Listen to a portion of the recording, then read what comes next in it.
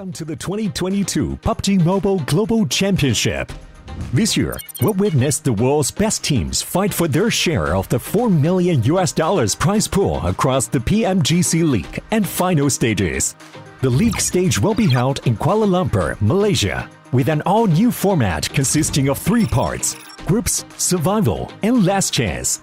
The group stage will kick off on November 10th all the way to the 27th. And we'll split our 48 teams into 3 groups. The top 3 from each group will advance directly to the finals, and the bottom 5 will be eliminated. The survival stage will take place from November 30th to December 2nd.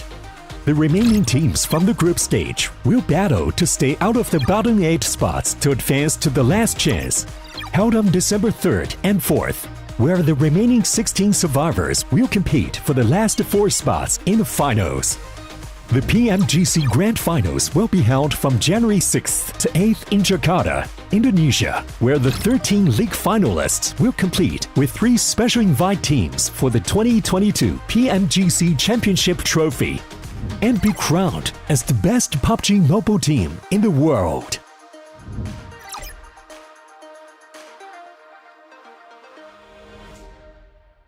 Hola compañeros de PUBG Mobile, prepárense para experimentar los nuevos eventos que se vienen. Prepárense y únanse. Disfrutar el juego.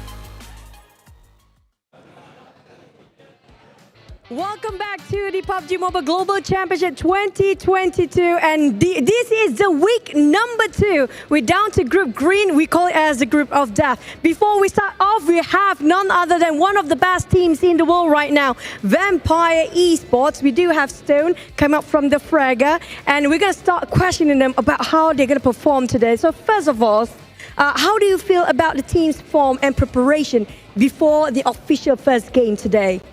รู้สึกว่าเรามีการเตรียมตัวหรือการเตรียมแบบแผนก่อนจะเริ่มเกมครั้งนี้ยังไงบ้างก็เราก็เคยเล่นโทรศัพท์รุ่นนี้มาก่อนแล้วครับก็โอกาสที่แบบว่าชินมือก็มีอยู่ครับแต่ค่อนข้างที่แบบว่าไม่ได้วอร์มเยอะโอเคใช่ครับ so he said that he kind of gets used to this kind of telephone so he might be very good at it but a bit nervous because not much time for preparation. Okay, really challenging part for them. And also, a lot of the audience consider this going to be the group of death. Okay, the group of death. So we want to know, since there are a lot of very strong teams in it, which team do you worry most and why? โอเคแฟนๆคือมองว่าเราอ่ะเป็น group of death แล้วเรามองว่าทีมไหนอ่ะเป็นทีมที่แบบว่าแข่งแกร่งที่สุดหรือว่าเป็นคู่แข่งที่แบบว่าน่าเอาชนะมากที่สุดอะไรเงี้ยแล้วเพราะว่าอะไรก็ผมว่าตอนนี้ก็น่าจะแบบว่าน่าจะแข่งกันทุกทีมนะครับดูจากการที่เราซ้อมอะไรมาทุกทีมมีโอกาสได้ท็อป1 ถึง 3หมดเลยก็ส่วนก็ต้องรอดูในแข่งอีกทีนึงครับผมก็ไม่แน่ใจเหมือนแต่ทุกทีมคือแข่งแกร่งครับคือโหดมาก Okay, he said that all the teams are like all of them are the strongest ones. So he said he might watch at the first match first how it's gonna be. So he gonna decide it later. Yeah. Very tactical move, very smart. And also, a lot of Vampire esports fans have a lot of expectation when it comes to after your performance in the PMWI. So, do you feel any sort of pressure that you have to really perform the first day, especially? โอเคแบบแฟนๆของแวมไพร์เราเองก็แบบคาดหวังในตัวเราว่าเราอ่ะจะได้เป็นที่หนึ่งในแบบ PMWI เรามีความแบบกดดันหรือรู้สึกยังไงบ้างไหมตอนนี้ก็ตอนนี้ก็ถามว่ากดดันไหมก็กดดันครับผมเพราะแบบว่ามันมีตั๋วแค่ที่ไปรอบแกรนด์ไฟนอลเลยก็แค่1 ถึง 3 ทีมแต่ก็จะทำให้เต็มที่ที่สุดครับอยากได้แบบว่าตั้งแต่รอบนี้เลยไม่อยากไปเล่นในอีกรอบต่อไปครับ Okay, he said that yeah, it's pressure of course because all the team are the strongest ones. So, but anyway, he's gonna make it the first place at this time, not at the grand final. Yeah. Oh, good start. Hopefully, be relaxed. It's going to be okay.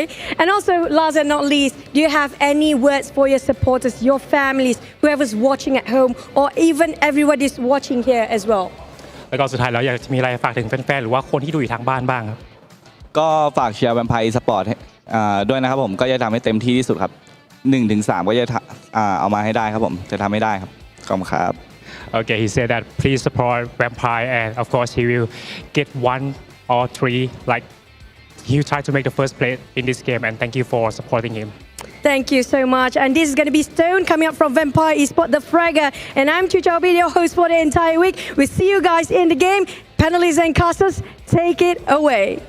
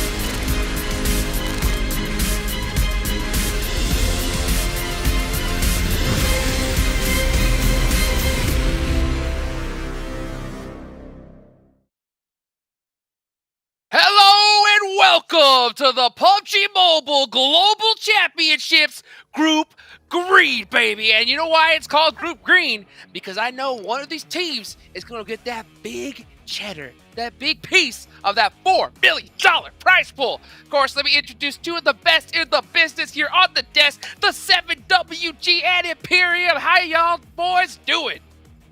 Doing absolutely great, man. We've been waiting for this moment the whole year. It's finally here. And Imperium, we get a chance to do this for the Group of Death.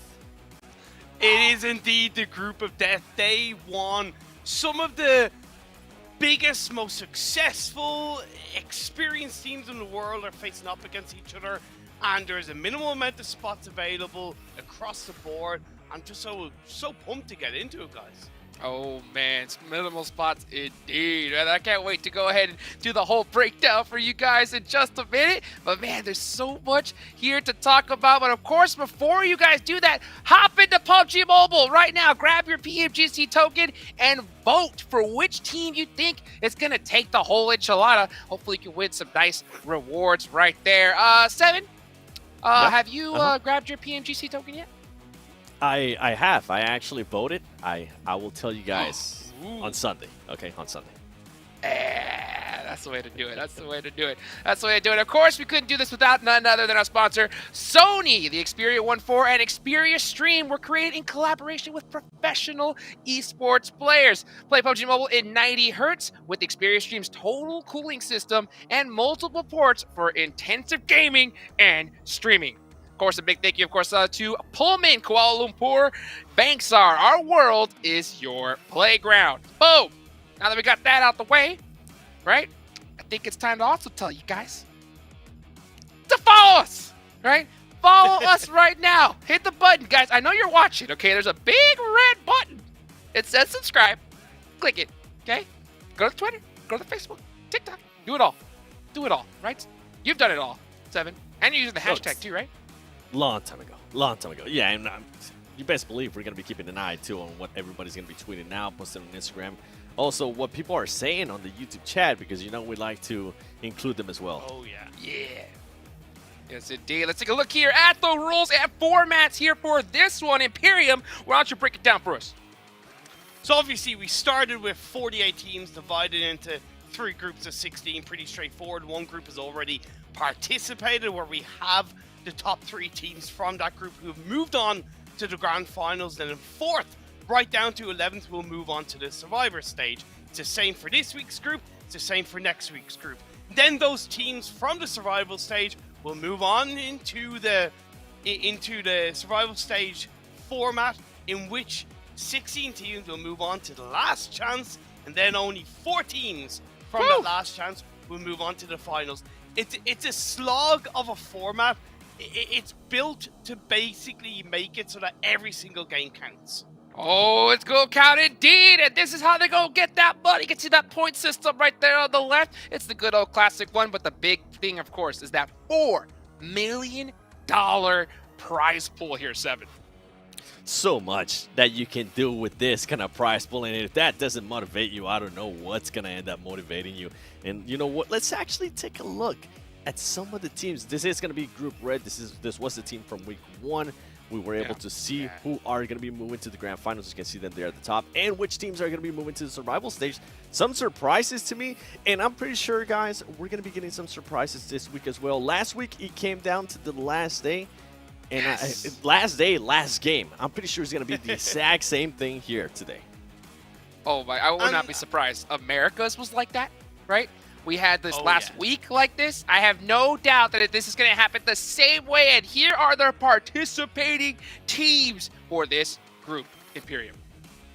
And like for me, like the groups in the previous weeks, the teams in the previous week's group were definitely strong. But with this group of death, I feel like the need for points is going to be even tighter. Coming down to that final game is going to be even more important in my eyes. Like, you look at Bacon Time, right?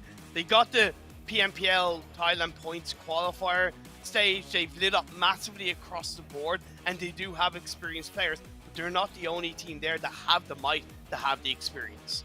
Yeah, these are the teams that are going to be for Week 3. But you know what? Let's talk a little bit more about our group. Just keep an eye on those teams. There are still some amazing teams there. You were talking about Team Bacon. I'm actually going to be looking at Vampire Esports. This was a team that shocked a lot of people halfway through the year with what they were able to do in PMWI. But this is a completely different beast, especially this group. I want to see if their run to the PMGC Finals is going to continue on, or if it might end here. Anything can happen with the caliber of teams that we currently have. Yeah, we can actually go into the field right here, the battlegrounds, and you can see the shaking happen right there. You know, just saying, please, please let me get the zone. That's what we're seeing right there. And like, and it's interesting because, you know, Seven, you mentioned about big surprises in the form of Vampire. We look at Down One Kia last year. They won the PMGC East. They came out of nowhere and surprised us all. It's the same roster as last year. They do have an added player as a sub, but they've now brought the experience over the past year, and I think they could be big contenders for the top 3.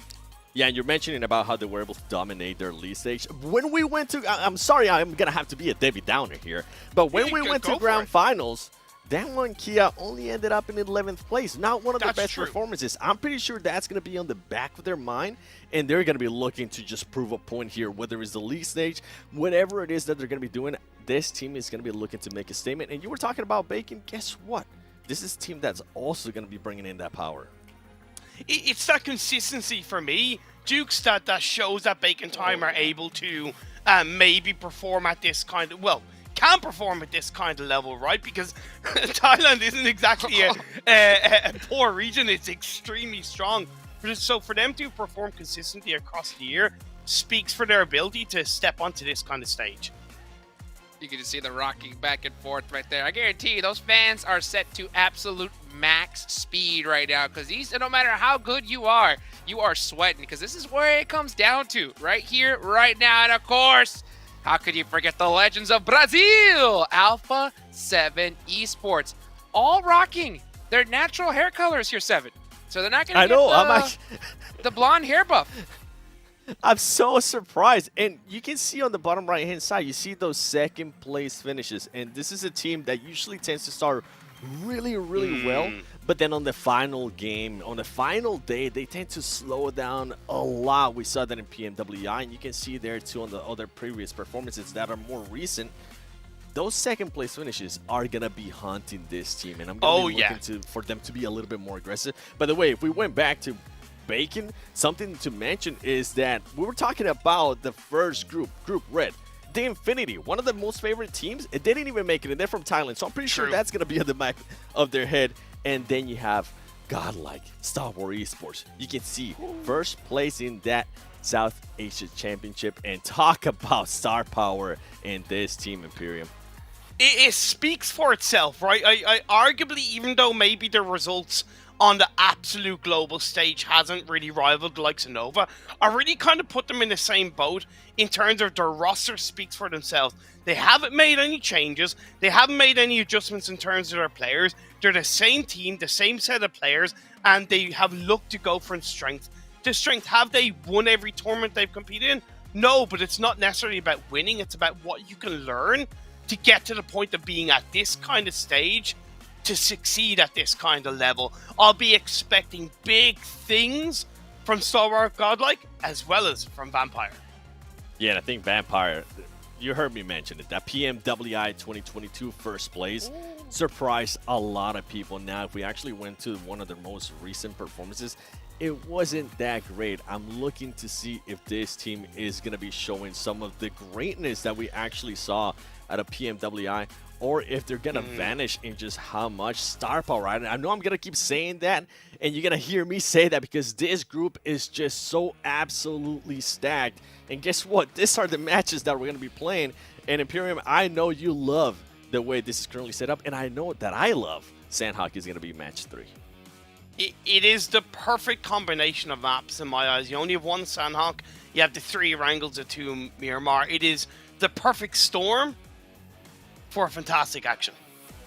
So much action indeed that is going to be coming up soon. You know, not to mention, this is that group that is going to have the only North American squad in it, the Knights as well. And I tell you what, I saw Coops, post on Twitter, the strategy here for this. And he happened to steal my strat 7. And I said, don't die, right? Do not die. Here are the teams to watch here from our desk. You can see 7 actually did pick the Knights as well. So why don't you go ahead and break down your teams to watch, 7, real quick.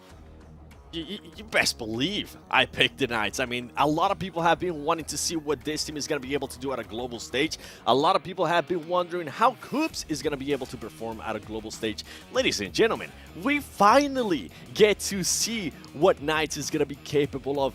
What kind of players are we going to be seeing out of the Knights, right? We have Tensa, we have Spec, some of the other players too. But I want to see the performance out of Coops. This man tends to perform even if his teammates are not able to perform. I want to see that from day one. And Imperium, I see you got some interesting picks as well. I see you got Inco Gaming in there. I remember you picking them a couple times during Americas. They've really impressed me in Americas, but that was the Americas stage. They are coming into the PMGC as arguably one of the least experienced rosters on the global stage. This is Inco's first global PUBG Mobile tournament as far as I know. So I'm interested to see how they're going to step up. I was impressed. I hope they follow it up. HVVP, The boys from the European Championship, they came second in PMGC 2021. Come on, they're here to stay, they're here to take over, and I'm there for them.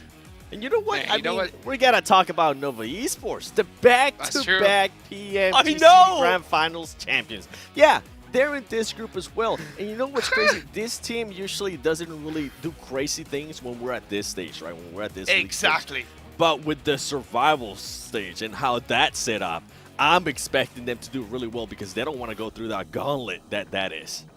You know what I'm expecting? Game number 1, baby, about to get locked and loaded. So why don't we go ahead and take it on over to our casters, none other than John Allen and Zute. Oh, hell yeah. I'm super ready for the start of Group Green. We are getting right on into it. I mean, it is such a stacked group, Zute. There's so many moving parts to watch out for this. Oh, so many. From beginning to end, there's always going to be, in my opinion, one star team that's going to be doing something. Like, for the observers, man, they have their work cut out. This is going to be the most aggressive group out of them all as well, because all the top teams, you know, typically prefer more of aggressive play style. Besides, like, maybe Nova, they might take it slow, like we heard Seven said. But regardless, this is going to be in my opinion, the most exciting week to watch out for. Absolutely. I mean, there's so many just real massive hopes, not only for this group, but to win the entire thing, right? I mean, obviously, as they were saying right at the end there, defending champions coming through Nova Esports. Vampire off their little bit of a dip after PMWI, after that dip in performance. Can they regain that international prowess? And HVVP obviously coming in, slugging, always the bridesmaid, never the bride. Maybe this time around they will be up there on the podium.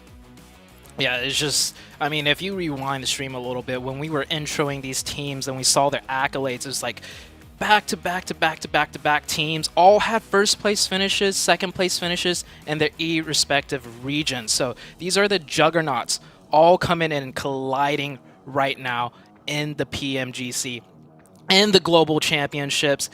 And we still have the group, you know, the first group, and we have a third group coming up next week. So this isn't even like the grand finale, but it sure does almost feel like it already. I mean, some of these juggernauts won't be able to make it directly as well, so we're going to be seeing them again. There's only of those 3 direct qualification spots over towards the PMGC Grand Finals that we've been talking about so frequently, and there's that limited number of spots, so we're definitely going to have to see some of these teams take part in those survival stages. You can see Fireflux taking a chill there before the games. They're getting ready. Nice to see. Paper, scissors, rock. I wonder what they're playing for. No, I do believe that is Donuts, right? I think that's Lufa. Lufa playing rock, paper, scissors. Lufa coming in from Blue Bees of last year. Like, there's so much experienced players, experienced teams here. What I love the most, right? The competition, the teams just get better and better each year, obviously. But also, shout out to Tencent for the tournament format. I feel like every year they innovate the tournament formats a little bit, and it gets more and more competitive as well. Now we have, like, how many teams do we have competing right now? 24? No, wait. Way more than 24. But 16 teams per group, so it's per like group. 40, yeah, it's like 40. It's 48, right? Yeah, 48 top teams from all around the world. And then they cut it down. They give them more than just one chance. It's like an absolute grind fest. And at the end of the day, when we're talking about battle royales, when we're talking about PUBG Mobile, the name of the game is consistency, right? So with this new and improved format, in my opinion, they give a chance for these teams to get their consistency in, and then the top teams will definitely prevail out in the end. And so it's just like, each year, man, the action just gets better, the format just gets better, everything about PUBG Mobile just gets better. Absolutely. I have to agree. We were talking about the format quite a lot last week as well, because it's a little bit of a change, as you mentioned. And this idea of having essentially 3 tournaments, 3 weeks in a row, has been so exciting to start to follow over in Group Red, coming into Group Green. We're looking at this being very excited as well. Group Yellow next week is going to be phenomenal. And then we've got those survival stages, that last chance qualifying stage as well to get towards those grand finals. I mean, there's 4 tournaments week after week to be able to get into this grand final, and then we're going to see an amazing grand finals, I'm sure, at the start of next year. Yeah, there's still a grand finals coming up, right? This is already the grand finals, but there's a grand finals coming up. And we're talking about the format changes. Let's talk about the actual game changes as well, Blank. They changed up how the zones work, the zone damage as well. And in my opinion, it's made the game even more competitive on top of everything we just talked about.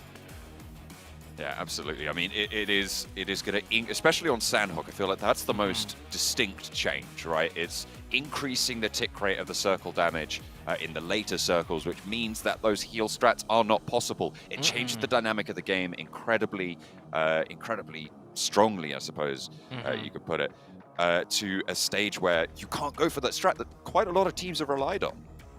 Oh yeah, definitely. I know Enigma Galaxy, one of the teams definitely impacted with that Sandhawk change. Last year we saw them just consistently met out on Sandhawk like to second place like almost every single time. But besides the Sandhawk, damage circle tick change, there's also the circle change itself. Like we don't get as many hard shifts per se because the circle shrinkage isn't as big.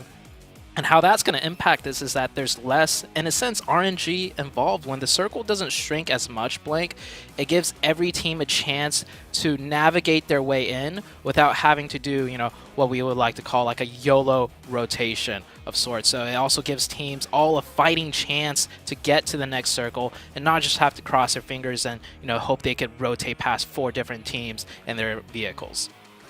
Yeah, I mean, it's going to be really interesting to see how this specific lobby is going to take to this one as well, Zute. I mean, we're going to be kicking off with the first game, though, and it will be over on Erangel. We're going to take to the skies. Oh, let's get this started. The very first match for Group Green, the Group of Death. We got so many teams to keep an eye out for. I'm wondering if there's going to be hot drops as well, because usually when you get top teams, those teams like to claim their territory. They don't usually just give it up, and with so many of these top teams in here, I'm expecting some sort of clashes for maybe the entirety of the first day for every map. Playing path from Georgia Pole down to Novo Repnoya. Teams out early, actually quite a few teams out fairly early. That west coast going to be fairly occupied. I imagine Vampire going to look to head out to Severny on that sort of a drop, play from that northern edge. Looks like HVVP will stick to their guns and play in North George. HVVP, for those that don't know, this is the ex-Na'Vi team, so this team definitely a super strong team. And we're getting a clash right here, and it's actually between Nova, the reigning champions, against Power. This is a full-out hot drop in a very small little town city of Gaka. They are split really heavily right now. See, Mike Cruz is on the front line for 3 of the players there. I think Paraboy's only got a pistol in his building. It has been spotted out as well. This is really tense stuff. I mean, both of these teams, you have to finish this fight. You have to go for it. There's no way that you can get out. There's no vehicles. They're all dropped in there. Yeah, no vehicles. There's no exit strategy here. This is a fight to the death, and already off the bat, the reigning champs against Power. It seems like Power does have a slight weapons advantage. No, it looks like Paraboy did manage to pick up another weapon. So all 4 players loaded out with weapons. As you can see, Ziz right here, no helmet, no vest, no meds. Everyone's definitely going to be hurting on supplies for this. It's going to really come down to who could get the first opening. It's going to be really interesting as well to see the first outing of Nova in this tournament. Are they going to be a little bit more cautious? Like Seven said, it seems like maybe at the moment they are. This is a really interesting standoff because each player dropped on a unique building. At the moment, I think the really important part is order up on that up on the tall building. But there's a Power player out in the little shack on the outside there who might be able to spot it. No, the sight line's not quite going out there, but order in a really valuable spot. Definitely, this is a huge stalemate too. And Nova's playstyle, they aren't a very aggressive team. Like we've heard Seven said, I don't think they're going to be making the first move. So it comes down to Power. But with the Power being like more of an inexperienced team, at least when it comes to the PMGC stage, I don't feel like they're going to try and make a first move either. Like they'll throw out the nades. If they get the nade knock, then they might go aggressive. But if no nades hit, I don't think we're going to see an organized push effort, at least not for a little bit. They really are playing this slow. Look, Paraboy seems to have run out the back, and they may be looking to just get out of it. Because, I mean, we said it was a little bit of a stalemate, but if you're running away, if you have that full side, you can use the buildings as cover to run across to some more buildings, maybe pick up a vehicle and form an extraction unit. Also, we do have to keep in mind, we do see one player, if you look at the minimap, has ran away. It is Paraboy. Yeah, Paraboy has backed off entirely, and I don't know if Power sniffed this out, if they just have a feeling, but now we see Power making a move with those smokes, laying it down, clearing up one more building. That is one more building in their control, and you see Nova doing the same, backing up a little bit. Now Paraboy's called back because they are getting pushed, and Paraboy's already tagged down extremely low, so I think they saw Paraboy running away, which prompted this more aggressive stance from the Power team. They've changed it up, and now Nova are kind of backed into a corner on this one. They might not be aggressive, but they're going to have to dig deep here to keep themselves going. A catch on the cross from the Micro Uzi spray, and King's the first to go down here. A push comes through from Power as well as they start to vault in the windows. Paraboy seemingly no meds. Order on the outside. They'll need to be wary of this position, but I don't think it's going to be caught. Fortunately, Jimmy, stalwart on defense for Nova, will be able to spot Kante on the sidelines. At the top of the building, there's two players from Power as well. Ooh, Order's position is so smart. He's waiting. He's taking shots now. He's going to be able to get one. No, he gets one down to 1 HP. They find out Order. Now the Order is isolated completely. The rest of Nova need to play aggressive to capitalize off of Order's position, but Order goes down. They did get the revive onto Paraboy, but it does not look very good for Nova whatsoever. Nova's backed up 3v3, but King and Paraboy down to 1 HP, and I don't think they have any meds. It's been basically no loot. One building's worth of loot for each of them. Spray's crucial around the corner here. King looking to fall away from it. Paraboy's good for one, good for two as well. He lights up Power and keeps them alive. Only a sliver of HP now. The tables have turned, and it's Paraboy to stand up for Nova with a small amount of HP. Will be able to do it. Pushes in for a second. King's out the window. And Nova can take control of Gatka. This is a world champion team.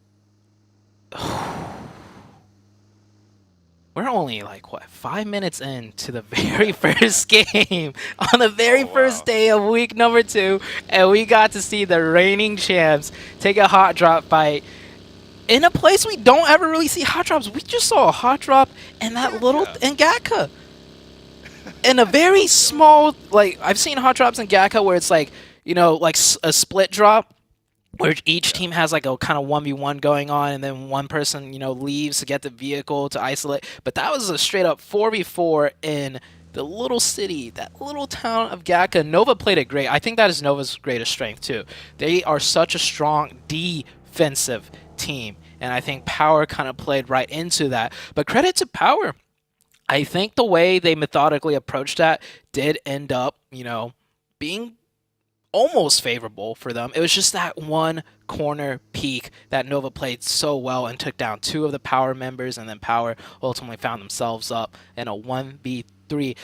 My question is though, Blank, was that, you know, like dominant enough for Nova to claim that Gatka spot as their split drop? Is Power going to have to, you know, change things up just based off of that? That's really the big question, isn't it? Do you take the L there, or do you try and lean on the fact that you were in control of the fight for most of it there? Yeah, it was just a really solid double spray down from Paraboy that won that engagement, right? It was individual play that won that for Nova, instead of necessarily that that prowess that we've come to expect from them. Yeah. Another thing to keep in mind, though, I don't know how familiar the Power team is with Nova, but usually it's Order, you know, in those close-range situations that clutch it up for the Nova team. So the fact that Order didn't actually play that crucial role, he was the first player to go down, and Nova still managed to win that out. It's kind of scary, you know, like you took down their strongest close-range player and that of Order, and you still ended up, you know, not finishing out the fight and winning. But with that fight being done, we still got a lot of heavy hitting teams to watch out for. And we haven't even gotten mentioned to the circle itself. The circle is actually pretty much smack dab in the middle. It does create an interesting prospect with that river running down the middle between the north side of Erangel and the south side. So we might see some very interesting shifts coming up. But besides that, everyone just posturing up right now. A lot of teams you see rotating in. Nova, I believe, will be rotating in way later and probably even looting in the blue zone for a little bit. So we won't see them in any action for some time, I imagine, as they do need to pick up a lot of loot. I mean, yeah, look at that. They're actually just into the circle now for Nova, which is nice. But Alpha 7 all the way down south. Circle pops again. It does keep that river split in things, but it leans a little bit heavier to the north, Zute. Just a little bit to the north. And with a new change, we might not see, so we were talking about the circle changes earlier, right? It doesn't hard shift as much. The circle doesn't shrink as much. I think that makes this zone more difficult than ever before, because usually we'll see some sort of hard shift and then teams by the third circle will know, okay, it's the north side of the river, or okay, it's the south side of the river. But this one, we might keep that river in play the whole way through, which puts a huge question mark on everyone's mind throughout the rest of this match. And here's another fight coming up. We do have two teams going out, and we're already seeing two players went down. Y'all here, or the Alliance, or this is You do y'all? Alliance, yeah. Yeah, you do Alliance. There you we do go. Alliance coming in against Fireflux on the Yeah. top of the hill. At the moment, Fireflux taking the majority of the punishment. They've lost a player already, with one down on both of the sides. That leaves it in a 3v2 after those reses, a 4v3. And it looks like they're just going to try and disengage from this one. Solus will be left out to dry, so it's going to be 4 players for Udo Alliance still carrying on in. And Fireflux only on the 2 with Lutz and Ketch. Quick disengagement because we did have that recent zone shift, so they're going to prioritize the rotation rather than continue that fight, and they were in a big disadvantage as well. And Alpha 7 coming in from the blue zone after looting military base does end up running into Nova, so this is definitely a domino effect 3v4 situation. I believe Alpha 7 here with 4 players up, probably better looted as well, and Alpha 7's one of the strongest fighting teams. We see them take 4v4s all the time. This time it's a 4v3, and King needs to move out from that nade. He does dodge it. I don't think King knows where Carrillo is. That nade's going to hit. Seen that nade come through. No, it's just short of the car. Carrillo wants to put another one towards the back there. This time it should be on target. Bounces off the bonnet and on to King. That's what you're looking to find. But in the meantime, the remaining 2 players, Paraboy and Jimmy from Nova, will have flooded around the edges. Carrillo might have been leapfrogged in terms of priority movements, but cuts down Paraboy on the cross. He thought he was safe with the smoke, but Jimmy's there now. Last player for Nova and Alpha 7. They're going to swarm the Sharks themselves. Revo careening over the top of that ridgeline there, pushing in. Jimmy now left high and dry by the rest of the squad. Alpha 7 don't want to let this one go, and that's going to be it. Paraboy, King, both fall. And Nova eliminated, down to Alpha 7. Yeah, Alpha 7, a great pickup there for 3 points. We saw they were just rotating. The other 2 members were trying to find a spot in zone. They were not expecting that fight. Nova as well probably was not expecting that fight, but that is Nova already out in the first match. They do pick up 4 points though, and I think for Nova, this isn't going to shake their confidence whatsoever. This was a more of a strange start for them. Once they get into the groove of things, we'll probably see them do Nova things. The next circle shifts out to the northeastern side. That river on the south side of it, so likely everybody will have to move north. That bridge crossing to the west of Yasnaya will be super crucial. Looks like Vampire identified that. They'll be taking a position there with their backs to the lake. They should have a pretty solid hold going forwards, fairly central as well. I'm liking the Vampire position at this stage. There's a lot of teams already with positions in this circle, though. It's going to be EVOS, Fireflux, Udo Alliance, Alpha 7, and actually, is that the Pittsburgh Knights going to give a little bit of jip down the south to Alpha 7, potentially?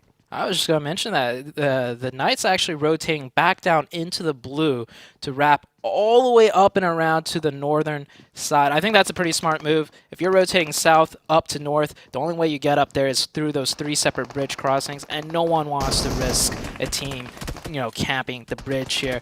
But Damwon Gaming here find themselves in a tough position. They are pretty central of the map, so hopefully they'll get a few circles. But I think they're pretty much locked into this tower at this point. Not a very good spot to keep your vehicles alive, so no real exit strategies for them. So it's a difficult position, but I mean, it could keep you alive for a very long time. If you don't have to leave, then you're going to be fairly safe, because Vampire is essentially acting as a guardian for you on that position. It'll be interesting to see the dynamics there. You do Alliance moving in from the west side, scouting forwards with 2, playing sort of as a 2-2 split on this rotate. Repo Boy sailing on past HVVP further down the hill, currently playing there, 2-2 split in the compound of on the junction of those pathways. Should be fairly safe on that side, but they are going to have to play edge from this point. USG Donuts here taking a few shots at the Alpha 7 team, trying to creep on in onto the edge of zone. Alpha 7 always finds himself on the edge of zone. I mean, they loot military base, so they're very comfortable with fighting their way into the zone. This is going to be more of a difficult fight, though, as we do have the Knights rotating in here very late as well, running into HVVP, taking a lot of shots. 2 players going down really low health. Spec is knocked out of the vehicle. Tensa down to 1 HP, and he also gets caught by Kitsune right there. Long range monsters here coming out of HVVP, and that is the Knights down to 2 players already. I mean, this is their 2-2 split. They have that outpost to the south. They can identify these pushes early, coming on through, spot with those sightlines, and then take shots, be prepared to go for that duel. Lit up by it on the ridgeline. They're actually, I think that might have been missed by Meku on the top left of his screen as the buggy crested the ridge. That is a brutal shift, actually, down to the south. Vampire Esports, though, they're laughing. Oh yeah, Vampire loves that shift. A great shift for Alpha 7 as well. They don't have to navigate into the north where there's like 16 teams, 15, 14 teams ahead of them. Now they get a nice zone shift to the south. Same for Star Wars Esports there on the southeast, but all the teams on the north side are going to have to cascade down, and every strong position is pretty much already taken. The Knights manning that small building as a 2-man. I do imagine the team might be full sending crashing that, and here we see the rotations coming in. One team taking the bridge, the other team taking the other side of the bridge. There's so little real estate left. Everyone's fighting for every little piece of territory they can. Ooh, Inko on the far side of the bridge right now. 1 Million Gaming trying to play on the close. They both went past Damwon, who have lost 2 of their players. Vampire Esports taking shots out this way. They have got the cover from the tower. Hopefully they can get those reses through. 1 Million moving across. You can see Marshall there on the bottom of your screen, swimming across to the other side of the river. A really smart rotate. It's time crucial, though. It's time sensitive, because the more teams start to pack themselves into this area, the more likely it is to get spotted. Venom holding on the close side this time around, but they're not going for the engagement just yet, Zute. Yeah, I love that heads-up play from 1 Million. Immediately sending one player to the other side, whereas the side of Inco, it looks like they came here just a tad too late, and they're already on the back foot of things. V2 might have had the same thought, but now he's just caught in the middle. Taking a look at the rest of the map right here, we see USG Donuts in a small compound just right across from the Knights. These teams are all in the zone. Looking at the mini map, though, we still have 3 full teams not in the circle yet. HVVP, Udo Alliance, and the EVOS team still have yet to make their way into the circle. And here we see HVVP just slowly, methodically working their way in. They do like to sweep, and when they get on the roll, there's very little that can stop them. On that western side, teams better watch out. In the meantime, Stalwart, who thought they might have to cross the river, will just not have to in this gas station. I mean, this is such a strong position for them to be surviving into the top sort of 6 teams moving forwards. Pittsburgh Knights getting hunted down by HVVP as they turn their attention to another team over the hill line. Double knock. 2 of them get lit up. They just struggle to get through the door. Kitsune might be able They're gonna to push get in for a res. Is this a push coming through? Potentially. I mean, the USG Donuts do have the tempo on it, but HVVP do not want to let this one go. This is half of their roster. They can't afford to let it go at this stage. 14 teams alive. Meku moving in for the backup. If USG pushes this, I am thoroughly impressed. Rarely do you ever see a team further into the zone push away from the zone to take a fight. Those 2 knocks definitely made them think about it. We saw them, thinking about it, which I love. They went to a higher ground position, see if they could get another knock, but they couldn't, so they're going to go back into their compound. A nice attempt there, right there. Skylights right now holding down the gas station, pinning down UDO Alliance. UDO Alliance is in the zone though, but both of these teams on the edge of circle.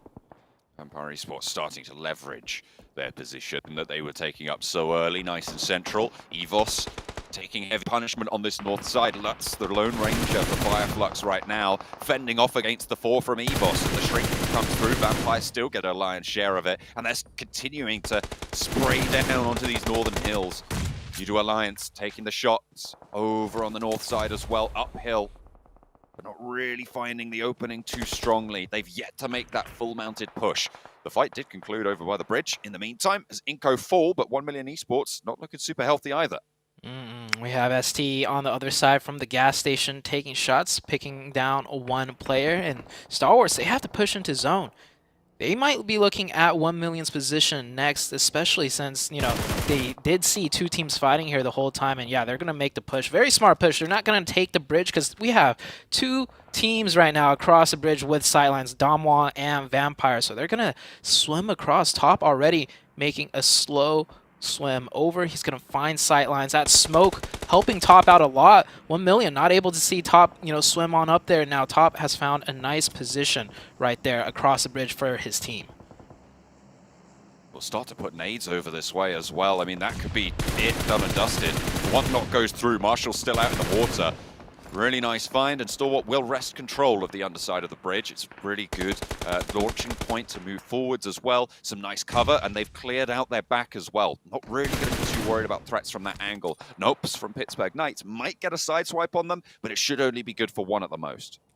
Yeah, I think most likely Coops should just play quiet. He can maybe knock 1, knock 2, but this is Star Wars. They're going to return fire and at least, you know, pressure, so that Coops can't finish any players off. Here we have HVVP taking their time, making their way in already for easy eliminations, and I don't believe players really took any damage so far throughout the entirety of this match, so looking very strong. They have the western side of that zone within their control.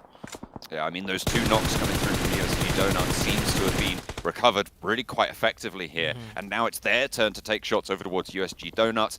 They did just come off the back of a fight as well when they did take that double knock, but it's really, really solid on the west side. EVOS on the north did manage to move through, but they've been a little bit slimmed down, playing on a lightweight setup with only 3 of them remaining. Microboy did fall. Lux fighting on pretty valiantly here, but a nade is going to fly forwards, pushes the fight into it, but it's not going to be good for any more than a tickle of damage as Fireflux finally eliminated.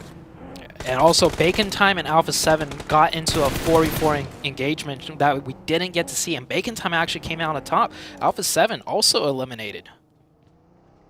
Pressing the ridge against the USG Donuts. Finding the shots. The sprays on the ridgeline are really good from the USG Donuts. Nearly taking down Tixie. Very, very close by. Hang on a minute. Speaking of close by, Kitsune's right up and in their grill. Ooh. Goes very low and he needs to be careful. But then shots from the ridgeline, he baits the peaks out wide and falls back on the backline of the rest of HVVP. Tixie dismounted from the top, Meku under fire now from the north side. This is it's gaming third partying onto the shots. Really, really crucial part of this fight. It rolls around the outside here, draws out the nades, draws out the shots, allowed to get that heal off. Half HP, playing close training around the door frame. Bursts it off its hinges. More players there. Spots one, pops up, doesn't quite get the knock. Needs the challenge now and cuts another one down. Kitsune playing well on the outside here. Wants to put a nade, actually drops the smoke to give them a little bit more leverage, but another of HVVP for the USG Donuts standing strong. Skylight Gaming on the north side of this, however, in the meantime, taking on UDO Alliance and doing the job well. Man, this is so crazy. The fights everywhere, every which side. Constant fighting from top tier teams. HVVP is still engaging with USG. That fight's not done and over just yet. And we do see Bacon all the way on the south. I'm looking at the minimap. They're spreading wide. They're looking to maybe third party that fight. Meanwhile, on the northern side, these teams still have to move on. And once again, the circle shifting a little bit more toward the southern side. Finally have their stronghold right now. Skylights Gaming, 5 eliminations, 3 players remaining. One of the strongest spots there, northwestern edge. 3 teams left currently with 4 players alive. That's Vampire, Damwon, and USG Donuts. They're not all out of the woods just yet. Bacon Time, they're going to scout around with this buggy. They've heard the gunshots from this area. They want to try and get cooking. Matic, the last one up for HVVP. Very quick switch right there when they knew they were starting to lose the fight. He plays quiet, plays slow. Domon Gaming pushing into the Vampire Esports. They were friendly neighbors for most of this match, but now no longer, as the new zone has shifted towards closer to the Vampire. 1 million third party assistance shots on one team, but both teams, they are looking to make their play now too.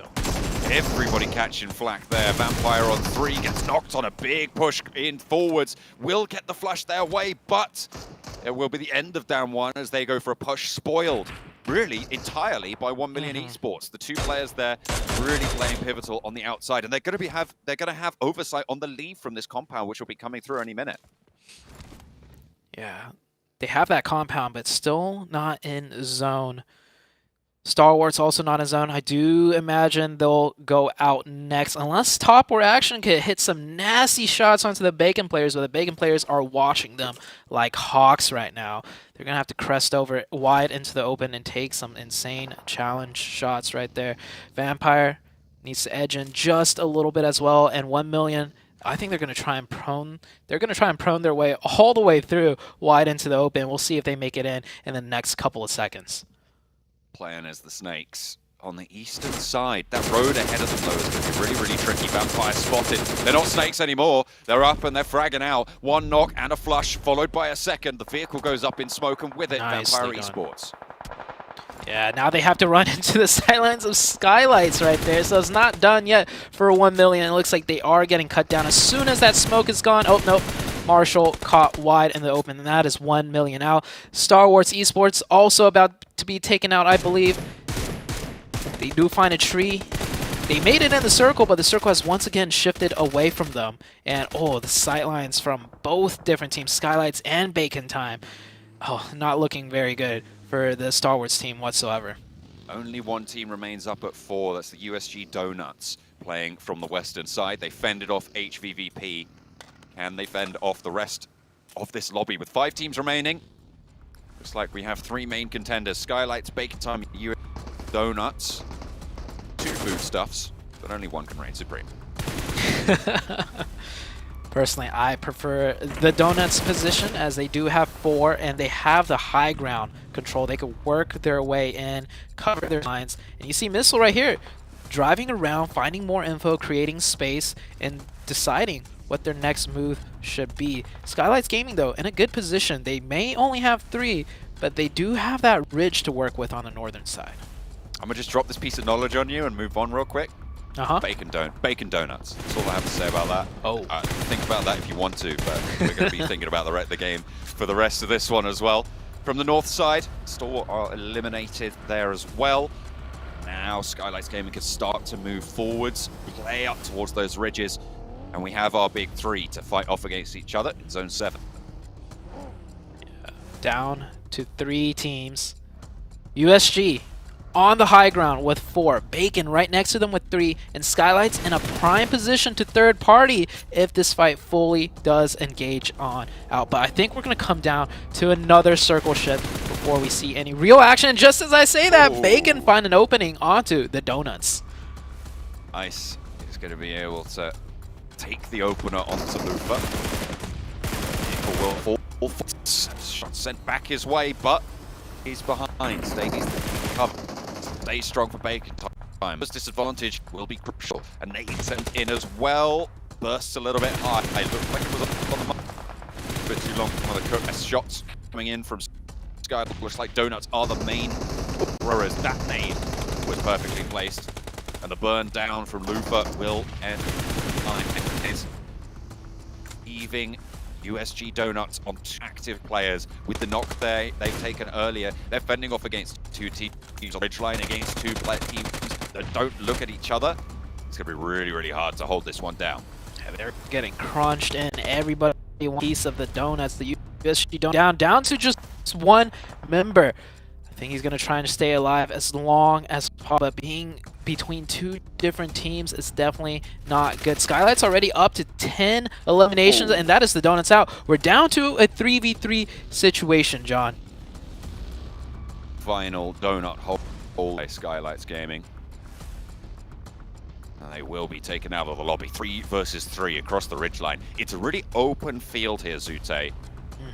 There's minimal cover, but that ridgeline providing a lot of terrain cover. Not really going to favor anyone in this circle. It's kind of split down the middle. Yeah. This is a pretty even stalemate in numbers and in the form of the territory control. I don't see either team having a clear, distinct advantage on one another.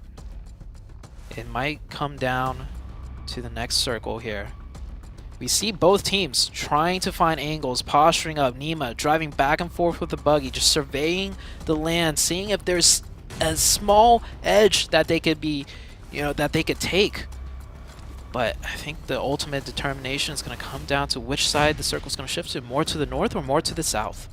Well, we're going to find out in just a couple of seconds. I think we've got 5 seconds until the zone has fully closed there. Shots over towards some of the players. I mean, that does give a bit of information about Homestyle's position. Sprays over to Nima, so they know one player's location. Information gathering for Skylights Gaming. Aim at these maneuvers, and he moves forwards. He knows his position is known, and he can leverage that circle. I mean, it's not going to come through because it's going to shrink right to the middle.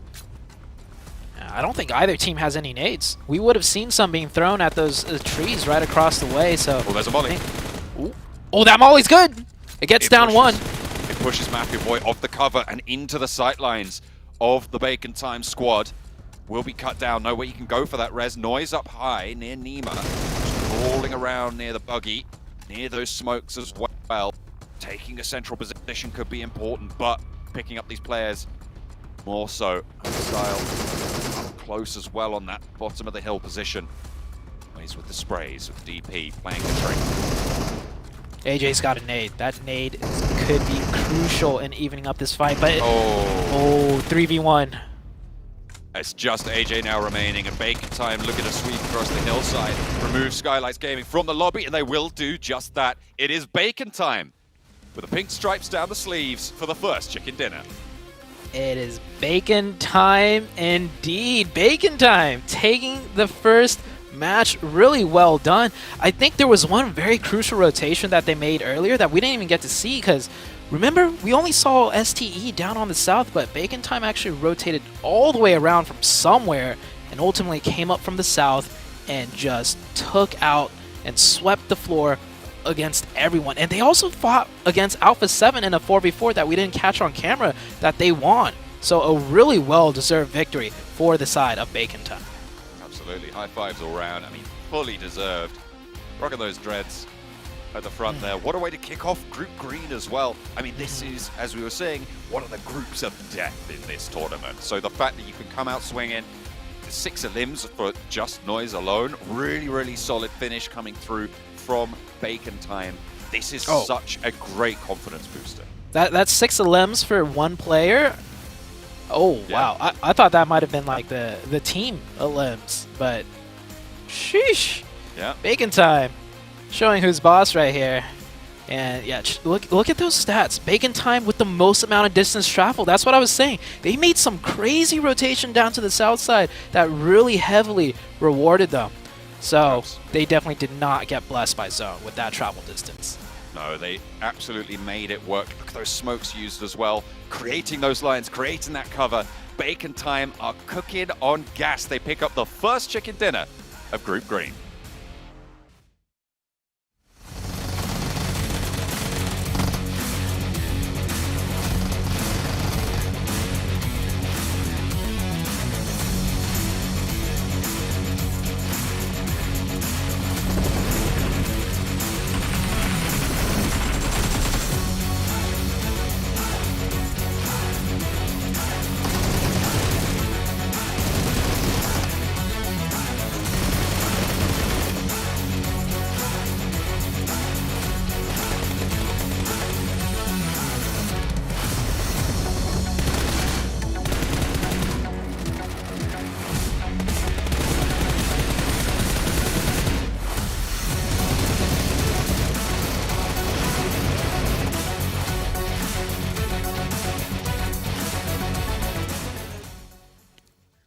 in the first match, you know you gotta bring home the bacon. And that's exactly what Bacon Time did here. What a beautiful finish here in the first game here of the day, 7. Beautiful game indeed. I mean, Sute was mentioning it. The way this team was able to perform, they took on Alpha 7. We saw what they were able to do there towards the end. Impressive stuff out of Bacon, but I also want to give some props to some other teams. Donut, USG, I mean, they were able to secure 12 points. Their eliminations could have been a little bit higher if we would have seen a push when they had, I think, 2 players knock out of HVVP, Imperium. Definitely, we kind of had a bit of a conversation during the game about that, and you kind of highlighted how, look, they were understanding of maybe Alpha 7 being close by and they didn't push on the double knock. I say, look, for game 1, it worked out, but for future games, when you get a double knock and you're still up as a full squad, you push on that. Take no prisoners as we look at the head-to-head. 100%, and I mean, we see the performance here out of 9. Noise, 6 eliminations, almost 1,000 damage for him. The throws, 17 use. That's actually super impressive, and then the team contribution, 41%. He definitely had a lot to do. And what was impressive, too, is when Alpha 7 pushed them, at least from what I was able to see there from the elimination feed, is Alpha 7 knocked one of the players, and they saw that as an opening. He ended up back 5-7, and here we go with the top performers. Actually impressed to see somebody there from Vampire Esports because they were super passive pretty much the whole game.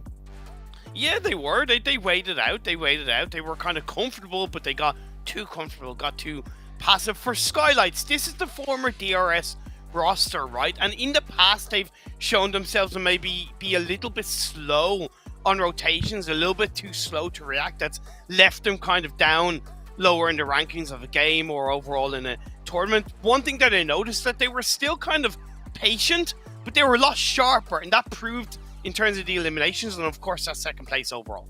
Yep.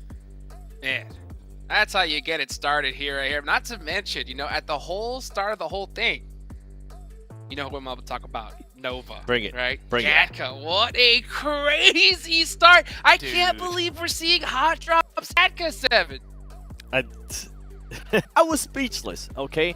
Power had the upper hand there, though, when they were able to knock somebody from Nova. But the way Nova was able to regroup themselves in something that Sute was able to mention perfectly well, it was happening too. Nova controlled the peak of where Power decided to push. They had 3 players looking at that one spot, and it backfired for Power in a big, big way. Now, the big question mark, Imperium, becomes, was that enough for Power to just not want to drop there anymore? I think that is enough. You know what? It's only 4 days, 6 games. They don't drop again there, Power. No, I disagree. I've got to commend Power because I think they did a great job with the somewhat opening knock. They turned order around and exposed him. I think when they're going up against a 2-time champion on the confirmation, they knew they were going up against Nova. Maybe in that moment the nerves got the better of them, which is why they overexposed. But to me, Power showed a lot of strength in that small 4v4 fight. I would hold on to that Gatka drop. I think maybe Order may have exposed himself a little bit right there, guys. Well, what do you think about that fight? Let us know. Make sure you go ahead and follow all our social channels. You know, the Twitch, the YouTube, the Facebook, the Instagram, all the good stuff that you see there on the screen. Man, so the next match is coming up here as we go into number 2. Now, this is a really big, important one because, you know, Bacon Time, they got that dub. You know, they're feeling good. That energy, that mentality is big, but those squads that really, you know, didn't get that great start, I think they got to bounce back right here, Miramar. Oh, they definitely do. And I mean, one of them, even though we did end up seeing 4 eliminations out of them, I'm going to talk about Nova again because they ended up getting just absolutely trapped by Alpha 7 whenever they wanted to make that push out of Gatka. I think we want to see a little bit more out of the back-to-back champions, right? They were able to establish a little bit of dominance there, winning that hot drop. And then another team, too, that I want to see more out of, it is going to be Alpha 7 and Damwon Kia. Damwon Kia, I know you didn't like the rotation at all, Imperium. They put themselves in a particular spot that we weren't happy about. It was a rotation that didn't need to be done. They were kind of hanging on to the edge of the south side, which they had to stay there, south of the river, should I say. If they had to stay there for a little bit longer, they actually probably could have punished Bacon on their rotation, but because they full scented across the river onto the edge of that hillside, not only does it kind of leave you a little bit exposed on the west and the east, but also leaves you exposed from any other team that's still south of the river. In this case, it was kind of Stalwart Godlike, and it was just an unneeded rotation from down one. Kia, they showed that in the past. I'm going to put that down to game one nerves and see where we go from there. Yeah, game one's always a lot of shenanigans there, you know. But one thing is that we didn't see quite a few shenanigans from the teams that Seven has predicted here, because it looks like a bacon time is now up on the list. Yeah. I mean, with that performance that they put up, it's just the way that we're able to do it. You saw their travel time, how much they were able to travel and still being able to win the game. That's super impressive how they were able to eliminate some of those teams that they were actually getting into fights with. Not having the numbers to their advantage, just an impressive win overall.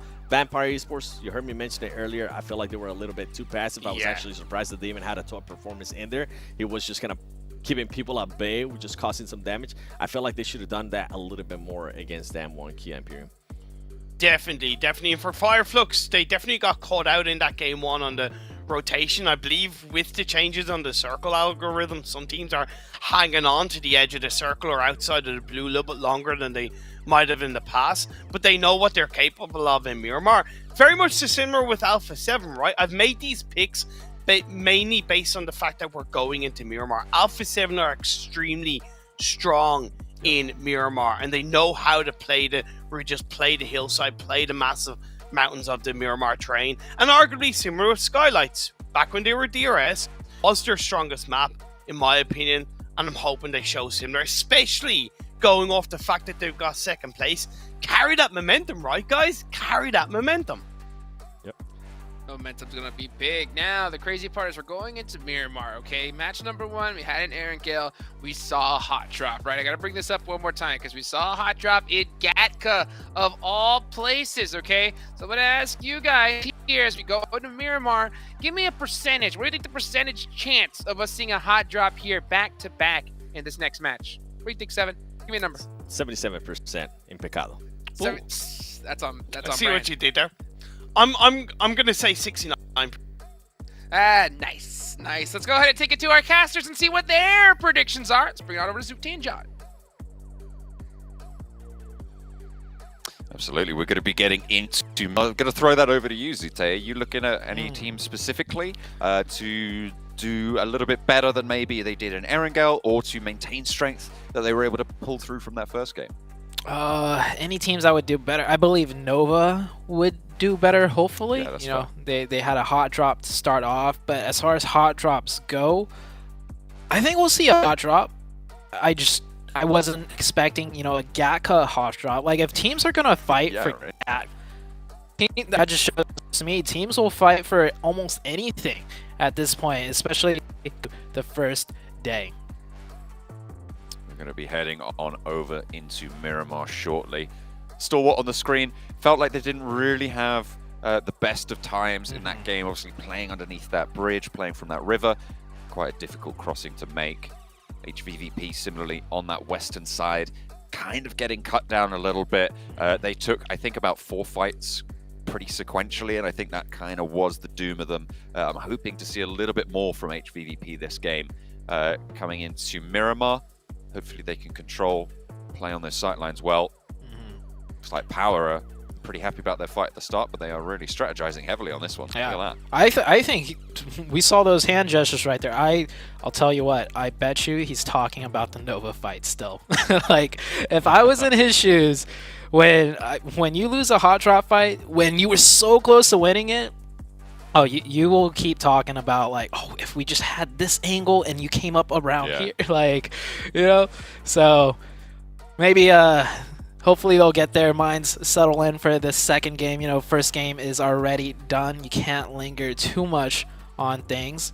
And man, there's a lot riding on every single game, because you worked the first week, John, and we saw it came down to the very last game on the very last day. So in theory, that basically does mean every single game is a determination, like a huge impact. Just one game alone can change everything. So First game's done. We're heading into the second game very soon. Donuts right here looking happy right now with their performance. Yeah, I mean, they should be. That coming in second place, wasn't it? After they took down, no, it was third place after they were taken down by Skylights and Bacon. They got crunched in. They did get crunched in on the top, but still, third place is solid, and they were able to pick up quite a few points for it as well. As they start to load on into the lobby. I mean, it was, as you say, a really solid result coming through from the Donuts, from Skylights as well. I think Skylights managed to pick up quite a few eliminations in that game, so they should be fairly happy with it. You do Alliance didn't have the best of games in that one, but that's not going to dampen their spirits. You can see them all rallying together. Going to be looking for Miramar. Speaking about teams that didn't do too well, one team that I want to mention, the Knights. You know, the Knights team, the only team representing the North America region.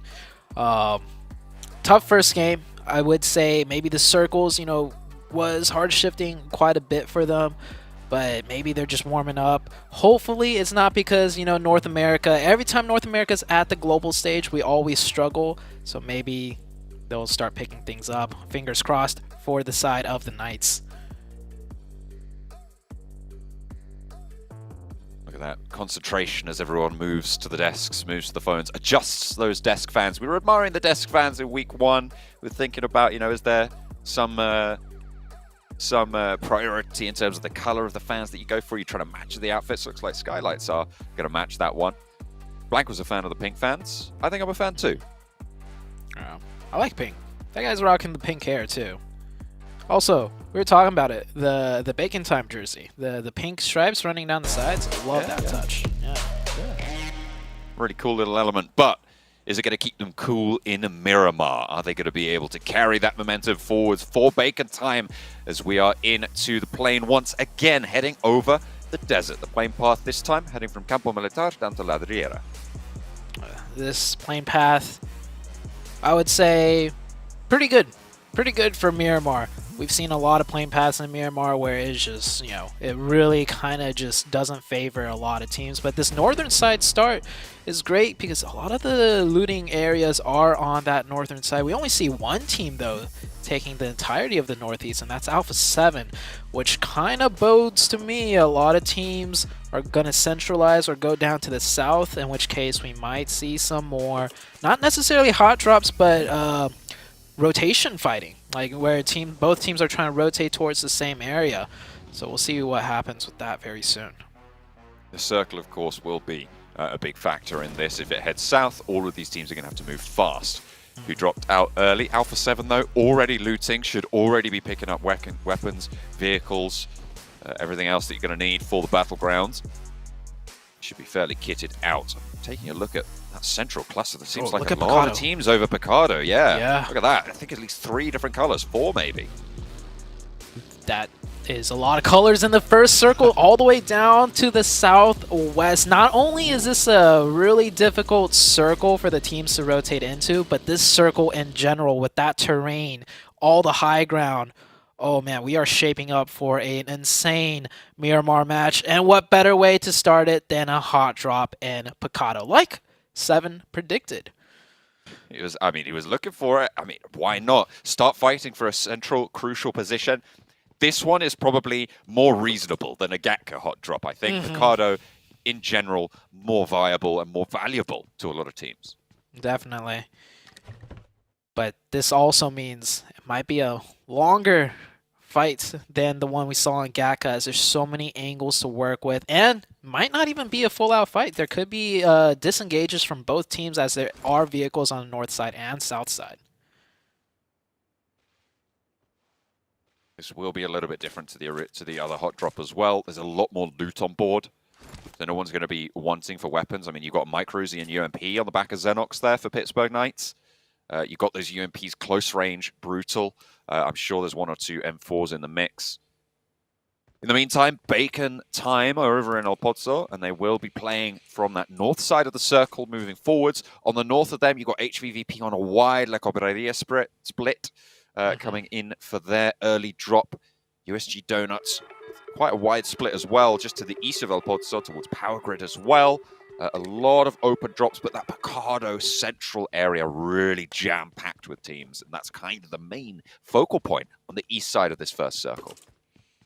Yeah, Picado right now. And the problem with these two teams, you know, not even fighting each other and Picado, just they're going to be rotating slightly later, right? Because they don't have the full city under their control. And coming in from the eastern edge with so many teams on the eastern side rotating in, like I said, that domino effect. We saw it happen with Nova. They took time to fight a team, and then the team rotating in from the south side, which was Alpha 7, eventually ran into them. Now, for the Knights and Vampire, there is at least 4 to 5 teams on the eastern side that might be rotating through that area in the next circle stage. Having to keep your eyes out for that one. Keep on the swivel. Team down in that southwest side via the Mar will be, of course, down 1, and they'll be pretty chill over that area. Chumacera, 1 million esports. That east side, yeah, it is just going to be that main focal point. I'm interested to see if Fireflux regroup on Lutz and take a position near to Skylight Gaming, because that's probably one of the it is one of the more central positions and could be fought over by a lot of other teams. Yeah, and it is on that high ground also. I am looking at the minimap, and it looks like Fireflux is indeed going to start converging onto Lutz's position. Skylights Gaming looting the Montoy Nevo region. It looks like they are also starting to spread out onto the high ground. And like I mentioned, this first circle, there is a lot of high ground in play, and it is divided by that one stretch of road that goes right down the middle of the map. Bacon Time going to be marching on down the route to the highway and moving south at the moment. No one really contesting them. Down 1 will be a little bit further ahead, but they should be prepared for a team to be there. They should be scouting it out, getting that info. I think they might have figured something out already. They're worried about the houses. Definitely being cautious here for Bacon Time, and rightly so. You're moving into territory where the plane went pretty much directly over, so you know there's going to be teams local here. Yeah. Very good fundamentals right there. You always want to scope in onto every ridge and do kind of like a hopping rotation, have someone covering all at the same time. And Damwon coming in from Valdemar, Bacon Time coming in from El Pozo, and they both reach the same location at the same exact time. It's almost like clockwork for these teams right now.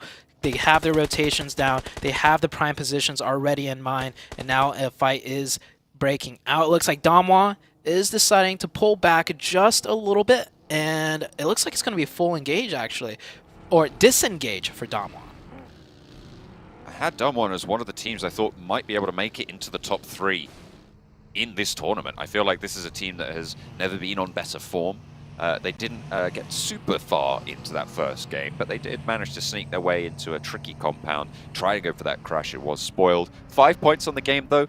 Not terrible, and now they have a nice tucked away position on that southwest. Disengaging, I don't blame them. You don't want to fight in this scenario. You don't want to risk losing a player early on Miramar.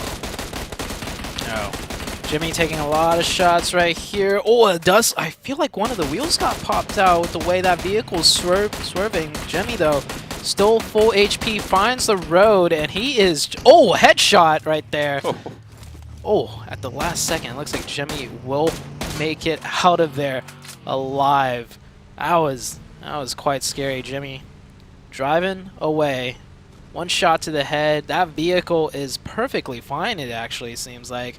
And Nova's going to continue on with the rotation. I don't know how much deeper they could get into the circle, though, because they have a rather later rotation, as there is a lot of teams already posturing up near the center of the zone. I mean, they're moving to the north side of Chumacera as well, which is going to have a lot of potential for getting shot out. I imagine that's going to slow them down, drag them in like molasses, and keep them from stretching out in terms of getting away from those teams further out to their east. HVVP, they're playing from that north side on their Chumacera split. They will, sorry, on their Copraria split on the north side, moving down south. Alpha 7 will be tucking in behind them, so maybe, again, Alpha 7 playing that late entrance game, which won them the fight against Nova last time and took them a little bit stronger into those circles. On the eastern side of things, we still got teams needing to rotate in. 2 teams already covered in the blue, Power and EVOS. Looks like they won't decide to fight here, which is quite smart. Blue zone's coming in, and also the rotations are just going to get harder and harder the longer you take to make them. The Knights with a really good disengage out of Picado, already getting closer to the center of zone, and looking at Picado, the Vampire team, Vampire Esports, still there, looting up. So like I said, slowing each other down. Cool. Knights are going to make the heads-up play to rotate in. Yeah, that's a tough circle shift right there. It's tight on this group of teams that's already in this circle, but for the teams on the outside, it's going to be even harder. Those Eastern teams are not going to catch a break here. Power doing well against EVOS at the moment. Like EVOS only taking the 1 knock so far, but that should be a flush. Not going to be able to get that one back up. This is going to be the first elimination of the lobby. Hopping back over to the Picado point, you're right, Pittsburgh Knights just fully disengaged. We've seen hot drops on Picado, especially back over in Western Europe in the European Championships. There was 2 teams that were just constantly fighting Picado. This is the other side of that coin, right, where you have that split loot potential. Yeah. I think it works out for both teams, even if they don't fight, because there's so much loot to go around, and vehicles as well. So we'll see how Vampire does, as they will have to be the team that comes in on the edge side now. HVVP Alpha 7 on the northwest. It does look like they're going to be on a collision course. That might be the next fight that breaks out, as although the team's already in the zone, looks like they're just setting up and not really going to be getting into any full engagements. Nova did find themselves somehow in the center of this circle, doing a somewhat big 2-2 split, but I think they will group up together. And here's that Alpha 7 HVVP collision course. HVVP definitely getting shot at now, and looks like they're going to hightail it out of there and prioritize the zone instead. Rightly so. Alpha 7 not at full force, so they don't want to take this fight either. Mafioso, way further up north, was being tickled by the blue. You can see his health bar there, suffering for it. These rotations going past the Bacon Time outpost. Using that terrain as cover. Might be visible from that area, but not taking shots just yet. Down 1. Pretty close to 1 million esports now in the hills to the west side of Chumacera, just north of Valle de Mar. Down 1 actually have a really solid split in this next circle. Speaking of splits, hopefully the minimap will come up. Nova actually going to continue to do a huge 2-2 split, a very strong one too, controlling Chuma and the center of the zone. This Miramar game, definitely a bit slower paced, given the fact that it is Miramar, a lot of time spent rotating and a lot of difficult terrain to fight on, so no full-out engagements, but we're going to soon get into the breaking point of the game where everybody's going to start fighting around the edges of the zone. Pittsburgh Knights reaping the rewards of disengaging from Picado. Playing on the northeast side, the zone just about to close in. Everybody has managed to actually sneak their way in somehow by hook or by crook. And it centers up fairly solidly yet again. So it is just once more compressing these teams together. Yeah, this is... And if you look at this circle, it didn't shrink that much. But take account of how many teams just lost that zone. Every team around the edge side now has to, like you said, compress further once more. Vampire taking some shots right now at Inco. These 2 teams do have to move on in. And it looks like Inco's going to go ahead and rotate. Vampire, once again, having to rotate on the backs of everyone else. But playing on edge, I mean, we talked about it for week 1. It's not the worst right now. I mean, it seems to be relatively successful in the right hands. Vampire, it felt like they kind of fell flat in the game we just saw with one of the strongest compounds in the circle. And he managed to pick up 8 points. Hopefully this time around, playing on the edge, they can have a little bit more strength. It is a team, I mean, it was one of Seven's teams to watch, right? That we are looking for great things. But after their downturn over in their regional leagues, their qualification spot from PMWI is being called into question. And they aren't answering it yet. Hopefully we'll see more from them. Hopefully so. Maybe they just are better fighting in from the edge. We'll see. They'll get a chance to do that here as HVVP taking down 2 of the Star Wars players. Actually, Pika won't manage. Oh. Whoa. That's one hell of a roadblock from HVVP. Store getting absolutely torn to shreds as they try and move through the Western Road. HVVP letting them know, well, actually, hang on a minute, we're the Western champions here. This is what's going on. You're going to have to take a backseat on this. USG, a bit of a scrap with the remnants of Stalwart as they try and find any sort of sanctuary. Top torn down last, so it's Missile to take the shot. Yeah, that is Star Wars eliminated in a blink of an eye. The rotations too tough for them and ending up driving past 2 teams, but that HVVP accuracy just tore that player out of the car. I don't think I've seen a player get torn out of the car and the car continues to fly forwards like that. That was gnarly to see. That's that Miramar terrain. It keeps him going, keeps him bumping. Happens, it happens. Fireflux close to the Pittsburgh Knights. Slow on roll by. To pick up some points potentially. Lutz not landing the shots with the Mini 14. Trying to get the spray on with the AKM instead, but the Pittsburgh Knights evading all danger, it seems, and Lutz taking the majority of the flak. HVVP are right around the corner as well. The Pittsburgh Knights don't really have anywhere to go that's super safe, but if Lutz is going to miss shots like that, maybe they could just push straight on up. There's HVVP, though, to slow things down, and Lutz might be able to get away with it.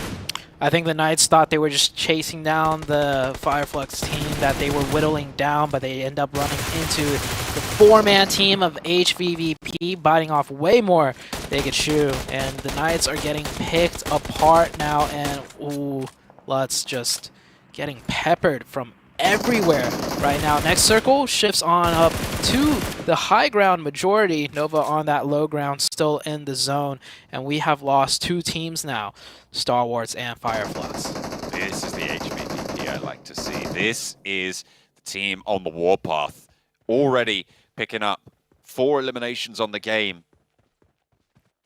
Half of the eliminations that have gone through in this lobby right now, only 8 players have gone down. And they are doing work so far. They've moved from that western road over to the north side, and they're going to have to push south into the next circle. Yeah, HVVP playing this just like the Erangel game, right? Coming in from the edge, controlling the edge side, preventing teams from getting by. And it's just, this is their bread and butter. Hopefully, they might get an even better game than game number 1. Game 1, it came down to that donut crash that they could not break. So this time around, USG Donuts are actually on the northern side with them. We might see a rematch potentially between HVVP and the USG Donuts. From that first game, Vampire close by as Inco rolls right on up to Schweppes. There's no chance there. Squash puts him in to the blender. They're picked apart. That is unfortunate. Vampire losing a player on that eastern side. They try to play from the edge. Inco roll up as 4 on one of their players. Alpha 7, also close to Bacon time. Carrillo wants the challenge over the top of the ridge, but doesn't quite win it out. Mythic wants the revenge and will be able to find it.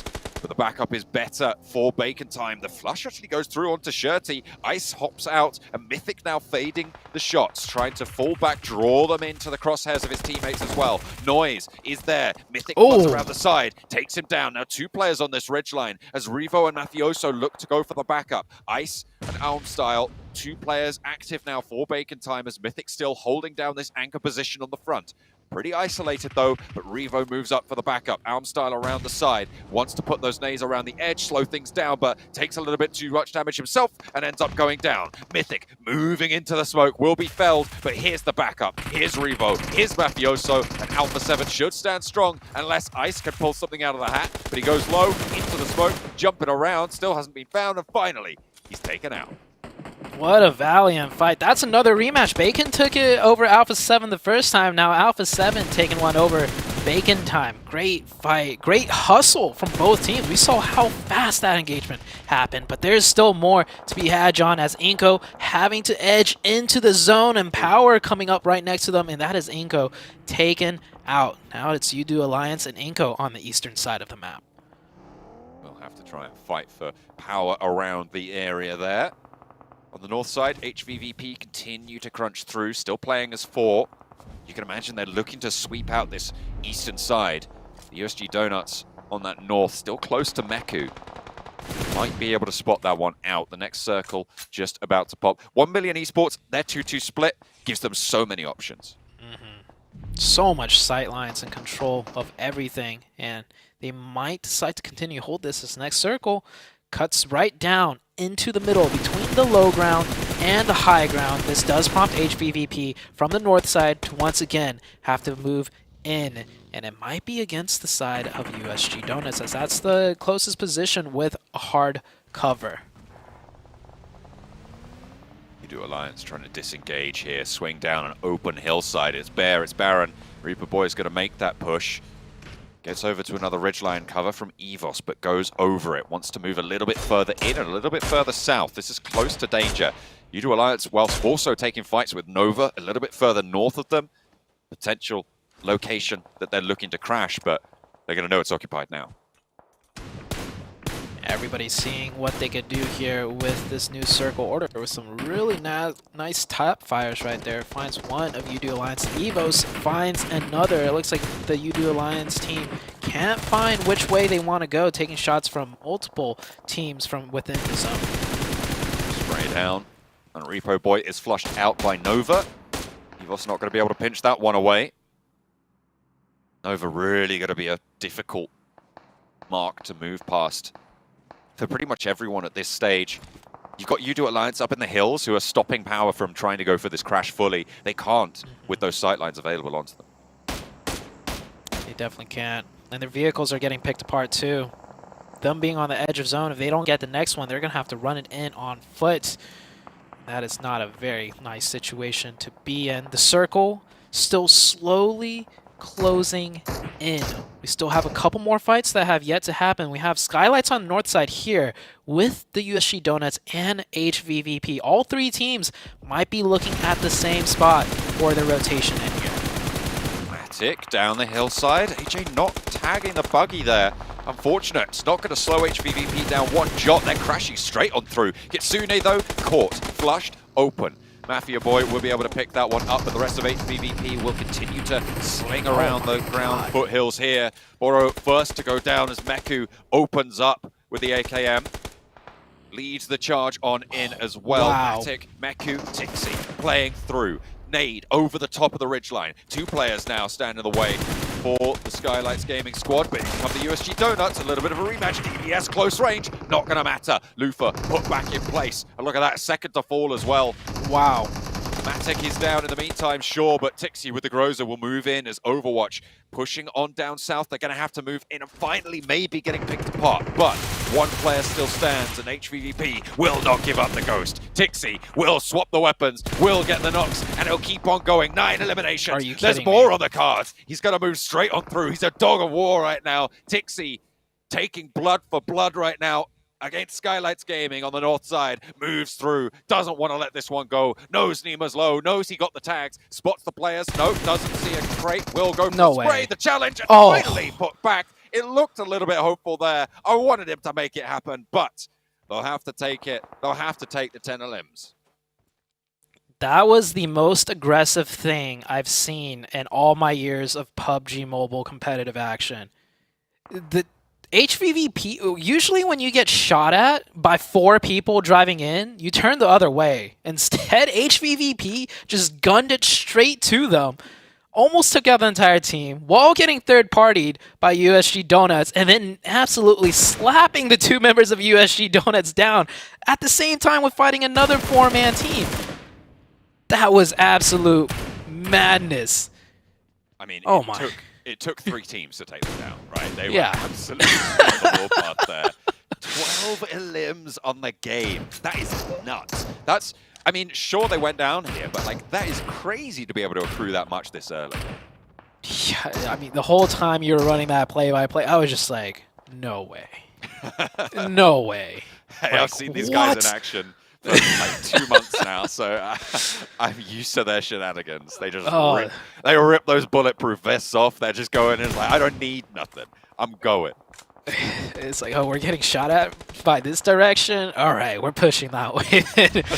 Oh man, that was a sight to behold, man. I am HVVP. I love the way they're playing. They're sticking true to their guns, like you said. That's how they usually always play. I'm glad they're not changing anything up when it comes to the global stage. I mean, they have that switch to flick, and it seems like they figured out they can turn it on here.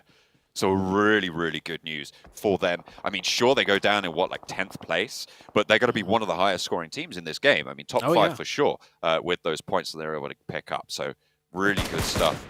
And I said they were a team I wanted to watch here at Miramar. Seems like I was right to keep an eye out for them. Be seeing them in the next lobby. Shots from 1 Million Esports now controlling. This is a team that's been playing Central for a long time now, Zute. Yeah, up on the high ground as well. The angle's so nice from up here. Looks like U2 Alliance down to last member. I think, is he in? He's in the blue. Yeah, or is he not? No, he's definitely in the blue. He will be. Taken down. Yeah, that's going to be it for U2 Alliance. Like I said, not able to keep any of your vehicles up. You're pretty much just locked into that shed, which adds their coffin. As Blue Zone slowly creeps in, I think every other team has kind of pretty much made their spot in the zone. We might see another knock or two come out the way, but that should be it for now until we see where the zone shifts on the next circle. USG Donuts with 2. Missile. Crawling around on the hillsides there. Paraboy spots a player up the top. Nice angle, but it's pinched away there. Forrest from down 1. Able to pick up the point there. Nice result from the south side. Alpha 7 close by to down 1. USG Donuts on that top side on the north. But it's kind of between Nova and 1 Million Esports in my mind at this stage.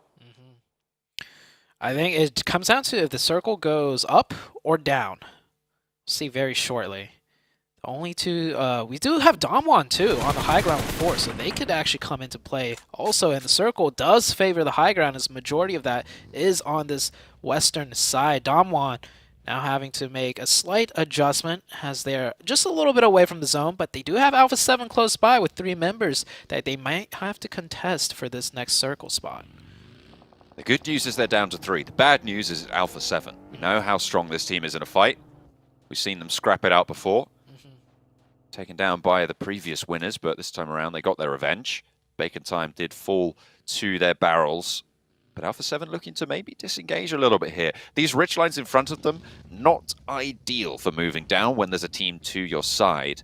If you're only contending with teams beneath you, it's a little bit stronger, but because of that threat, they'll need to be a little bit more cautious. Yeah, I kind of want to see Damwon just take the initiative to take the fight to Alpha 7, because if they don't fight here now, I feel like it's just going to get more difficult for them on the next circle.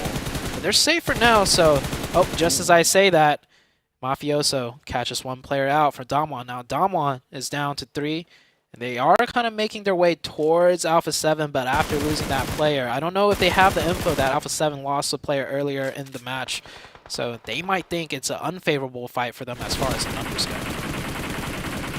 Nova spot USG Donuts up the top of the hill. Order empties the mag, doesn't get the knock. Instead, it's King to be able to pick that one up. They will be looking for the flush. That opens up a little bit of an opportunity as well. They're going to take it. Both hands. Nova straight up that hillside. As soon as they get that knock, they move into a position where they're on that high ground. It's really solid decision-making here. 2 versus 1 around the side of the rock, and Nova will win it out. King is taken down. Can he be picked up by Order? Can they get this res? I'm not entirely sure they have time to go for it right here, but they can crawl forwards, move into a little bit more cover, and play with this ridgeline. An excellent crossing from Nova. Oh, and also more excellent, always keeping track of the flanks. Paraboy takes some shots, though, down to 1 HP. Caught wide in the open. Paraboy is going to go down here. And that is the member of Power picking up 1, but that should be it as he is forced into the open and multiple teams taking sightlines on him. It's actually going to be Damwon that confirms that one. Nova down to just actually 1 player now. King in Order knocked. King never got revived. 1 Million could go aggressive here, but then they have Alpha 7 over the top side that could third party. And then on top of that, Damwon could choose to act off of that as well. So I think everyone is going to just kind of play things a little bit slower, allowing the Nova team to get a reset onto 3. Yeah, no one's going to make that push. It is really only 1 Million that can go for it. but they will bide their time for now. Down one, sending a player out in a vehicle, getting some scouting done down the hill. Forest moving that party bus. That loot crate could be really quite pivotal as cover on the hillside. It would be an obvious position, sure, but it could be a linchpin for Dam 1 if they want to try and move across this hillside once they've dealt with Alpha 7. Yeah, this is so tricky for all of these teams right now. 1 million, who had the most prime position throughout the entirety of the match, now find themselves kind of pincered in between Nova and Alpha 7. Ooh, down one. Another knock from Mafioso. Steps up for a second challenge, Fabian. You can't take these 1v1s in order. Mafioso low, but the rest of the team are rallying on in. Alpha 7 looking good in the fight against Down 1. They're on the swivel. Forest looks for the challenge over the ridgeline and puts Mythic back, but won't fall for another. Revo deals with it, handles business. And Alpha 7 stay alive, but they will have to get this res onto Mythic. This is Nova's go time now, with that Chaos Zone into the Alpha 7 ranks, leaving 3 teams alive. That nade over the top puts 1 million back in their place. Yeah, 1 million. Even though they have the numbers advantage, with all 4 players coming out of one little chokehold, might not actually play out into their favor. We see the nades coming in, a lot of nade damage, and also Alpha 7 over the top, taking shots at them as well, and that is 1 member down from Venom. Venom falls on the outside, gets to cover across the way, but Nova are spreading out their line very, very effectively. Shots again from Alpha 7 up top. 8 eliminations with 2 in the oven to pick on up, but Nova steals one of those away. They pull it out, and they're pulling 1 million out of this compound as well. Only Lazy Boy is there. Order knocked back by a nade, so still a chance on the egress. Sprays from down low onto Revo from King. Actually, Mafioso falling as well. King last standing for Nova down the bottom. Hang on a minute. No, he's got Jimmy still in action. 1 million eliminated. Jimmy moving forwards. 1 player to fall. Jimmy goes down for 1 versus 1, but now it's Mythic versus King. 1 versus 1 on the hillside. And it comes from the top rope. It's Alpha 7. Gonna be able to pop off for Brazil. What a great ending. The trades back and forth, the kill feed popping off. I didn't think Nova had it in them to take 2 fights at the same time. They cleaned out 1 million while also getting trade knocks on Alpha 7 back and forth, but ultimately Alpha 7 came out on top. It came down to that 1v1. Both players down to that 1 HP. That was an intense last ending. I mean, we saw Influence Kemen last week do quite spectacular things. A Brazilian team again answering the call here in Group Green, in one of the hardest groups again. So phenomenal to see that. National pride through the roof right now for the Brazilians, but plenty of other good performances. Nova picking up the pieces from that first game. Oh yeah, it's that first game they only got 4 points, but here we got to see them play more of their typical style and second place finish. But Alpha 7 playing their style hard and fast. Their initiative to take that fight with Damwon, you saw how fast and decisive they were on that, and that's what I was saying Damwon should have done to Alpha 7, because if they take that fight later, it's just going to get more difficult, and that did indeed end up being the death of Damwon Gaming. But Alpha 7, man, looking good. Really, really are. Phenomenal stuff coming through from the Alpha 7 roster, but you can't forget HVVP on this one. I mean, they were absolutely mental this game. It was absolutely incredible to see that fight on the hillside. They just go in and in and in, and they keep coming out on top until finally they don't. And it came down to a 1 versus 1 in those final moments. They go down early, we get a whole heap of points. In the end, though, it's Alpha 7 to take it home.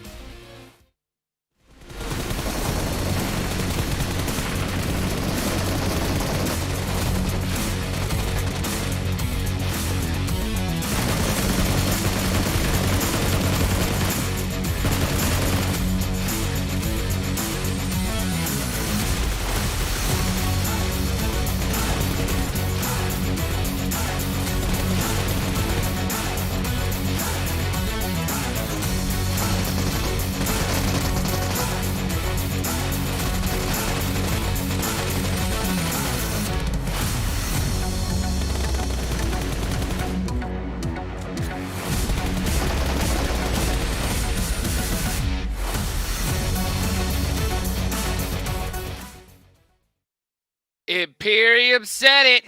Alpha 7 was the squad to watch in Miramar, and boom, Alpha 7 come out with the chicken dinner right there towards the end. I mean, man, they controlled that high ground, and they just took it over. mean, what else can you do? King, that is the one Kings team of Miramar, you do man. not want to get zoned. Yeah, incredibly impressive. Early on, they kind of pushed back HVVP up on that kind of northeastern side. And yes, that phase one did complement their drop spot, right?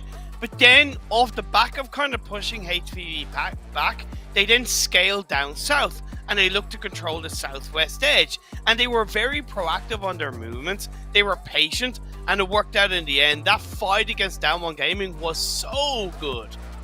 It was really good, but I mean, what Dixie was able to do in that last match, it was absolutely impressive. You can see the numbers right there. 6 eliminations, 839 damage, 31% contribution, and obviously we just saw what Mythic was able to do as well. Something to point out for Alpha 7 is that now it's back-to-back games that they have come across Bacon time. Luckily for them, they were able to actually win the engagement here in Miramar, but I wonder if this is something that we're going to be seeing a lot more of, Imperium.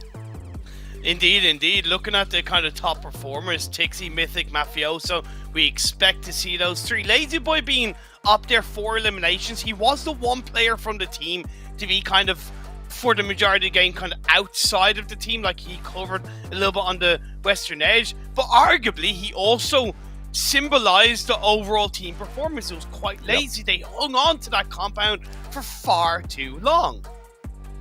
Far too long indeed. You know, and that's what happens here, especially with these kind of teams and players. I mean, if you just make that hesitation just for a little second, they will take advantage of you. And I love the fact that Nova, right there towards the end, they realize the situation. They realize the zone. And Alpha 7 is looking at Nova and say, hey, why don't we worry about these guys here and figure out who's going to win at the end? And it came down to that 1v1. And of course, you know, Alpha 7 pulled up the dub. But hey, Nova putting up some big points on the board here, 7.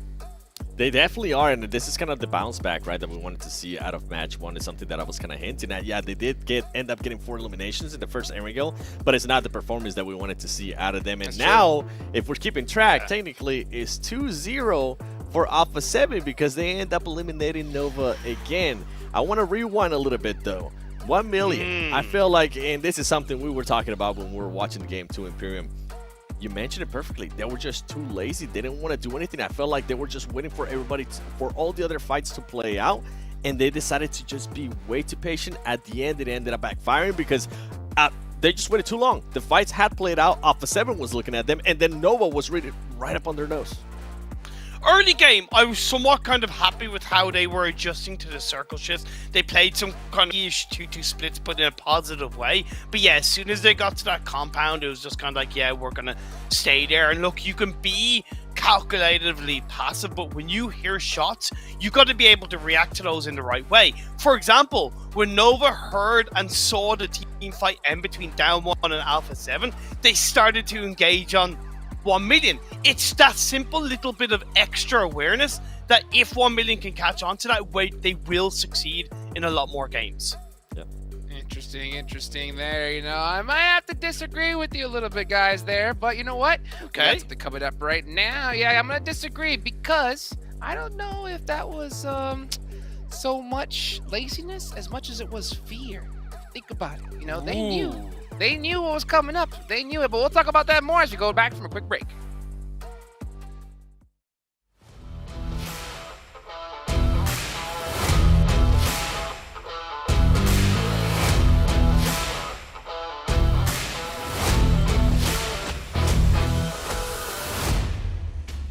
Hola compañeros de PUBG Mobile. Prepárense para experimentar los nuevos eventos que se vienen. Prepárense y únanse. Disfrutar el juego.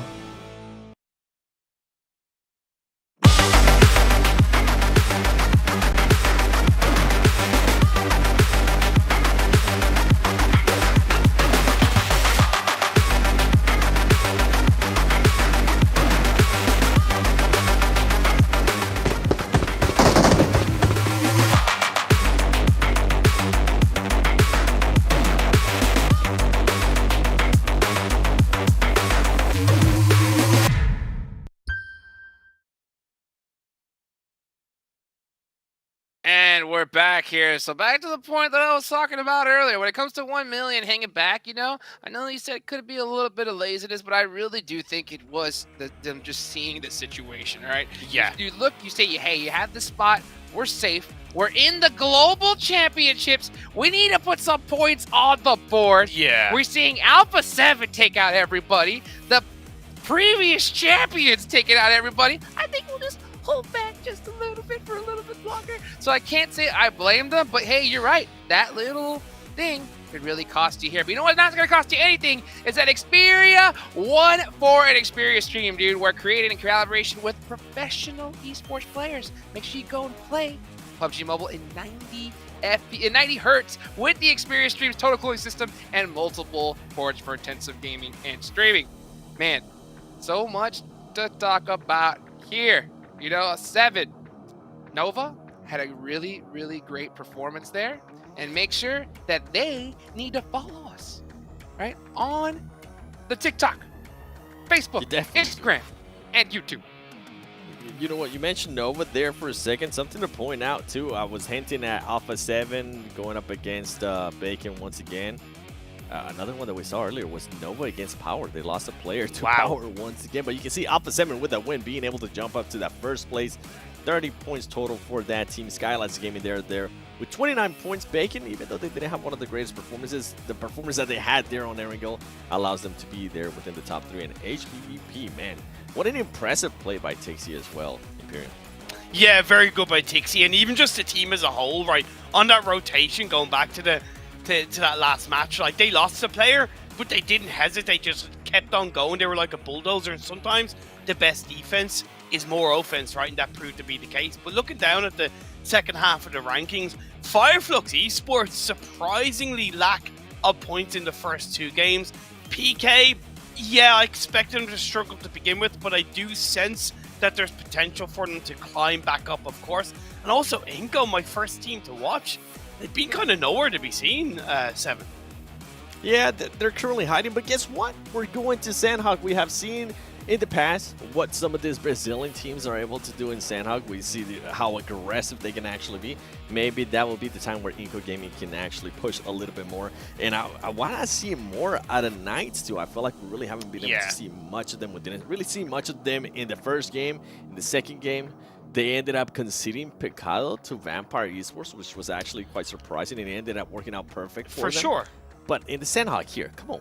Like, let me see that firepower that you guys tend to showcase in Americas, in North America. Knights. I think it's going to be a bit more of a slow burner for Knights across the board.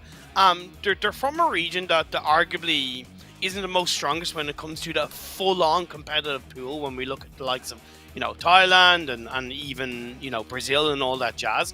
So I think it's going to be them kind of looking to utilize the 4 days and the 24 games they have to kind of feel into that. Dukes, and I think in time they will show it. Yeah, hopefully they do. Let's take a look at the teams to watch that you guys picked here for this match. I know you got Knights there on the board. Hopefully we can. I got the fingers crossed for them at Sandhawk because, man, this is a heck of a group to be in.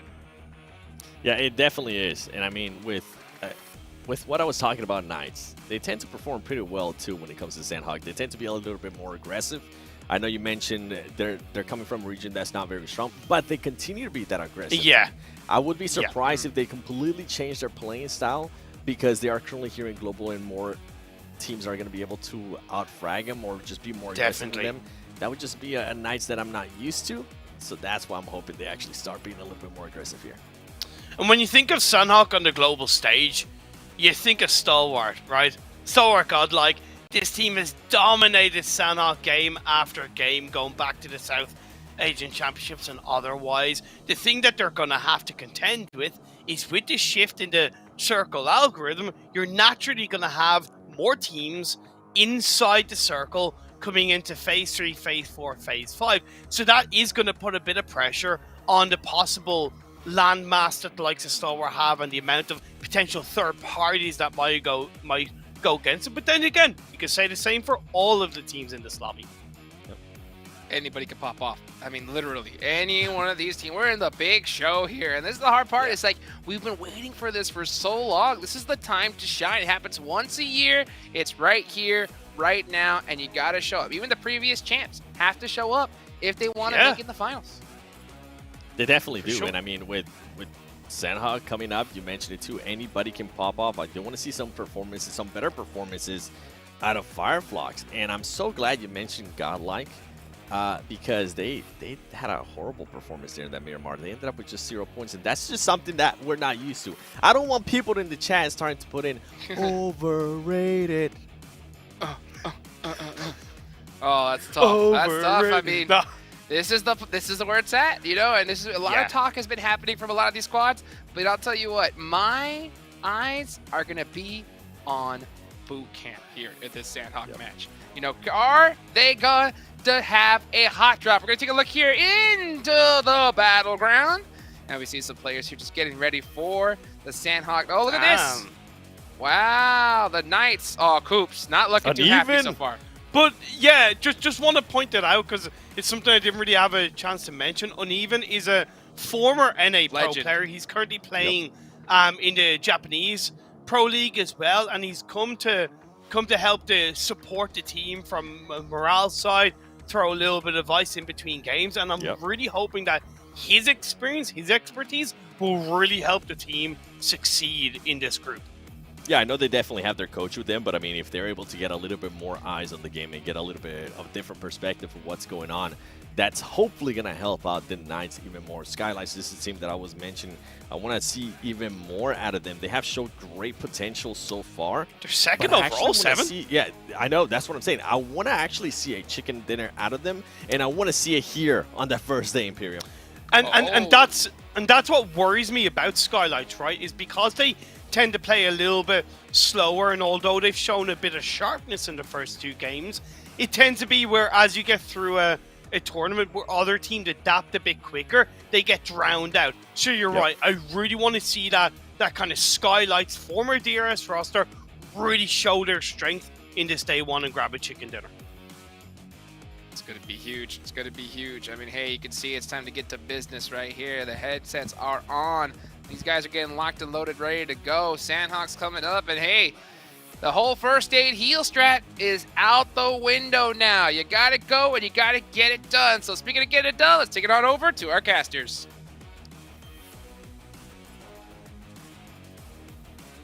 We are heading into Sandhawk. As you can see, all the players locked and loaded, ready to get into the jungle for the first of the new Miramar lobbies of Group Green. We saw it last week.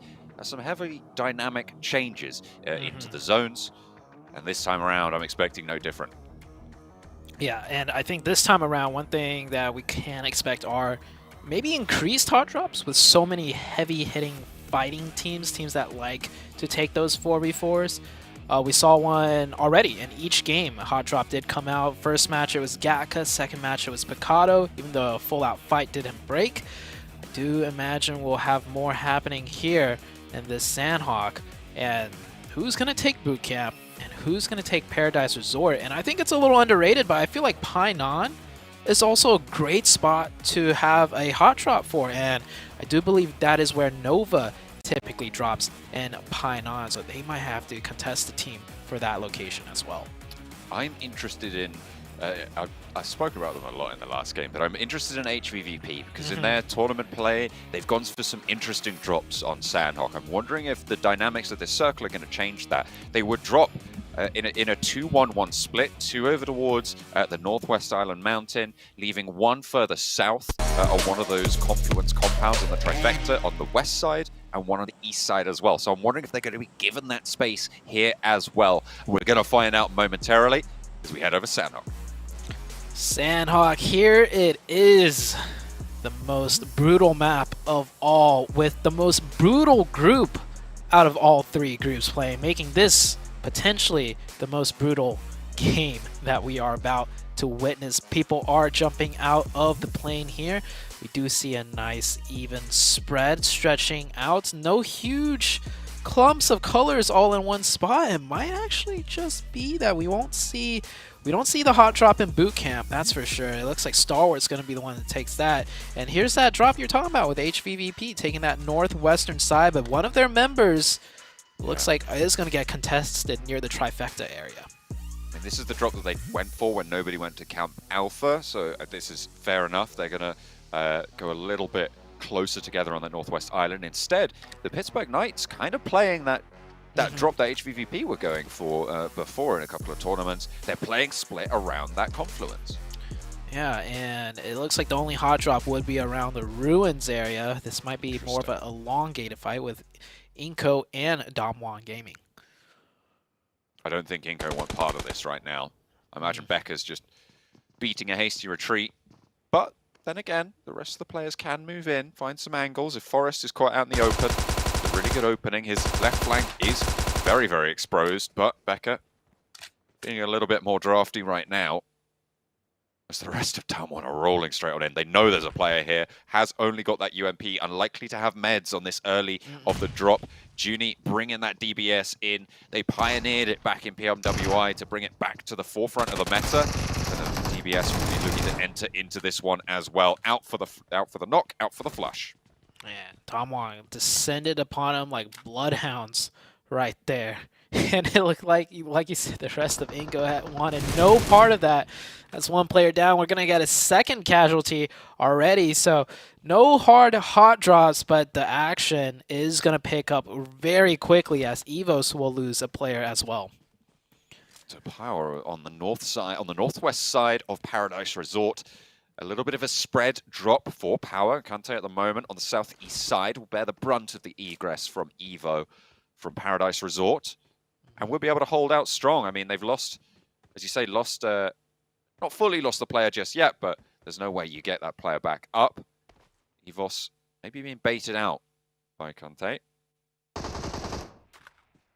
And they're just going to go for that flush. I'm looking at the map right now. So many teams are dropping extremely split all throughout the map.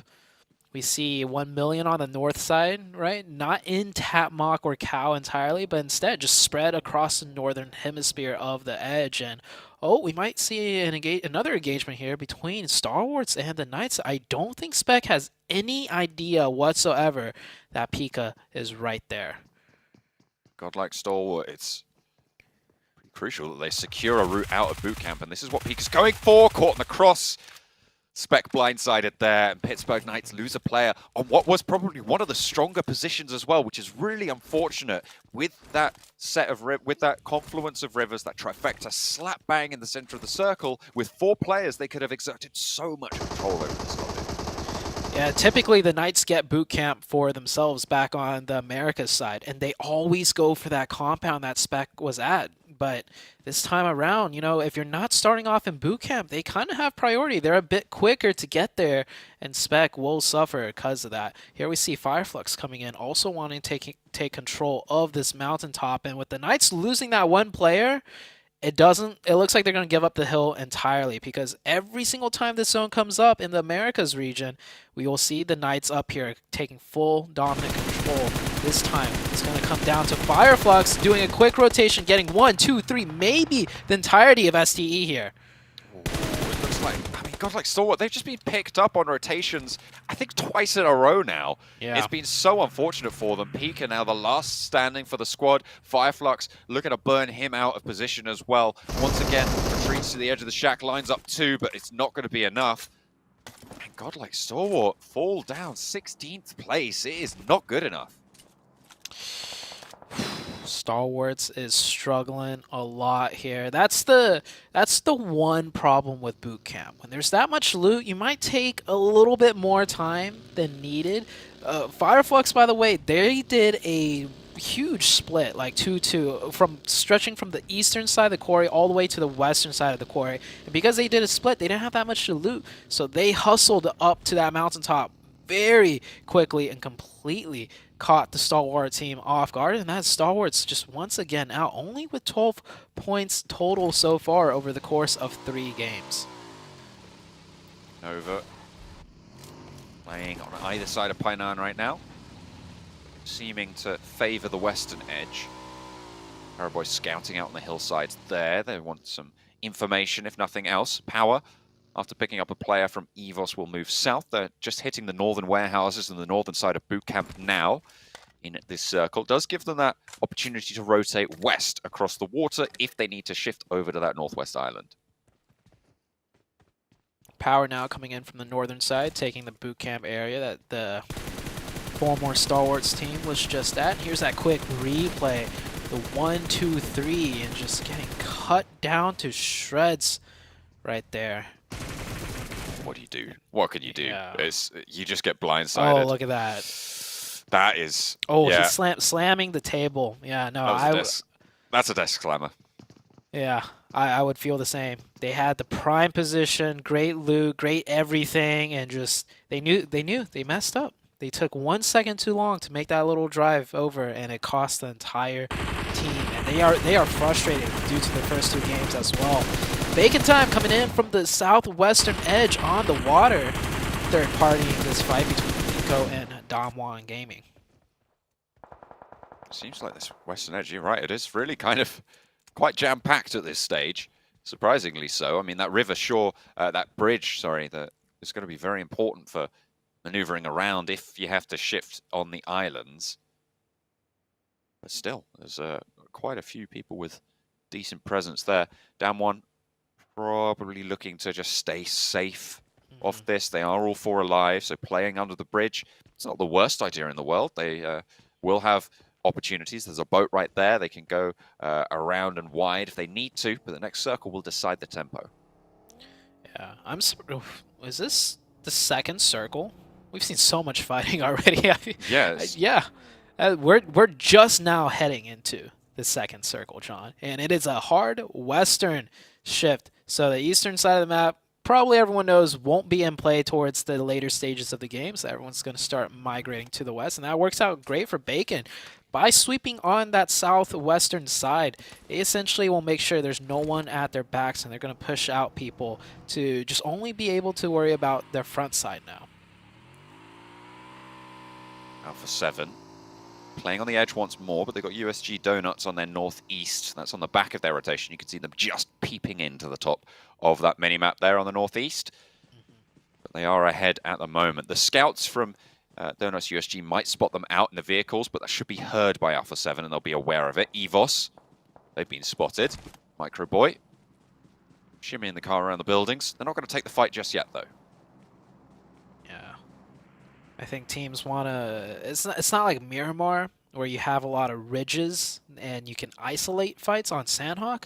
The threat of third partying is always prevalent.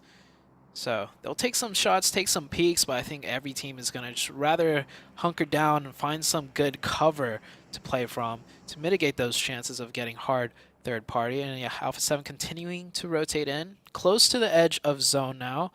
USG, like you mentioned, following behind the backs of both Evos and Alpha 7.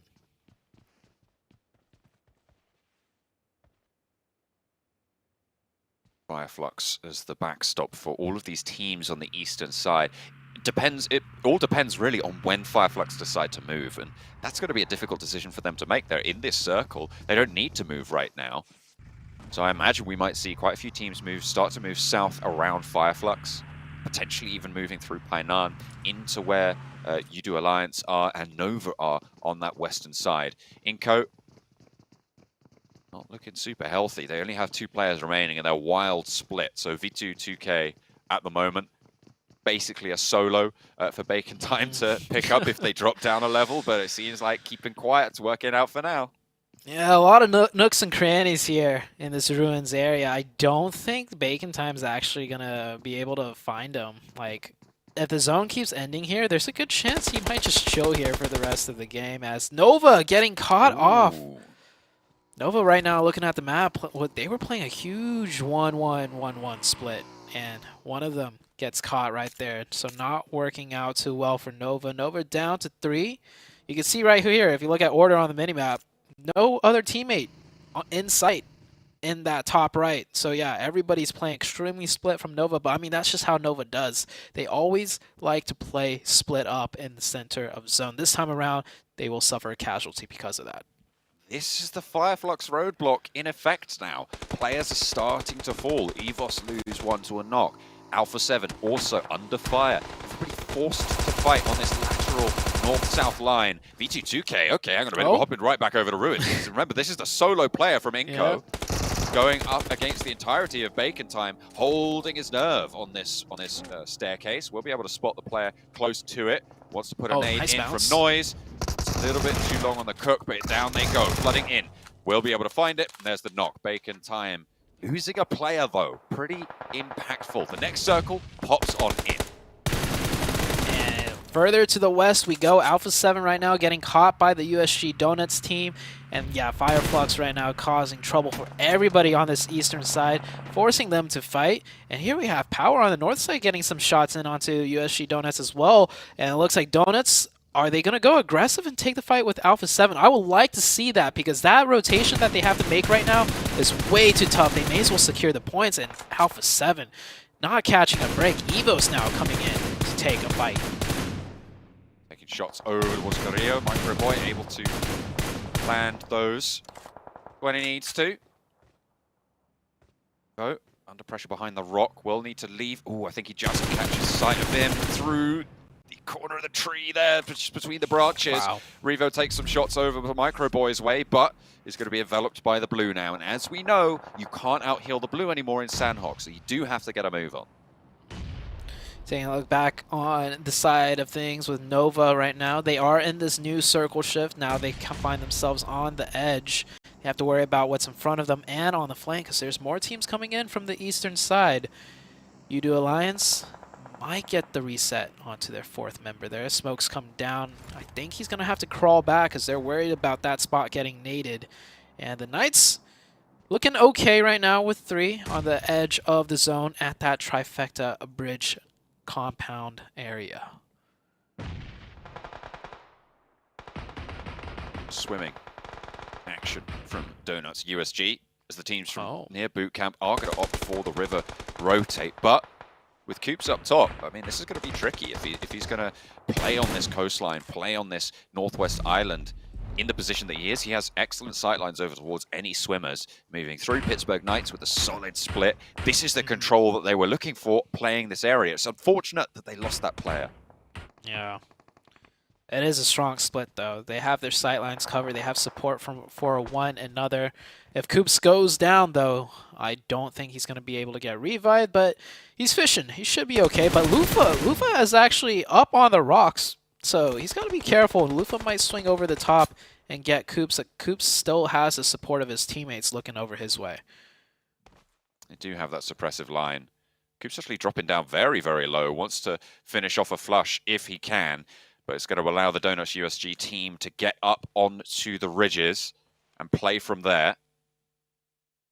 Might be spotted out by Tensor, though, in the meantime. He sees that crossing. He's identified the crucial part that's going to go up. HVVP have been very quiet, but with this shift, it's going to start to heat up for them. The compound that Meku currently holds the south corner of is going to be huge in this next circle. You know, it's actually favorable for all the other teams that HVP does get the zone, because then they won't go on a warpath eliminating everyone. But this might be a huge chicken for HVP now, because towards the end of the stage of this game, they will have that high ground and they will have 4 up. And they're going to be shredding everybody moving from the South Island. Zute, there's so many teams there. Yeah, it is a cluster down there now on the south. But who knows? The circle might go back down south and keep the south side in zone. I mean, this river has been in every single circle shift, so there is a chance as USG doing what they can to stay alive. They have 4 members, but 2 of them are knocked. Blue is pressuring them from behind. They're caught between the Knights and Vampire. They don't know which way to go, and I think this is all but done for USG very soon. Yeah, the blue zone will be doing the job if the bullets won't. The Pittsburgh Knights controlling the river will finally have to leave. Get on a little bit deeper into the circle. Yeah, they're just getting peppered away. Knights not able to secure any of these points, though. They have yet to find one. They're still at 0 eliminations.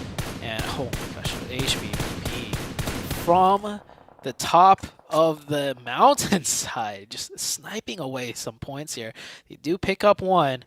Vampire, they're in a good spot. Vampire's right next to the zone, and Coops finds 2. So that is 2 points for the Knights. Much needed points right now for the Knights. The Knights, and overall, I think, yeah, if you take a look at that right-hand side, 15. Trying to get some points on this game. Try and ladder on up at the moment, though.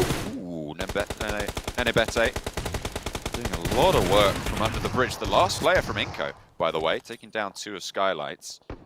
Bacon Time are going to know about it now. Nima and Mr. Board will be going for the swim to try and get past that roadblock that was instituted in front of them. Only over of this position under the bridge is in the next zone as well. Gonna have to move. I love how active Inco is. He knows if he just plays quiet, he's going to eventually get caught out with no points. So he's trying to stay as active as possible, but still cautious enough not to just go out early. Next zone coming up, and like the south side, still barely in zone, but that does give HVVP a lot of high ground still to work with. And when did Fireflux get up there? What's going on? They were on the eastern side of the map. We're going to have to get the desk to talk about that one, because I have no idea. They were... I mean, sure. I mean, they just hopped in the TARDIS and teleported on up there. I have no idea. That's crazy. There's no way they could rotate through all those teams to get up there. So well, I beg to differ, Zute. There is, because they've done it. I mean, it's like... I mean, did they loop back around from the east deep into the blue? I don't know. I'm so Maybe they confused. did. Maybe they came. Maybe they swung up north. Well, whatever it was. Pièce de resistance of rotation right there. I have no idea how it happened. But we're going to hop back on board with Udo Alliance. Last player remaining. Olio on the outside. Playing off in the blue against that one, who've got one player stuck a little bit in the sidelines, but 2 players further forwards. Forest finds the route of egress, but gets cut down in the time being. A spray down, gets a flush to bring the elimination count up to 3. You can still heal out this phase of the blue. As Fireflux, they do go down, so that's the end of their road. But goodness me, don't know how that happened. Done one, 2 players left really. Sung, and actually Junie gets picked up. And going to be eliminated in the meantime. This south side, I mean, it is turning into a bit of a brawl now. Yeah, Microboy really showing his experience on the PMGC stage here. Last one for Evos. I'm surprised he managed to get all the way in here. Last we checked in on them, they were caught against Alpha 7 and the Fireflux team, but Microboy standing strong for his team, putting up a lot of placement points and elimination points here. And that nade might actually catch him. Udo Alliance still alive, runs in, and Microboy will finish that one out. The Knights also go down to the side of Nova. Nova staying strong, 1 million, fighting against Bacon Time, but meanwhile, the Grim Reapers, that is HVVP, is just slicing everyone down from the top side. They've been biding their time, but now they can start to rack up power. They can rank it on in, turn the wheel, put everyone under pressure. 1 million fight against Bacon Time still raging on this west side, but the blue zone's going to prove to be a difficult barrier to breach. Microboy chiming in with a third party to bring down Bacon Time. Looks for more as well. Last player for Evos.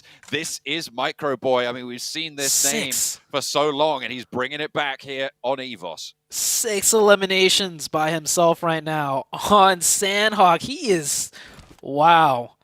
I mean, I just want to say this real quick. Everyone, you know, when Microboy was on BTR, I was saying he's the weak link, but honestly, Microboy is a player in of himself. He is showing up right now.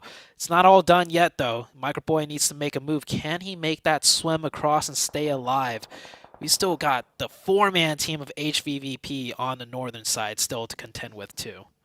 The only 4-man squad as well. I mean, Vampire at the moment have the only hard cover, and that is going to be very, very valuable for them. You imagine that's a second place minimum guaranteed at this stage, barring any super hard shifts, but what more can be done? 1 million moving on the broadside against Microboy. We know how that's going to go. He is out in the blue zone. He's not going to go for the swim. He's just going to pick up the point. Well done. Bring it up to 8. 6th place. Absolutely well done. Yeah, nice composure. Yeah, 5th. Yeah, nice composure to not worry about the blue and trying to go in, and he maximizes another point. HVVP coming down from the northern side, getting shot at by Nova and Vampire. So HVVP, as strong as the position they're in, it's not as nice as it might seem. Once they can pick up these teams on the south, if they can dispatch Nova, who, by the way, again, survived late into it. with the zone shifting away from Vampire, now it's a little bit more all to play for. Another rematch between Nova and HVVP potentially. Yeah, Vampire's got to make a move. They're going to be wide in the open. HVVP has the cover, so does Nova. Nova has that ridge side to work with, and there is still one player out of 1 million that they have to watch out for. Paraboy finds one. That is Meku down, while Order dealing with the eastern side. This Nova team looking strong, but Jimmy goes down here. Looking like the seals at the moment, just emerging from the water, not causing a ripple and blasting away. Stone up and forwards, actually taken down Jimmy earlier. Is traded off by Paraboy. We know he's quick on the trigger. Actually, was that Order coming in as well with 2 barrels pointed that way? HVVP trying to move into the circle. None of them are going to go down. They take a top and bottom position on the rock. Oh, nice. And we'll be able to operate. Tixie, again, on the warpath. 3 players now alive for HVVP as they continue to move forwards. They're pepper potting in. Order on the broadside to Marshall. The solo player from 1 million, proving to be devastating to the backlines. Oh, now it's just down to Paraboy, and there's 3 of HVVP up. Paraboy could get this one knock. Nice headshots right there, but he crosses over, stays alive. He will survive for a little bit longer, and he does have the zone. He might even get, just maybe, get the revive onto Order. HVVP, they'll know that Marshall's there now. He took shots over. I don't know if Order can make this crawl. Paraboy might be able to make the mad dash, and in fact will dip low for it under the headland. Over to the rock. If he can get these reses, great, but he sees these players lining up on the rock. He knows there's 2 there now. Shouldn't have too many more smokes, I'd imagine. I wonder if he's got too many nades. Marshall that's a knock. There's Tixie found. Excellent position. Nova are not chiming in. They're looking for those reses. Kitsune potentially on the lineup. Matic spotted. It is taken down by Paraboy. HVVP getting caught open. Marshall, last player, but it's Kitsune to stay alive. Can he stick the res? A nade over the top might be all it takes, and it looks perfect. It looks like it's on the money, but where's the explosion? It's not coming through. Just a little bit wide, but 2 more might be the final nail in the coffin. Kitsune forced to go for the challenge. What a it's game. not even gonna matter. Nova rise from the depths. The river will not stop them. They get the cross, and it is a winner-winner chicken dinner from Nova. Wow. You can't write a better story than that game that just happened right there. The 2 Titans, Nova and HVVP, once again coming down to a rematch between the 2. And that last sequence of events, that 1 million player, the linchpin, just wow, John. Just wow. What? Give me another Sandhawk.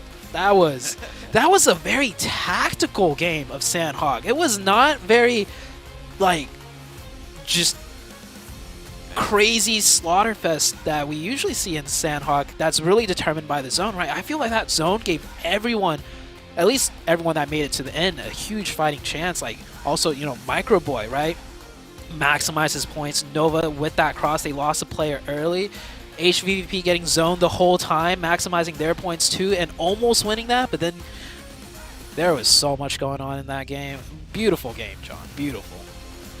Absolutely. I mean, the linchpin play coming through from Marshall, being able to take down Tixie, that was absolutely huge. It opened up the game for Nova. Without that, they don't win. Yeah.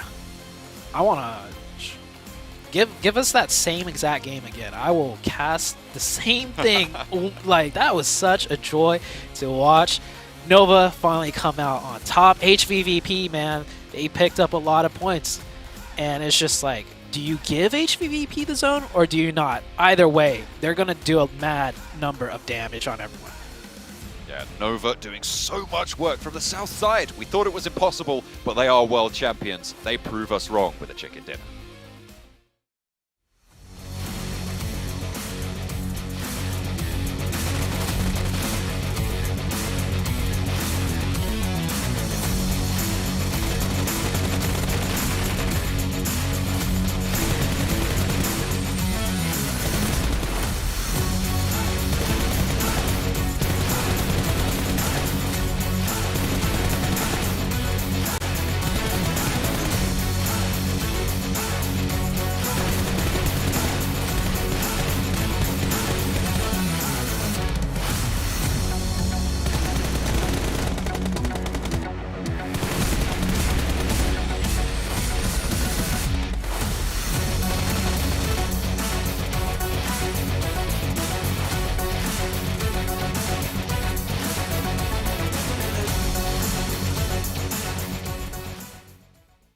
And the first Sandhawk here of this group, it's the previous PMGC World Champions Nova that pull out the chicken dinner. And man, that was a close one from all regards. But Nova, that zone coming to that south side really helped them out. It definitely did, and I think another person that helped him out was that one player from 1 million. This stuff he was able to do in Imperium, we were going like, no way. Is this really happening? Dude, it was so good to see kind of Marshall individually and then kind of 1 million in their own right, showing a bit more prowess, something that I wanted to see from them from the previous game. They pushed up on the north side earlier on, took down Fireflux, and yeah, they really kind of stabbed HVVP in the back. But it was so good to see that kind of the two giants, as John and Zute put on it, between HVVP and Nova. It could have and probably should have been HVVP's if it wasn't for Marshall. Yeah, I mean, Evo's Microboy, though. Can we talk about that performance that he was able to put up? 7 eliminations, 983 damage. Yeah, that's right. 66% contribution for his team. And something that actually Sute was able to mention perfectly, too, is that being in the zone didn't face him. He knew that he wasn't really going to be able to make it out of there. He was able to take that time to actually just regroup himself and take on some more shots to other people and secure an extra elimination too. Great stuff there out of Microboy. And when huge. Yeah, like, just real quick, like, when I looked at Evos, I noted that all the other players from the team have stood up in their own right across the PMPLs. But in this individual game, it was all Microboy, baby. Oh my goodness, man. Sandhawk, you just love to see it. I mean, so many beautiful plays from so many different squads. But hey, one squad that we saw last was Alpha 7. Let's get into a quick interview with them. Thank you, panelists and casters. We are back on the stage in Kuala Lumpur, Malaysia. I'm Chuchu, your host, and we're back with also Alpha 7 team member, which is going to be Revo coming up from, he said his role is actually free player or free man, so he's being rotated all around. But I'm going to ask, it's been a long time since your participation in the PMWI. So how does it feel to play in the global event again? It's going to be the first one. The second, which team was causing you the most problems by far? Então, ela perguntou que tipo já vai fazer tempo que vocês não jogaram na final. Então, como se sente agora jogando no final do campeonato? E qual das equipas foi o maior problema durante o jogo? Acho que a gente vem se saindo bem esse ano, não foi como esperado, a gente pegou muitos segundos lugares, mas a gente se sente bem e eu acho que todas as equipes são uma pedra no sapato, mas a gente consegue bater de frente com qualquer uma e a gente está dando o nosso melhor. So for them, like for this year, it's been like not that good because they're getting a lot of second places. But for like the previous match, they did good, and like in general, all the teams are good. So all of them have the potential to be like a good rival. Honestly, I think Alpha 7 is very aggressive in early games, so they're really good. So how did you manage to get a winner chicken dinner on the Miramar game earlier just now, even though your team had only 3 people alive in the last circle? Is that magic? Então, como vocês conseguiram ter o chicken dinner na Miramar? Porque vocês na final só tiveram 3 jogadores vivos. Foi magia? Acho que jogando em 3 ou jogando em 2, a gente tem que pensar que tá em squad, porque todo mundo tem potencial de bater de frente com qualquer um. E é isso, o Carrilho ajudou muito, mesmo estando morto, ele passa as informações pra gente. E é isso, a gente jogou como se estivesse em squad. So for them, like even if they just like 2 players or 3 players, but the feeling is like the full squad is still alive, because even Carrillo was dead by the time, but was helping them with information about the game. So it's just like the feeling of like the full squad, like till the end.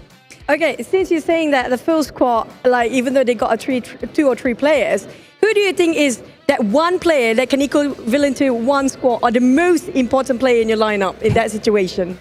So, então, para vocês, tipo, qual é o jogador que vocês consideram que tipo dá mais ajuda pro time?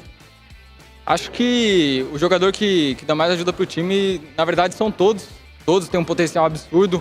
Tanto o Swaggin, que é nosso reserva, mas quando ele entra, ele faz o papel dele. Então todos têm um potencial absurdo. So for them, actually, like all the 4 players, including like Swaggin, like the substitute, they all think like they're all the same level. They all can be like, they do their best to support like the whole team. That's why we have to learn a lot from Alpha 7. They've been really good since the start. Now, any last words or for your supporters, for your families watching out there, or even your team members playing, anything that you want to say to them? Então, o que queres dizer, tipo, à luz das suas palavras agora, tipo, para o time ou mesmo para os fãs aí em casa? Eu quero agradecer todo o apoio de vocês, a todo o apoio dos fãs, porque isso daqui é um sonho pra gente. Sempre foi, a nossa meta sempre foi a PMGC. E a gente vai dar o nosso melhor para trazer esse título pro Brasil, classificar agora, se Deus quiser, e na final trazer o título pro Brasil. Então a gente tá dando o nosso melhor e amo todos vocês, Ianca, Nice, amo vocês e eu só agradeço por todo o apoio de vocês. So it's just like a big thank you for all the fans, especially like for the big family back home. And they're doing the best like to get the title to the team, but also like to Brazil. So they're doing like all the best all they can for like the championship, so they can get like the final win like in Jakarta to Brazil. Yeah, it feels like they might actually go to Jakarta at this point, how aggressive they are. But thank you so much for Revo and Alpha 7. Good luck, all the best. And that's it coming up from the on-ground scene here right now. We're back to the penalties and casas and see you guys with more chicken dinner. Bye. Bye. Hey, always good to see a Revel there with a beautiful interview, and Choo Choo as well. I mean, oh man, anytime I get to see the players, get into action, that's what I like to see. Of course, I gotta give a big thank you to our sponsor, Pullman, Kuala Lumpur, Bagsar. Our world is your playground here, the hotel partner of the PMGC League 2022. And man, these guys are gonna need a good night's rest here after today because we're still heating up here. Match number 4 coming up. I think it's time we take a look at the follow us graphic. Make sure you guys follow us. Again, I cannot tell you enough. Follow the dang social channels. Hit the button, follow, and let's get it going. Make sure you use the hashtag PMGC 2022 as well. Now let's take a look at the overall rankings and see where everybody stands here. And it's Nova on top. Wow. Okay, yeah, it's Nova on top, 44 points. I kind of expected that right after that chicken dinner, but what's impressive to me here is HVVP being able to put up a second place finish, even though they haven't gotten any wins. Their consistent performance that we're seeing out of that team is working out perfect for them, Imperium. And even 1 million in third place, right? The Moroccan side kind of somewhat come out of nowhere. Their patient game, their passive play, even though we aren't necessarily a massive fan of it, has worked out for them so far. Moving down, Vampires slowly building themselves up, but they have somewhat dropped up, should I say. And once again, Fireflux still in last place. I need to see something from them today. All right, I got a question for you here. Aaron Gill coming up, match 4. Are we going to see that hot drop? You said earlier, and I quote, you said that might not be enough for Power to not hot drop with Nova. Do you think after what they saw in that Sandhawk, they're going to be like, you know what, let's actually not hot drop Nova? What do you think, Imperium? I'm still on them kind of hot dropping on Gaka. I am, because, yeah, I know, normally I'm the opposite, but I think when it's something like the PMGC stage, it's still day 1, there's still 3 days to go. I'm all for it, man. So you want Power to go. Got it. To watch. Yeah, well, I think that may just happen here. I don't think you want to hot drop at all here at this stage, especially at Gatka. There ain't no loot. But you know what? There is the teams to watch. So let's see. So you got HVVP on your list, second place so far, 7. I do, and I mean, this is the reason, the consistency that we're seeing out of this team. And I actually want to talk a little bit more about Godlike Star Wars, because, boy, what is going on with that team? We saw the frustration, too, from the players at the end there when they actually ended up getting eliminated, one of the players just smacking his hand to the table. Just don't smack it too hard. Oh, yeah. You still need them. But I hope they're able to just kind of brush off that frustration. It's still halfway through day 1, guys. You still have a lot of time. But, hey, halfway through day 1, I feel like they need to turn it around now, Imperium. Just simply, they got caught out in the previous game. They got caught out in game 2. Luckily, Orangel, as we will have a look at possibly in graphic, is arguably their strongest map so far in the PMGC. I'm okay with them kind of smashing the table like that, because you get your frustration out of the way straight away. You kind of go, oh, damn, that sucks. But then you move on, right? You move on. You go, okay, next game, next opportunity. Let's get it, boys. Yeah. Every one of these teams is really looking for that opportunity to pop off right here. That's how you really win a stage like this. You know, hopefully you get that good zone, but you have to maximize it. You got to get those maximum eliminations because it ain't always going to come to you like we saw on that last sandbox there. But Nova was like, hey, come to daddy. Come to daddy here. All right, Air Gale about to come up here as we can take a look here. Oh, look at the Knights, man. Coops looking up to the sky saying, what's going on? What's happening? I would actually like to, at some point, if this performance continues, at the end of the day, I want to see a little bit more urgency out of Knights. I mean, they're currently sitting here in 14th place. Yeah. Not where we want them to be, considering that this is the only team out of North America. Come on, give us something to push for, Knights. Come on, baby. Show us what you're capable of. And it's the same with Vampire as well that we just saw on our screens in the previous game. Yeah, they got a decent result, but once again, they hung on to that compound for too long. Right? They did. And then they got punished by Nova swimming across the water. Arguably, they shouldn't have allowed that to happen. They shouldn't have allowed Nova to punish them like that. Of course, when you're playing against a player like Power Boy, yeah, you can't be, you know, you can never not be conscious of that. But at the end of the day, you got to take control of the end game, and Vampire didn't do that in San Juan. Paraboy's Well, Paraboy is Paraboy. All right, guys, let's get this next match going. Let's take it on over to John Allen and Zute. Thank you very much, guys. Over on the desk, we're nicely rounding that one out. Nova dominating so far on the tables with HVVP playing a close second. And at the top, it's still pretty tight, but it's still all to play for, and it's very early in the tournament.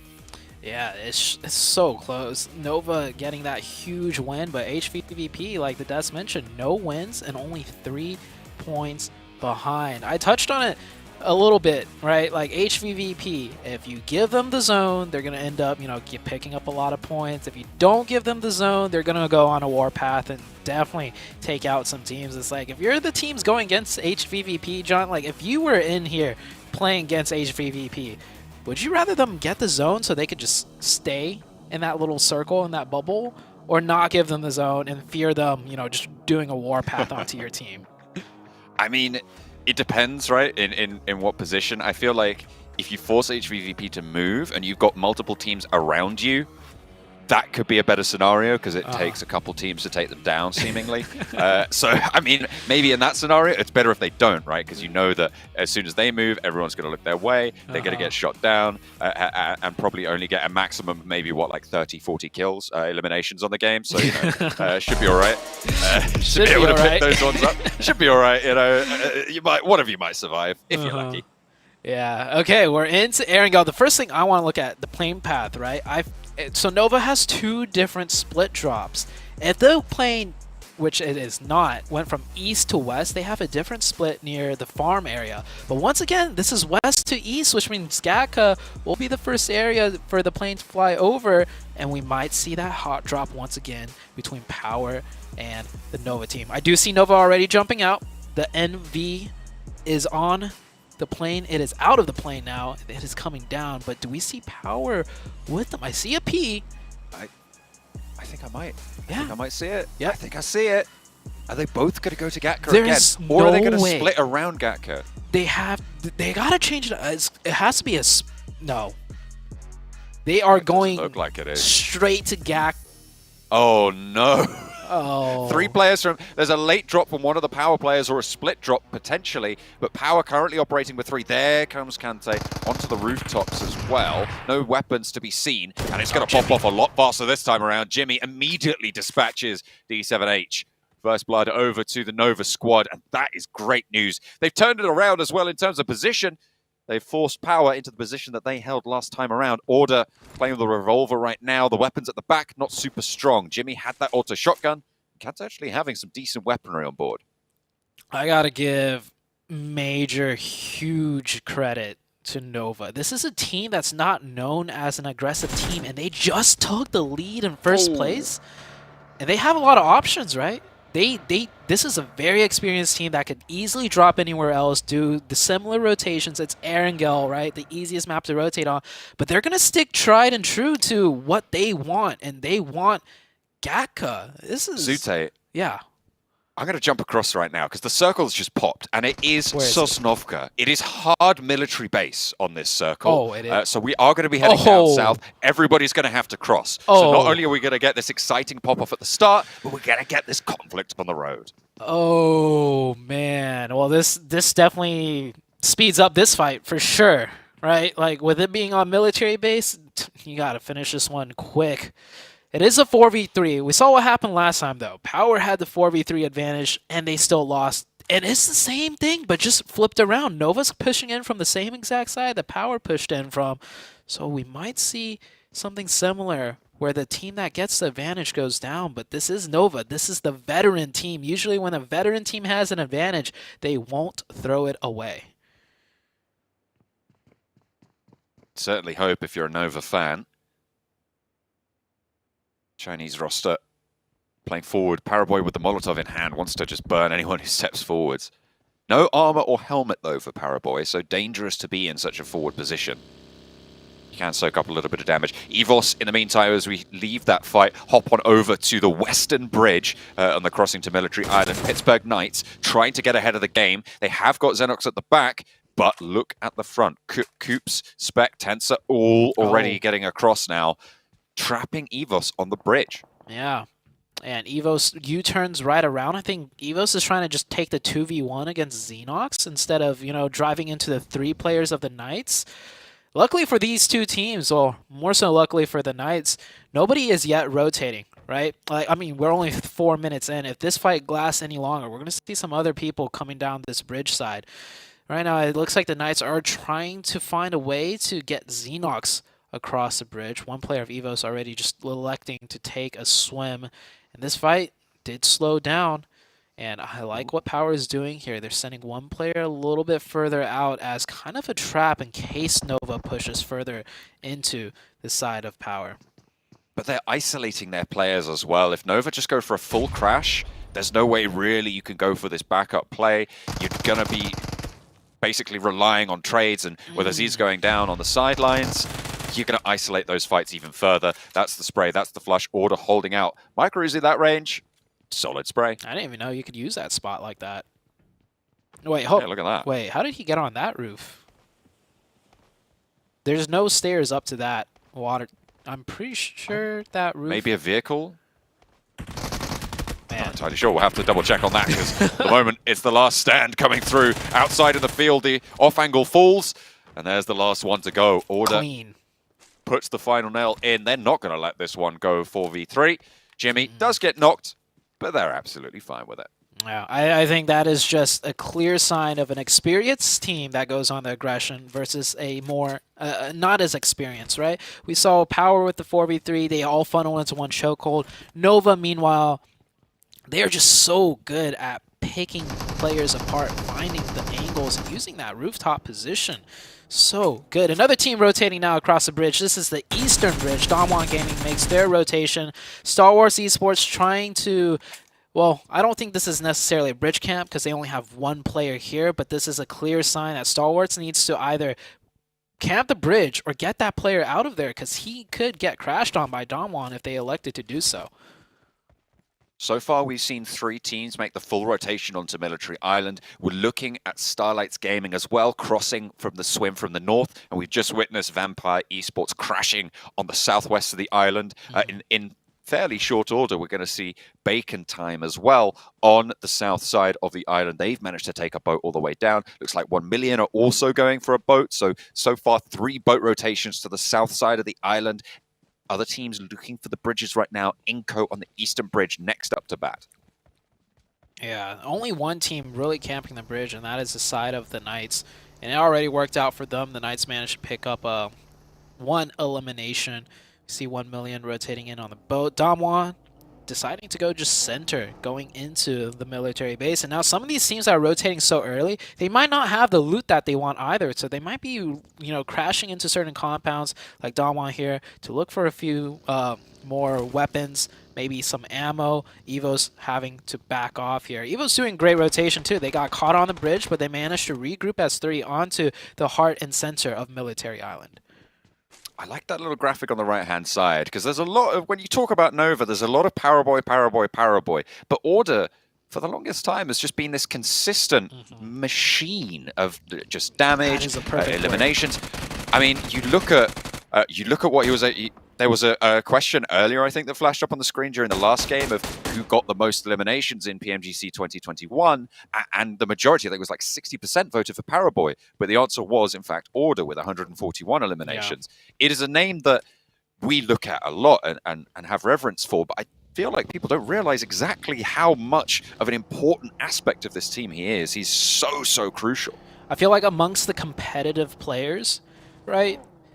People know Order is the harder hitting one, right? As far as status and legends go, it's Paraboy, because they're both extremely strong in different, aspects, right? Order's known as the long-range god. This guy does not miss when it comes to mid to long distance. The best support cover player you can ask for. And then Order, of course, is just, not only is he really strong close range, he is so clutch with his IQ when it comes to close range fights. He just always knows how to move around without having to do anything too flashy. Like, his close range IQ is on another level. Yeah, those two players, just the dynamic duo, right? And then, of course, Jimmy, the IGL, the brains behind everything, and King, the support player, to make sure everything is anchored down so that when a mistake is made, King is always ready to step up to, keep things covered. Like, that is the Nova Championship team right there. I mean, there's a reason they are 2 times, right? Like, they have got so many accolades under their belt. They came second, though, over in PEL. I mean, this is why we're seeing them here. They're not direct qualified into the finals from it, so they're going to be looking to take a lot more. But to be fair, they do get a massive chance at getting a hefty chunk of prize pool from this. I mean, the top prize is 950k, right, for winning your group. Yeah. So maybe that's what they're looking for. Tactically coming second place, increase your earnings. Yeah, not just that, you get more practice too, right? That's true. Like, I think last year they didn't get direct either, but I do remember there was one PMGC where one team got a direct. HVVP and Nova again clashing, and this might actually work for Nova as HVVP just got surrounded. They haven't even confirmed Jimmy yet. Order firing off some shots, missing some crucial bullets, but once again, King, as I said, he will hold it down. Order actually did get knocked, so King is the last one up, 1v2 and no first aids. Tixi behind the vehicle, not going to take those shots yet. The cover from the car just a little bit too strong. Wants to put a nade back uphill. King, though, ticking away low, steps out wide and goes boom. 2 players down, and in comes Udo Alliance with the solo outlook here. No one really too close. Everybody else is left, but he's going to prove to be troublesome for HVVP, bringing them down to 1 player going. Matic falls. This is disaster for these 2 top-of-the-tables teams. This is a chance for 1 million to step up, for Alpha 7 and Bacon Time to try and challenge for one of those top 3 spots. Oh, why did Udo Alliance? I don't agree with that. I mean, they're leaving a player up back, and it's worked out. They've swept 2 of the strongest teams in the lobby away from being a problem. I mean, those are free points right there. I feel like if... okay, maybe it's a play style thing, but I feel if that was Alpha 7 in that position, they go back and take out HVVP.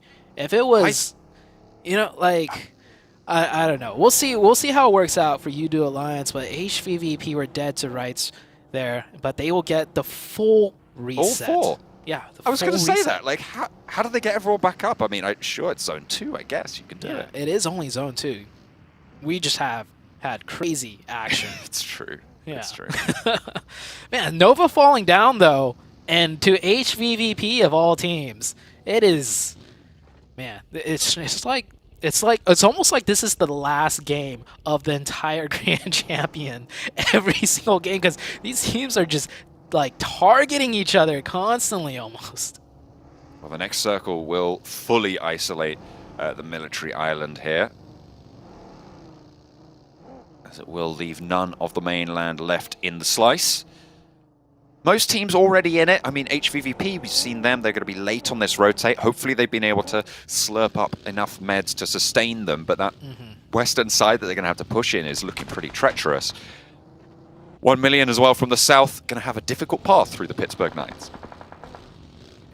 Yeah, She here rotating in extremely late due to where they dropped. Will find themselves pretty much barricaded by multiple teams. Can't get any deeper into the zone. One thing I do enjoy is that we didn't see too much bridge camps, right? I feel like bridge camps are always messy and a very prolonged fight. It looks like all the teams here is just going to forego that and just get onto the island and play the game from there. HVVP here rotating in and making it in. Solus needs to be a little bit careful, and HVVP... Oh, I thought they were about to just 4-man pull up on Solus like they did to Nova. But they're going to keep rotating. But Fireflux, they have the angles. They have everything set up. HVVP will lose one player for sure, but a return fire. Gives them a swift haircut there. Going to be looking smart for the ground, unfortunately. The second duo rotating past Sol K, not quite connecting on the spray. Running out of ammo. Matic has cover. Solus sailing wide with that spray. Wrong tree, my friend. Matic has the opportunity to go for a heal. The zone will be pushing in, but with Ketch down, they're losing that middle player. They're losing that middle position, and now HVVP can start to exploit. Kitsune being down, sure, unlikely you're going to get that back up, but the rest of the team, they're still on the warpath. You realize HVVP is winning this fight right now? They drove in, lost a player against the 4-man split setup defense out of Fireflux, and HVVP is the one that's winning this fight. They just got pulled apart. The nades just completely tore them down now. 2 players on the front eliminated, and with that, I mean, you said they were winning the fight before. How about now? 3v1. I just had to make sure that sunk in. It was like, you know, HVVP is the one winning this fight, and they will pick up 2 points right here. Solus, I'm pretty sure, will go down, will not get revived. And oh my god. Too easy. Tixie, my man. This guy is absolutely one you do not want to come across in the battlefield. Sol K. Yeah, just last turn tail. standing. Yeah, turn tail. Just get out of there. Run away, man. Wow, wow, wow. 5 eliminations already, but over in the military base, we've got Udo Alliance facing off against 1 million. 1 million currently a third-place team at this stage, despite being, I would say, fairly quiet and not really doing too much too special. They get 3rd place in Miramar, 3rd place on Sandhawk. Maybe they're looking to follow it up with a 3rd place over on Erangel here. 3rd place gets you into 3rd place. Yeah, overall on the 3rd place position. But it looks like they're playing a little bit louder here, picking up some points, going over for a revive. 1 million right now, doing the quiet consistency so far out of all the games. Not really putting themselves on the radar, but still looking good in terms of points. Up the top of the hill, Bacon Time stretching out their leg. And opening a nice line of fire for themselves to operate for the next circle, which comes through a little bit closer to the observatory, which catches the entirety of Stalwart in. They're playing 2 up, 2 down right now. 1 million losing a player to Pittsburgh Knights. We said this approach was tricky because of them. Seems like that is going to come to pass. Udo Alliance right now rotating through the minefield, so to say. It's a hail of bullets running in from both sides. HVVP now find themselves against the Bacon Time. HVVP only down to 3 now, however, so their firepower will be stunted just a bit. So they're only about 3 times as good as the rest of the lobby, apparently, in this game. Sort of around. After losing a player, no, of course, but I mean, they have proven that they are incredible in a firefight. When it comes down to those clutch scenarios. Unfortunately, only Nova really were able to overcome them, and that was with the help of a third-party engagement in the last Sandhawk. See what happens. They are on the edge of zone. They do have a ridge, so it might be stalemate, but knowing HVVP, they never resort to stalemate. They always push the action. Star Wars in a much, much better position now. Yeah, and it's already popping off. Tixie goes over the top. Tags a couple and gets back with a flush. Stays alive with all of them. Bacon time, they're not going to have an answer. Not yet. Tixi has another nade. Cook it up towards the smoke. Spots the player dodging out right. Goes for the spray. Not quite going to get knocked. That is Noise actually answering with a volley of fire with the AKM. Fortunately, there's teammates for Tixi. I know it doesn't seem like it sometimes, but he's low. Can they go in? Can they stick this res? Meku going to have to make the dash. Matic tags it first. Blooms the smoke. Keeps him alive. That's an MVP player right there. When you have two teammates left and they're both beelining it towards you to make sure the revive goes through. But yeah, he was very low. And Bacon time actually now down to 1. I think they got into somewhat of a long distance crossfire, so it's not just HVVP they had to worry about. HVVP, they're not the ones to necessarily close out that fight, but HVVP are the ones to push that fight and force Bacon time out of position. And HVVP now will have to contest with Damwon. Okay, I said they're only a 3-man team, but they're playing pretty much like if it's a 4-man team. I mean, we heard that interview with Alpha 7, right, coming through, where they were saying, oh, you know, it doesn't matter how many of us are alive, we always feel like a full squad. HVVP, they are laying that bare on the battlefield. 3 of them alive, 7 eliminations with 12 teams remaining. 11 teams now after the last team went out, but this is a really big game again from them, already picking up 7 eliminations. They might be on the chase for Nova if they can keep it on going. Oh, I think they've passed Nova Nova up. went out. Yeah, they've passed Nova up already, and that zone is going to help HVVP out as well. We've already seen 3 strong dominant games out of HVVP, and if they were to go out right now, I would say this is a strong dominant game for them already. Man, this team is, you know, last year PMGC, they did not get that first place position, and I think that really pissed them off because this team has been just in the grind ever since, and they are looking like nothing like before. Like, absolutely insane. But Damwon will get the opening. Will they push this fight, though? Ooh, looks like they might want to figure something out. I think they just want to regroup into the zone because it is crunching in.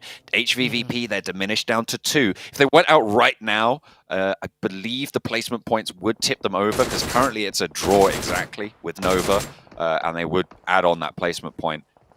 And they lose another, but it is right down to the wire at this stage. Tixi getting shot out, only Matic remaining. Yeah, I think this is the end. This is the end of HVVP. He's forced to step up. He gets 1. Don't count those chickens yet. Matic is still going. He's got the nade. He's sandwiched, though. He's sandwiched extremely hard. Oh, he's given them the second one. Turns it around, Matic finds one more, and he's up for a challenge. He's going for yet another, has the DP, so many bullets in the magazine, but finally, it's Inco. Third party's the only way to take down HVVP.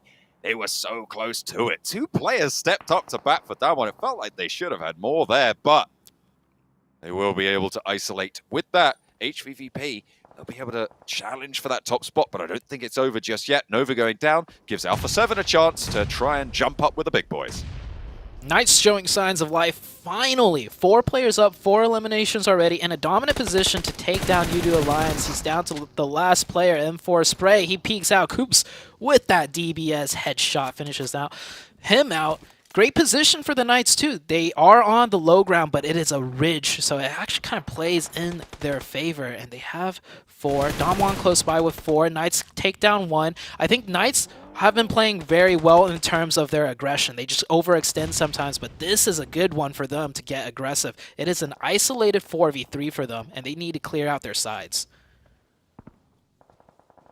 Damwon struggling. They are now the filling in the sandwich, which is not ideal for them. Close by Inco. Spec spotted by Vampire, who are playing south side, just on the north edge of those military compounds that still remain in the circle. So, cooking the nade. One sent over his way, but the vehicle sends out wide. They'll spot the crash. Don't want to get run down by the buggy. Sidesteps it, falls back. Great play out of Inco. Right now, trying to put some pressure using the buggy as a tool. It looks like one player of Damwon did go down. So now Damwon down to 2. Inco should smell weakness here. The next zone shifts out. Better finish out this fight now. Pick up those points and then get into the zone. The new zone shifts towards the east. Good zone for Stalwarts, who will just hunker down right there. Evos, I think, down to 2, also with hard cover. Pittsburgh Knights disengage from the fight that they had up the top of the hill, but they might be having their back shot out there. Inco move up past down 1. They turn their attention out the Pittsburgh Knights way. They say, oh, hang on a minute, there's still a player from down 1. Deal with that. Now they can look to control on the southeast side, but they are outside of the zone. They'll have to move forwards, and Eva are in the way. Everything kind of right now, in my opinion, comes down to Inco. Everybody in zone should just kind of chill in the zone. Is Inco going to decide to go down south and take the southern side, which will be bad news for the Knights, or are they going to swing up north? Inco has full control to do either option right now, and with 4 people, they have the firepower. Alpha 7. Spread out a little bit baseline on the southeast side. Inco squash low. Fluketh gets the angle. Mini 14 is good. And they pick up the point as well. Inco lose a player on that western edge. Pittsburgh Knights still very, very close. You can see them under that ridgeline. Excellent step up from action from Godlike Stalwart. And this is the game that we wanted to see from this roster. I mean, they've been flagging. You saw the frustration in the last game. Yeah. It looks like they've got it out of the system now. They're playing strong. Looks like Inco finally deciding to make a play, and they choose the worst one of all. They go down the middle, which opens up silence from everyone onto them. I want to see them do a hard swing to the north or a hard swing down south. But going down straight the middle, they will get blown to bits. Inco now down to 1. And I think everyone else is pretty much in zone. Inco still has 1 player that needs to make it in, but I don't think he's getting into this circle. Yeah, Vito 2K got to be really suffering now after losing Nenabete there. Vampire needs downhill, good rolls on them, and Stoned is going to follow it up, gathering no moss as he tumbles down the hillside. Tensa low around the side. The flush is priority, and top actually proving to be a third party. Coops falls, and actually they're trading back and forth. There's third parties that are ruining this push from Vampire. Stoned really very low, and everybody's suffering. Seemingly, Godlike Stalwart are just playing everybody for a chump at this stage, and Alpha 7 wade on into this fight on the south side. Nades over the top. Top still going in with that Mini 14. Spot Stone can't quite finish off the flush, but puts the player with the DBS back on the line. Xenox, the last to fall, and it's Alpha 7 to pick up the points. Alpha 7 third party, when they smell points, they go for it. I love that decisiveness right there. Keeping track of what's happening on the battlefield. What a great team out of Alpha 7.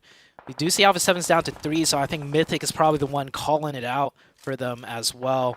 Alpha 7 with 3, Star Wars with 4. We still have the Donuts team. USG Donuts been very quiet on the northern side, just playing and biding their time. And then Star Wars, once again, getting this circle gifted to them.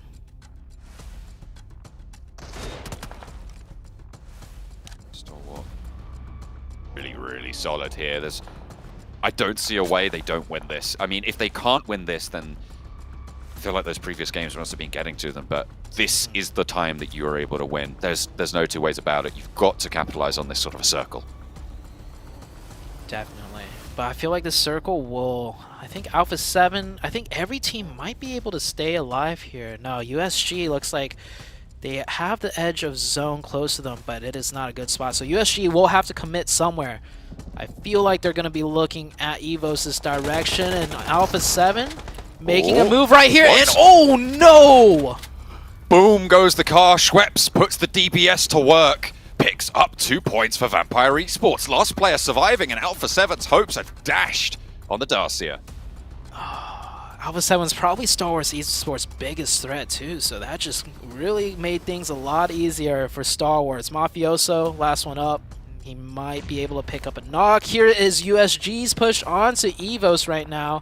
Lufa close by next to the tower. The other 2 players providing support, I believe, from distance. But they will have to make a move soon as the blue circle is closing in on them. Nade came through from Evos to find the ground floor. Donuts USG going to be taking heavy casualties now. Only 1 player left standing. And Evos aren't going to make that too easy. Scry action. Top. Pika all staying strong.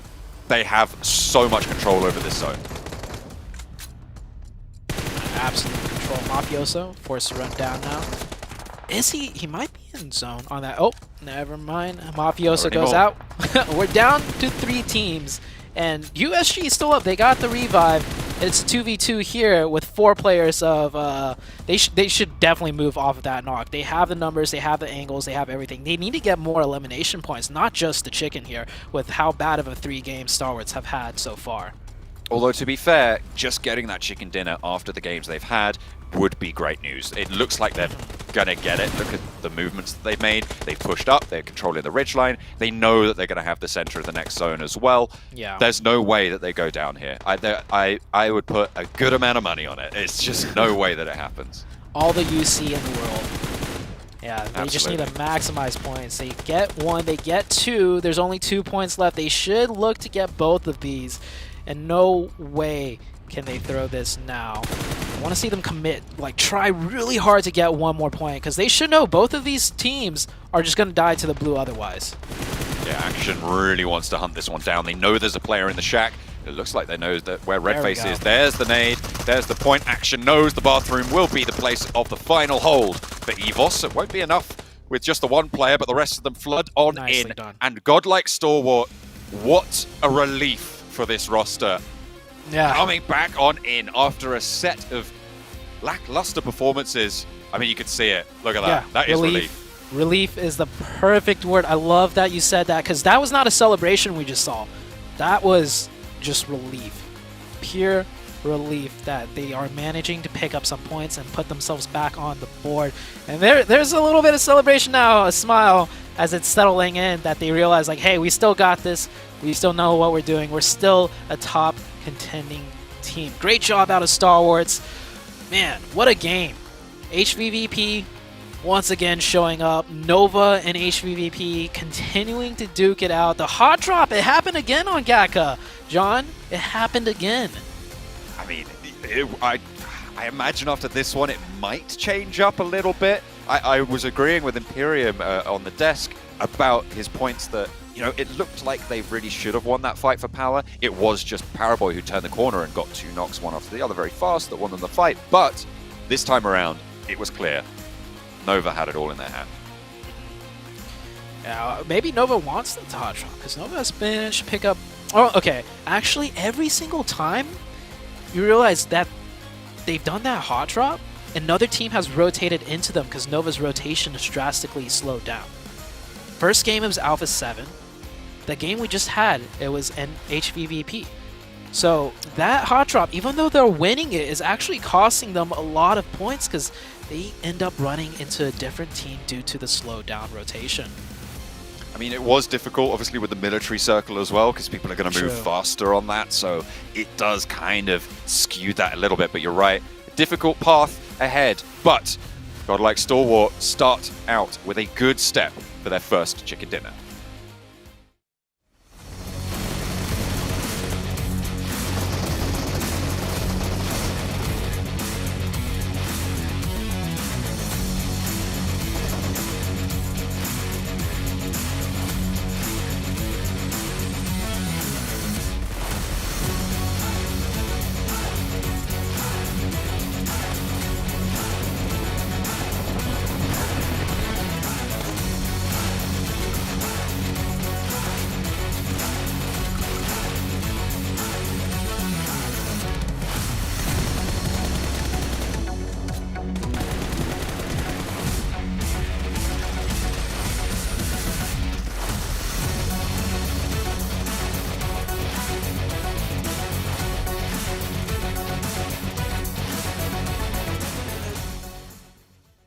And another Eric Gale is in the books, and godlike Stalwart is going to win that second Eric Gale match here of the day.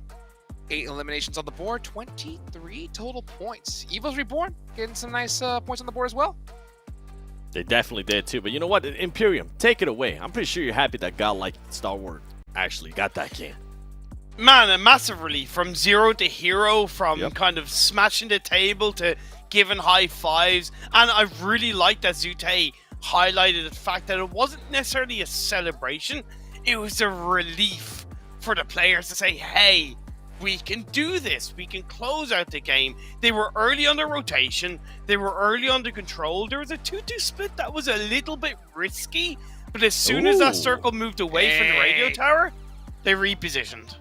The awakening, ladies and gentlemen. This is what I've been expecting out of Coops, being able to put out 5 eliminations there, 835 damage. And guess what? The time that Coops is actually here in the top performers is when Knights have actually one of their best matches. I think they ended up with 9 eliminations total. They did. Which was really, really impressive out of that team. And that's what he's kind of highlighted about Knights earlier on. They're a bit of a slow-burning team, and we've seen that progression up and up. It's that scale is moving upwards. Yeah, they might hit that plateau at some point, but in my eyes, for day one, they're on the right path, Hot Jukes. About time. It's about time. We're waiting for it. Hopefully we can see that rise, you know, start burning hot. And you know what? Speaking of hot, I know that you wanted a team to hot drop the previous champions, Power. How's that going, Imperium? Look, I like that John had my back on that one, because there's definitely logic behind it, but now I'm like, no, do not hot drop Nova again. Let them have Gatka. Find a different position. There's plenty of areas that are kind of to the west of Gatka that are possible. There's open terrain. Don't know how much information they've been able to gather, but they can do that. Regardless of the logic, it shouldn't have happened. Okay, I'm just gonna put that out there. Don't do They it. shouldn't have done it. Fair enough. Fair enough. Bad logic. Bad logic. Let's go ahead and take it on over to a break, and we'll be right back.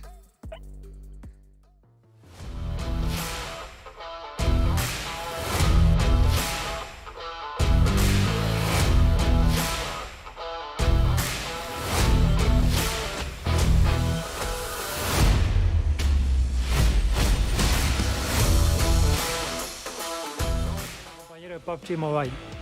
Prepárense para experimentar los nuevos eventos que se vienen. Prepárense y únanse. Disfrutar el juego.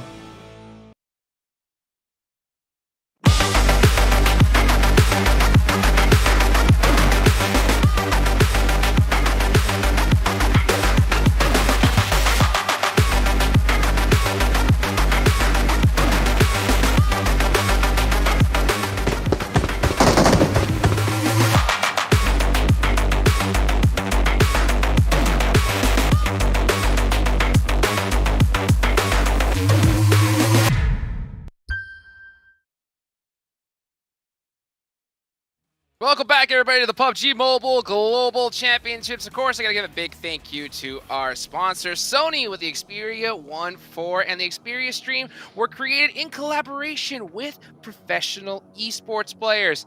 Play PUBG Mobile in 90 Hz with Xperia Stream's total cooling system and multiple ports for intensive gaming and streaming.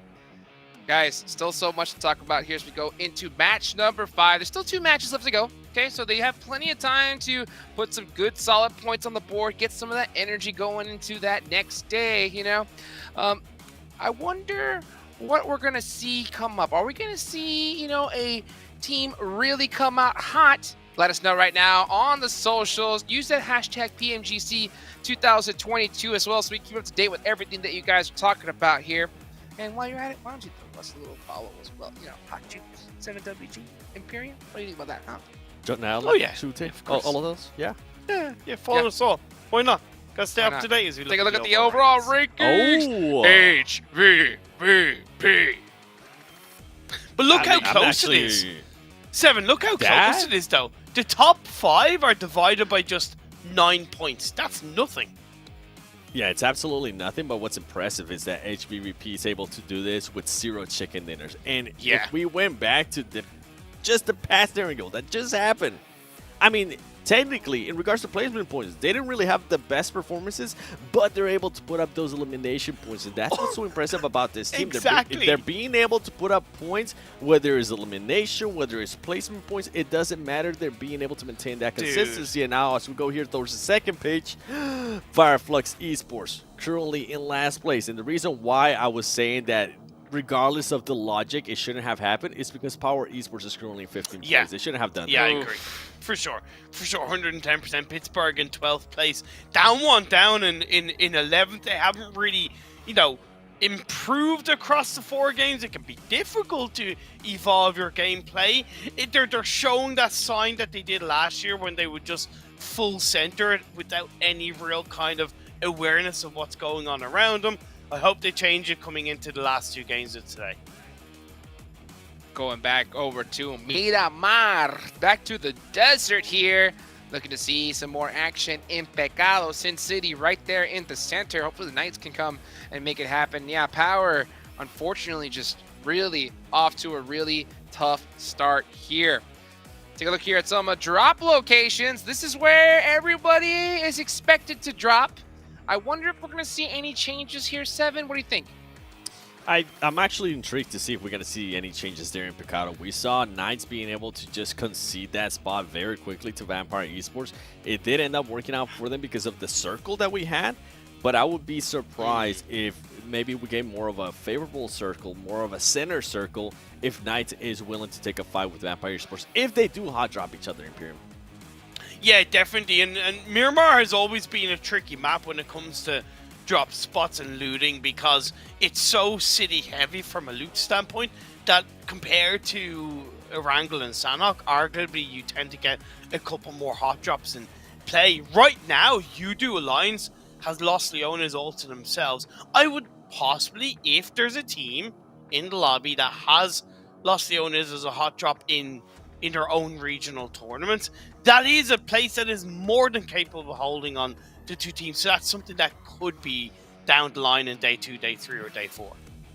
Yes, indeed. Let's take a look here at you guys' teams to watch here in this upcoming Miramar match. Oh, I see the Knights is on both of y'all's picks here. Why the Knights? Just because of what we saw. I mean, Coops being able to wake up, Coops being able to get those eliminations, and then the team being able to back him up too. I didn't agree, and when we were watching that game, we didn't agree on the 2-2 split that they did there towards the end. I wish they would have just actually chose to side. But besides Knights, another team that I'm actually going to be looking at here is going to be Power Esports. This team, they really haven't performed that well, 15th place, but the previous Miramar, they were actually able to put up 11 points. So hopefully they're going to be able to take advantage of Miramar here once again and put up some great points up here. And for the opposite side, I put Godlike Stalwart on my teams to watch because the majority of their points have come from Erangel.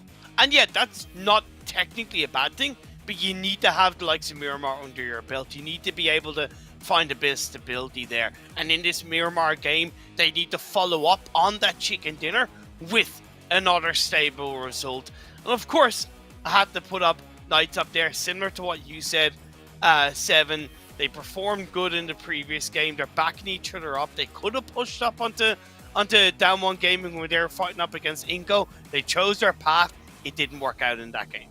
Yeah, so far teams that have won haven't actually performed really well on the match after that. So I will be intrigued to see what Godlike Stalwart's going to be able to do. Yeah, so many different teams to keep an eye out on here. This is the last Miramar of the day. This is the big show, and I think it's about time we get it going. Let's take it on over to our casters.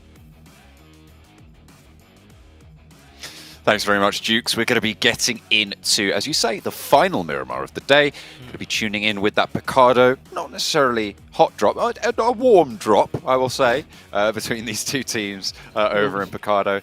Taking a look at a couple of these other squads as well. Where are they going to go? Are there going to be adjustments? Yeah, as far as adjustments goes, I don't think there's going to be too many adjustments because everyone got to loot where they wanted to. That previous Miramar game, it's hard to make adjustments for, in my opinion, because it was such a polar circle, right? It was all the way down to the southwest, so it's not like there's anything that teams should be looking to change up, per se. Potentially not. I think the only adjustment might be Vampire and the Pittsburgh Knights, but even then, they were perfectly happy to both loot the area. Pittsburgh Knights then just disengaged from it, right? And there was no real conflict. Yeah, I think both teams also had the loot they wanted. They both had the vehicles, right? So we might see that warm drop again. I don't think either team really slowed each other down either. It seemed like the Knights left whenever they wanted to, and Vampire decided to just stay around and loot a bit longer. So we'll see what happens this time around. I think the more deciding factor for this Miramar game is just simply where is the circle going to be, and also the plane path as well. Hopefully God, like Stalwart can carry momentum forwards into this game as well, because their last Miramar pretty drastic in terms of the upheaval that it could have caused. Look at that, that's focus coming through in the middle. Oh dear. Look at a little bit laid back over on Vampire, seemingly happy with their last game. Obviously that double kill down the hill from Schweppes was pretty chunky. Those 2 points were, in a way, gifted to them. I think it was as they were driving down, right? They took a lot of bullet damage from the other squad. By the time they got down to Schweppes just pumped that car with 1 DBS shot, and it just blew up instantly. And we're looking at the playing path here. This is not a very good playing path for these That's players. a deep cut on the south, right? Going from Ladriera down to Puerto Paraíso, and it's not going to be pleasant, especially for, I think it was Alpha 7 who dropped in Torre Hamada, Tierra Bronca on the split. HVVP might struggle as well. Depends where the circle goes, though. Yeah, I think everyone does have some sort of backup in mind for when the plane path does come down this way all the way down to south. You see Alpha 7 already jumping out very early, stretching to the northwestern side. They might actually go loot ruins in the trailer park area, seeming from the trajectory they're going towards. Damwon sticking true to their Valdemar on the southwest. Everyone else stretching out to the north. We might see some engagements very early on, just by the means of rotations and fighting for these vehicles off drop. Like Ketch is going to crack on with a party bus. For Fireflux, fairly central, you can see him just to the southwest of Picardo. Team's still in their parachutes though. Vampire looking to drop in towards Picardo. Looks like we will see the drop, both of these teams close by. Don't imagine we'll see too much, but the circle just came on the screen at the end there. It does go northeast, so it allows teams to move up a little bit further north if they want to. Vampire on the aggression this time. First time around, Knights got the north side, Vampire stuck to their south side. This time around, Vampire is dropping even deeper into the north, not dropping into the casino or that high-rise building. So Vampire looking for a fight, or probably to just claim this spot as their own for the rest of the tournament. Pittsburgh Knights looking to pick up some weapons. Spec only with the Winnie there. Might have another one on the back, but it's actually Coops to find the first. And what? Hang on a minute. Wait. That's not a Vampire player. What? Okay. Well, Coops gonna kick it off well. Why? How did Coops even spot? Okay.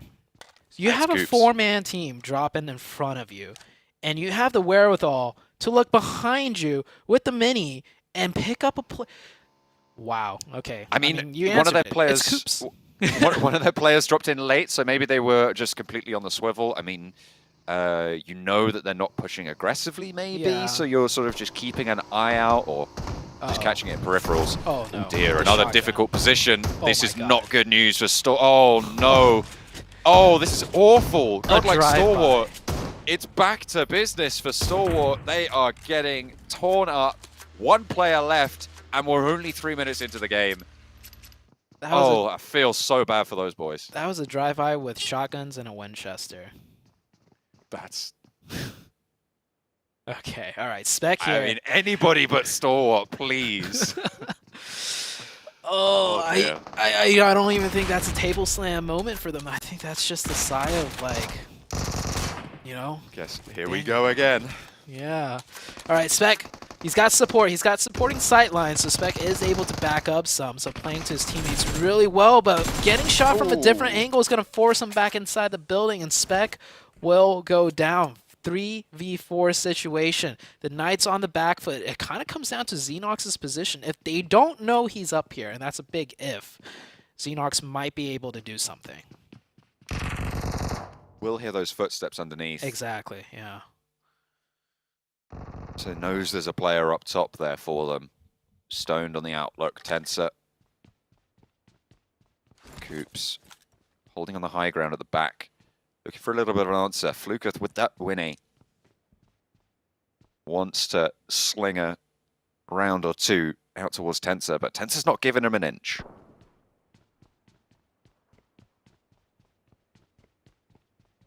Slowing down a little bit here. It looks like Vampire, with that advantage, it looks like they're going to spread out a little bit to find an angle. I think they're mainly trying to deal with Xenox. I think they know he's up here.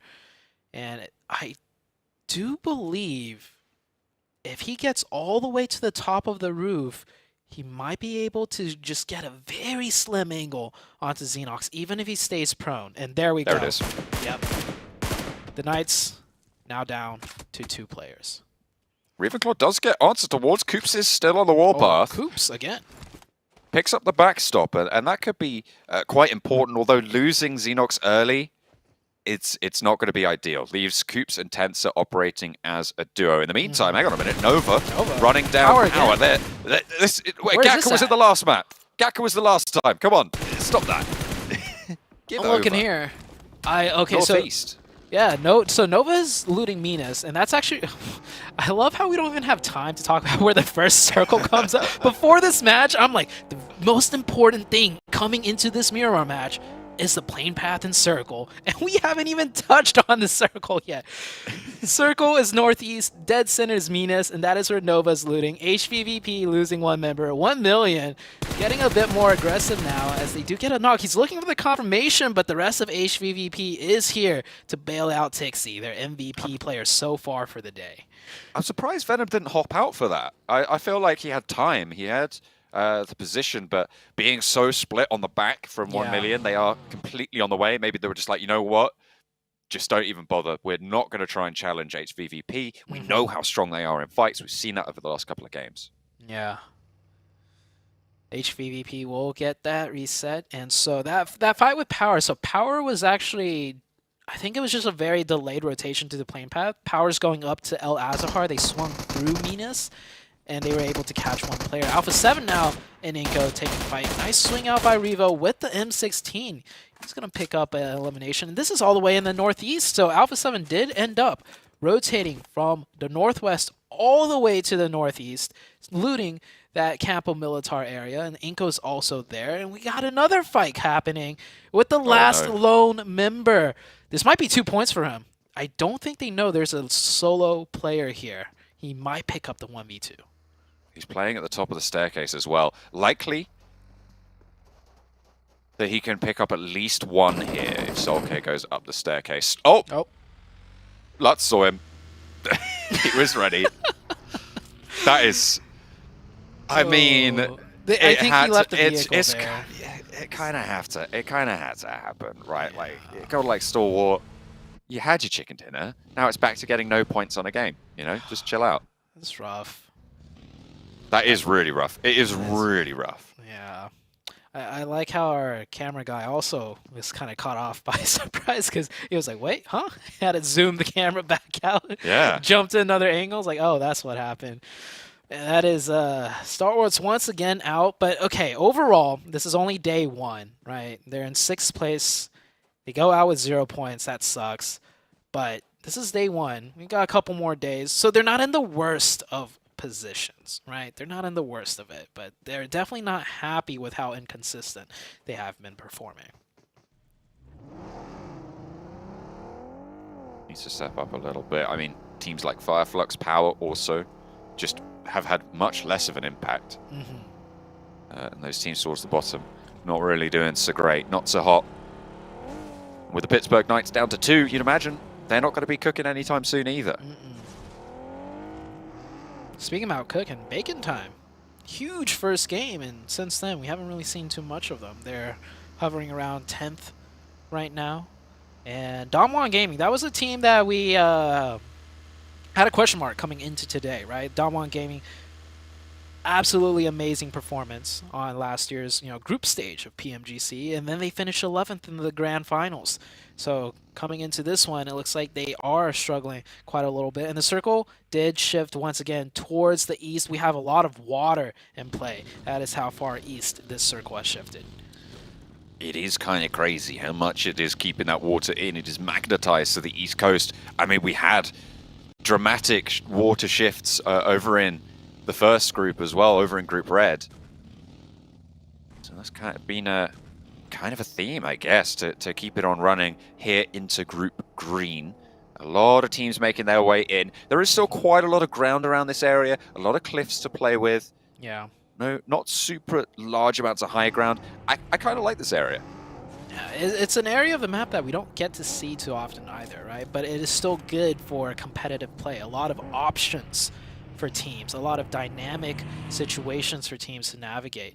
So we'll soon see how these teams decide to play it out as USG rotates right into the position of Inko. And I don't know if this is going to be a full committed fight or maybe just a little peek here and there, but seems like it is going to be a fight indeed. They have the nades already primed as well, John.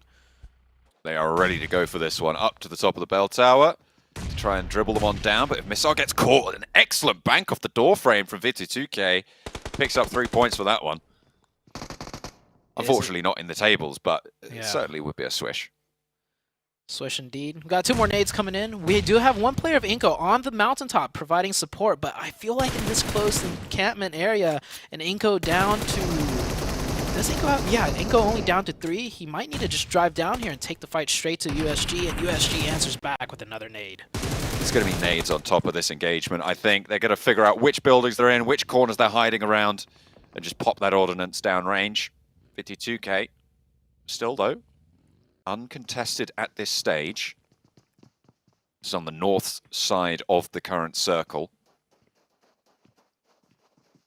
We'll close in just a little bit. Vito2K gets information, sees the player pushing close. Yeah. Missile's like, someone naded me, okay? Somebody naded me, and it's not the guy in the church. There's someone still here. They're looking for him. But it looks like Ninibete has problems of his own as he retreats from the fight and runs into a power member. It's a 1v3 pretty much for him here. And he gets tagged in the back by a different team completely. Look at where this circle is going. Ninibete down to 1 HP. Not looking good on the low ground as well. Not much he could do here. He might just want to lay low. And there we go. The support fire from the other team of Evos actually gets the knock. Keeps him alive, actually has the medkit as well, so can get back to full HP. A nice little turn of events for Nenebete, up and over the ridge. Looks for the flush, looks for the spray, and it's good. That is bold, but it needs to happen. When you're down to 2 like that, it's just a good trade. You take that point where you can get it, you know you're not going to get too much further. VT2K might have an impact on this fight as well.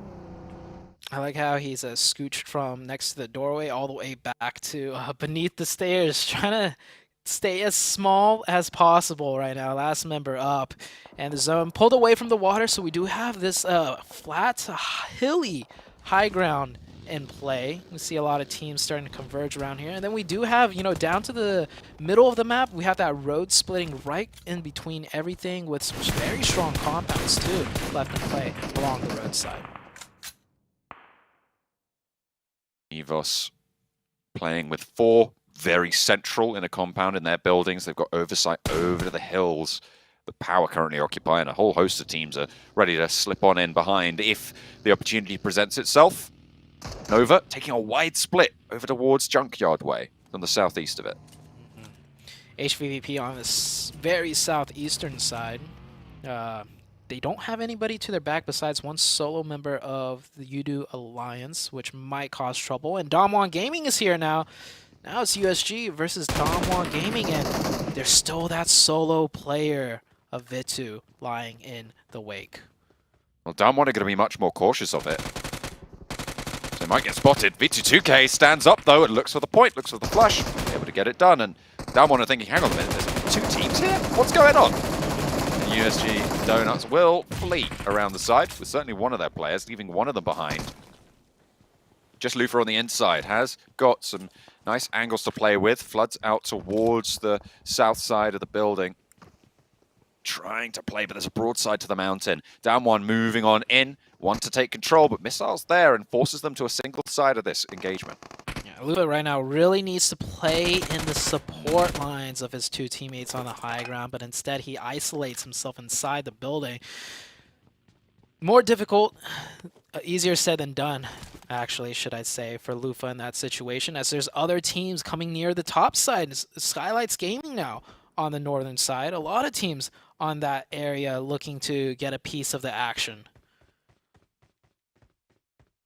Seems like Tixie knows something's up, but doesn't realize just how close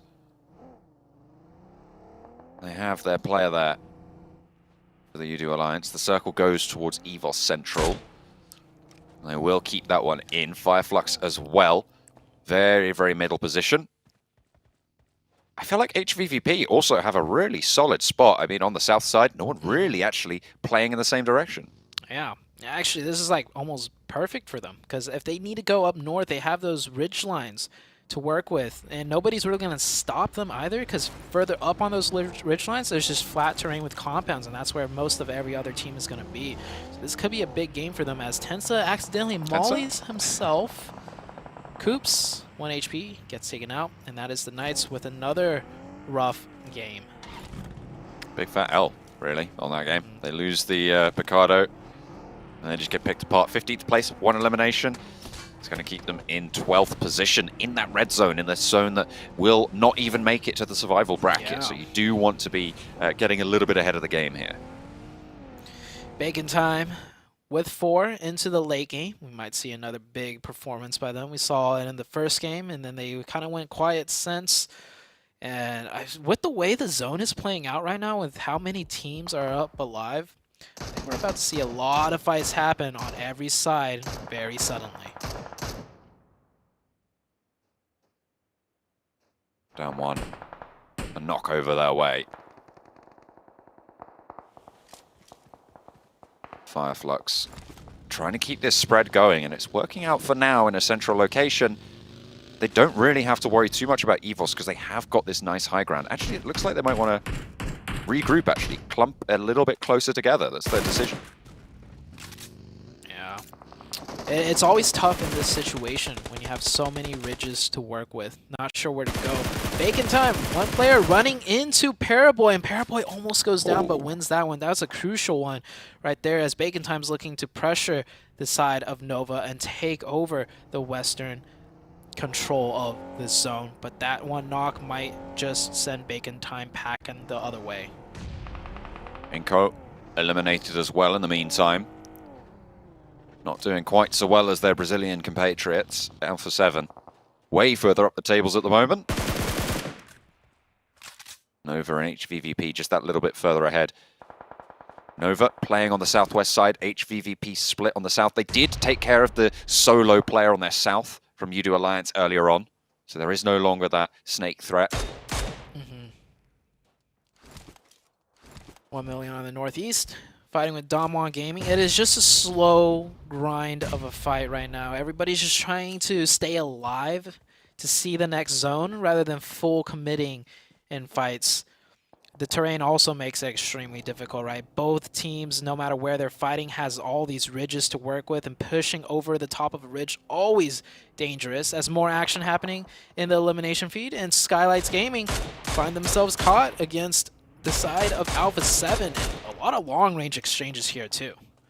UDO Alliance taking shots from 1 million on the northeast side. Down 1, already taking a knock. That north edge looking a little bit hot right now, pretty spicy.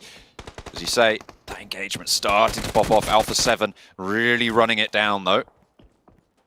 And will be dogged in their pursuit of these eliminations. 2 already found in the shack. They've managed to corner Boro for Skylights Gaming.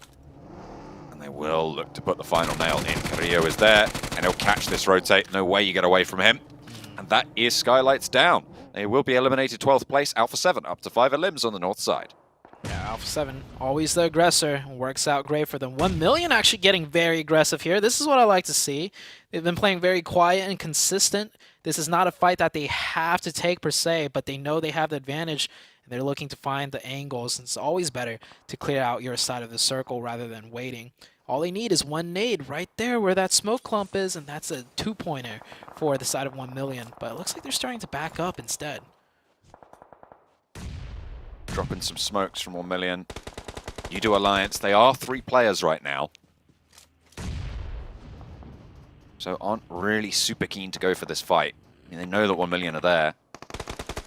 Better moving in as the backstop. Redface, lone player for EVOS, going to hold off 1. And actually the entrance is blocked by the vehicle. They have to go for a second. Looks for 2. Can't quite line up for the 3rd. It looked close, but EVOS lose their outpost. Unfortunately, though, for down 1, They've taken a hefty hit over in their compound, and look at this backup coming on through. Perfect timing. Can they keep that crash going? But in the meantime, Fireflux a little bit further to the west, suppressing lines, going down to the vehicle explosion. SKF doesn't even turn his attention that way, and EVOS roll on through. It's going to work out against down 1. We're now down to 1. That was a good response by EVOS. Maybe if they were just a little bit more ready for a potential crash on their isolated player, they could have came over and helped quicker and keep all 4 up, so they will lose 1 because of that.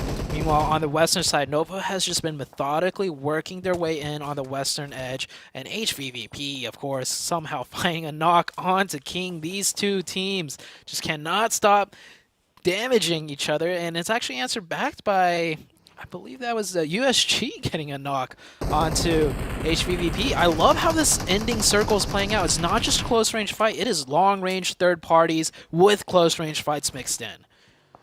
Jimmy getting pressured by Vampire, who have been playing really consistent. This ball on the southwest side finally getting cut out in the open, and it's Fireflux to play spoiler. That AEG does so much damage at the mid-range. Really nice blinking coming through. Tap fire is good. Lutz lights it up. And the fire burns down on the wick of Nova. Yeah, Nova realized they were in a tough spot and took a gamble to rotate, but 2 players did not make it. Order is the last one up, though. If there's any solo player out of Nova that usually is able to utilize and maximize points as a solo, it is Order. I have seen Order do great things in the PEL as the last man remaining. So we'll see how this one plays out as the next zone about to shift on out. HVVP still playing as a unit on the south side. I think they've got all 4 of them alive, if not mistaken. They might be down to 3, but on that south side, they're still going to be playing from a solid compound. It centers very, very accurately. It is a full donut on this shrink. So we have Alpha 7 on the north side, who's got to make the next big move, I think. They could stay on this ridge line, but knowing Alpha 7, they're going to look for an opening, and then they're going to push off of it. Donmont Gaming Forest might be in a good spot to spoil if something happens, that it's a very obscure shack just sitting there. Might not even be cleared out, as Fireflux finally, finding themselves in the late game in a good position with 4. This might be able to bring them back into the game, especially seeing as how they don't want to be eliminated from this stage. Yeah, I mean, this team from Turkey kind of lackluster so far, but it is only day 1. We have seen the tides turn back over in Group Red. It really can change on a dime. Day 1 to day 2 was a dramatic difference. So for the teams at the bottom, they're hoping that it's going to be very, very different for them.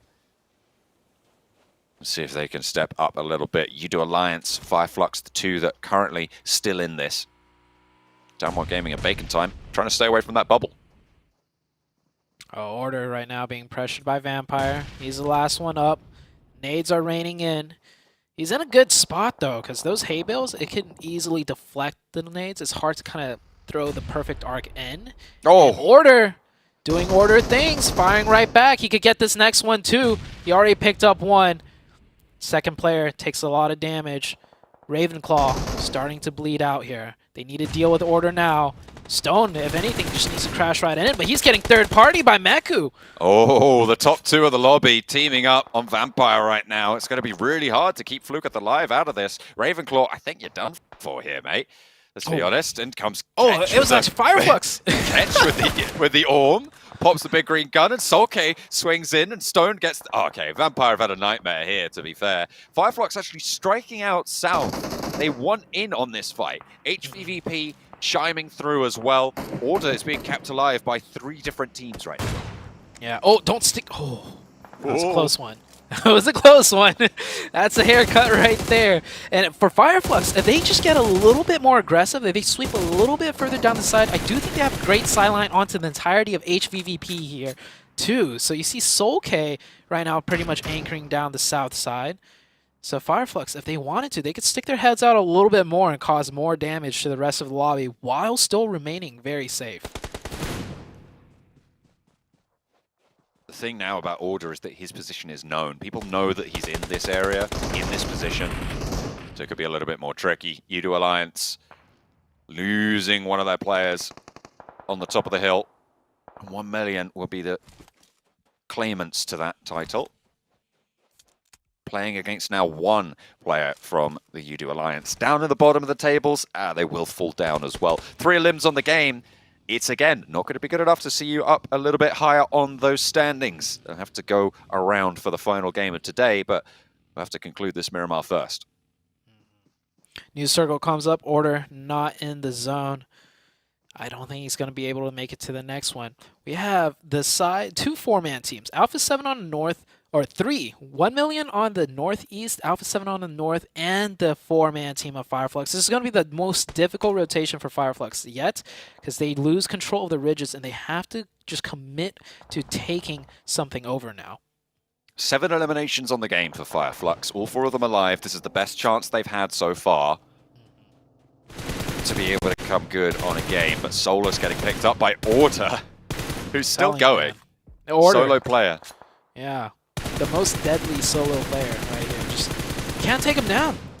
It's going to blow up that buggy. Maybe get the confirmation here. Look Smokes at go the down. arrows.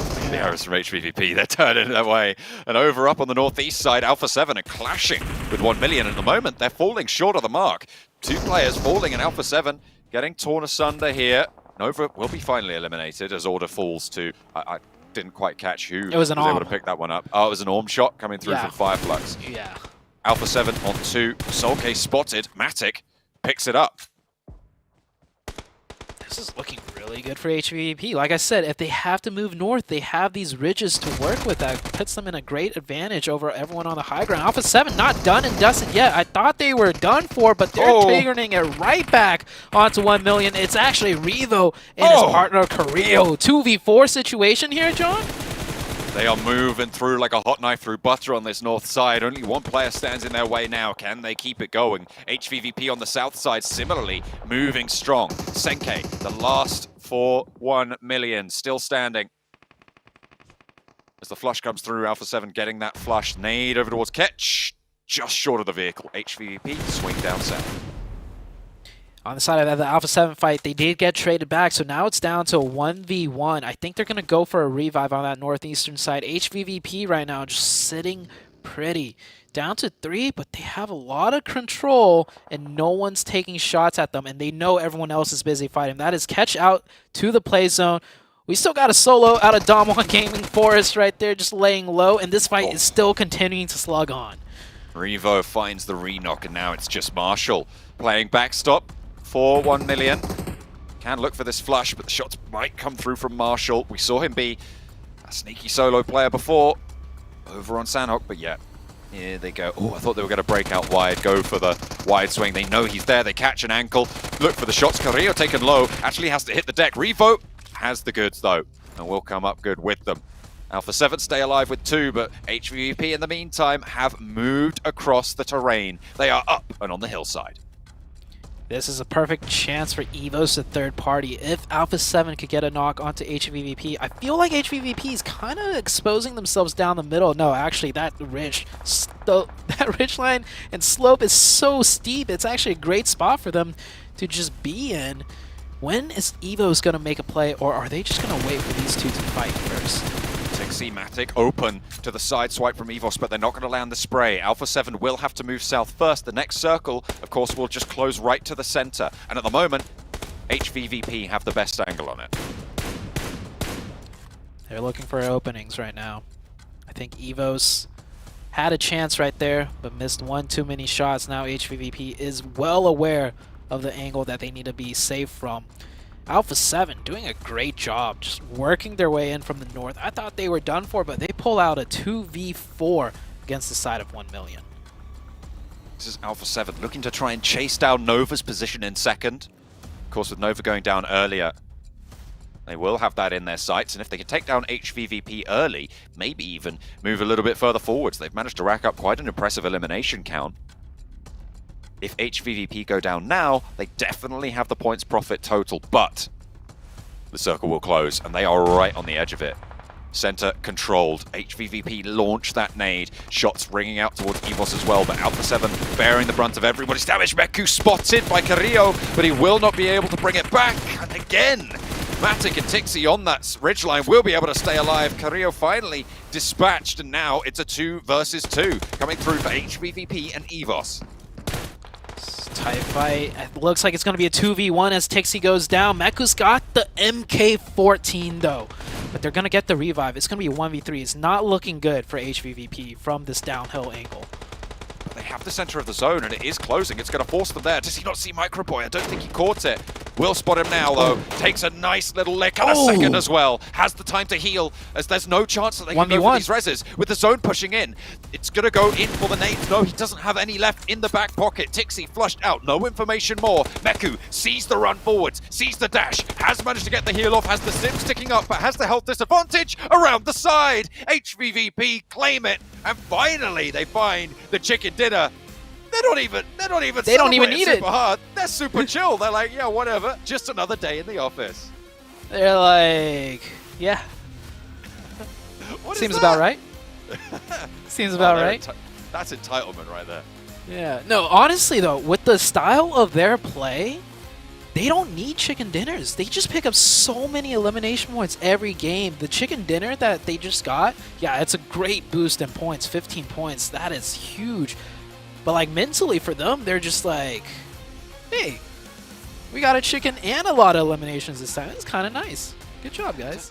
I don't think they got as many as maybe they're used to there. I mean, yeah, you can add those up quickly. What's that? 7 eliminations on a chicken dinner. Yeah, that's probably their lowest amount. Yeah, exactly, right? I mean, they're trading off those points, right? Yeah, that's why they're just like, okay, good job, guys. I mean, you usually get more eliminations, but... I mean, I guess that works, right? So you get points somehow. It's going to be good. But Meku able to take I think it was a 1 versus 2 towards the end there. Yeah, it was a 1 versus 2. They never were able to get that revive due to the play zone closing in, and man, that MK14 shot just so precise. That headshot, and oh man, HVVP. It's way too early to say, but I'm gonna say they're gonna make top 3. And I want to see them do this in the grand finals. Hopefully it's not a Jinx, but great game out of them. Absolutely. From that south side, they just marched forwards and forwards. They never stopped. They put so much pressure on everybody else, forced them into the arena of gladiatorial combat, and gave them the thumbs down at the end. It's HVVP to take the chicken.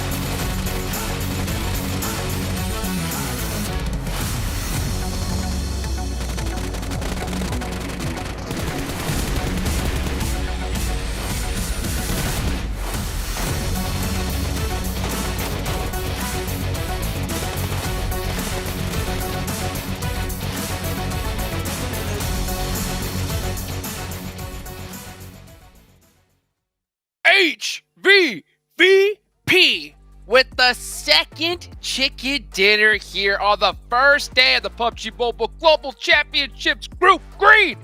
22 total points. These guys were already in first place. Man, have they put a nice lead ahead of themselves. Yeah, they're definitely going to put a nice lead ahead of them with Nova, because Nova ended up with just 6 points. Them being able to put up 22 points. By the way, with only 2 players, that's what's so impressive, and that's what we've been seeing over and over again out of HVVP today so far. It doesn't matter if it's just 1 player alive. It doesn't matter if it's 2 players alive. It's so hard to actually eliminate them, Imperium.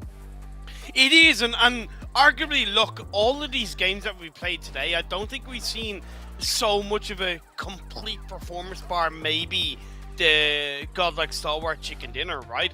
But again, like you said, it's what makes HVVP so dangerous is that even when they're down to a trio, they play as a full squad. Looking at the top performers, though, once again, Microboy with 6 eliminations. His team performed a lot stronger this time around, getting, I believe, 12 eliminations in total on that game alone. They're on the rise, and honestly, I could see them challenging for one of those top 3 spots if they aren't already in that position.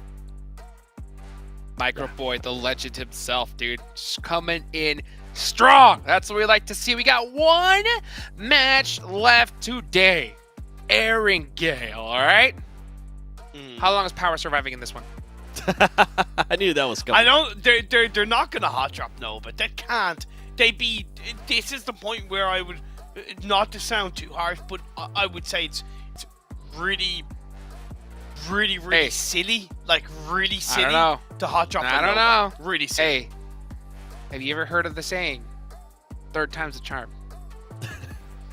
Yeah, but what is that also that saying when you try the same thing over and over again and expect a different Something result? insanity? You know, yeah. So it's a coin toss. It's a coin toss. Let us know what you guys think, of course, by using that hashtag PMGC 2022. You think, hot drop being the previous champions is a good idea or not? It's something I want to hear from you guys. But you know what? With this last Aaron Gale going on, we have seen HVVP dominate so far. They're already starting to get on that point. Even though it's only day 1, right? You don't want a team like them getting a very thick lead going into this year. A lot of these teams need to bounce back. 7, which squad are you really looking at to bounce back here in the final game today? There's so many. I mean, honestly, I know, right? There's so many. I'll give you 3, right? I'll give you 1. Vampire Esports. I feel like this is a team that I've been looking at closely, right? A lot of people expect a lot out of them because of what they did in PMWI. So far, they really haven't shown us some of the stuff that we saw in PMWI. And that was always the big question mark with me with Vampire Esports. Now, when we looked at some of the other teams that don't really need to bounce back, but I would hope they finish the day on an exclamation mark point, it's going to be EVOS. I feel like EVOS has performed so well. I mean, I think they're currently, with the performance, they're definitely within the top 3. And same alongside with HVVPV. They just got the win. I want EVOS to also finish off the day great by getting a win. Like, Indonesia as a region has been extremely strong over the years. And yeah, it would be great for that audience to see EVOS grab a chicken dinner in the first day. I'm not even worried about the audience. I'm worried about the team. I want the team to get a win. That's right.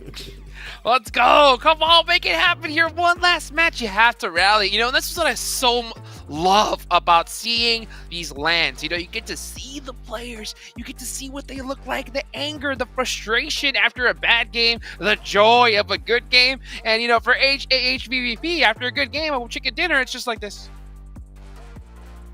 Good job. Yeah. This is how you do it. That's how you get it done. But let's see how EVOS is about to do right here, because we got a great interview with them. Let's go ahead and take it over to Choo Choo. Hi everyone, you guys are back with me, Chucha. I'm here again for you, but this time we have the very tall, handsome, and amazing Microboy, as always, coming up from EVOS. So we do have a couple of questions for him and for EVOS as well. So how do you feel after 5 matches? Out of 10, what would you rate the state of your team right now? Dari 5 pertandingan yang tadi sudah dilakukan, jadi dari 1 sampai 10 kira-kira berapa angka yang mau kamu kasih? Setelah menjalani 5 match tadi, sekarang jadi lebih pede sih untuk ngelawan tim-tim lain, dan rate untuk timku di PMGC ini ya mungkin kita di angka 8 lah. Ya aku bangga juga dengan anak-anak timku. Semoga harapannya mereka bisa tetap konsisten dan kita bisa lolos PMGC di tahun ini. After having the 5 matches, so we are getting more confident, and together with everyone in the team, so now we are getting more confident for the next game, and hopefully we can get better we can be consistent and also can be better for the next matches. Yeah, it kind of shows when it comes to your overall ranking right now, which is quite good if you ask me, and you can just top it off the chart anytime soon.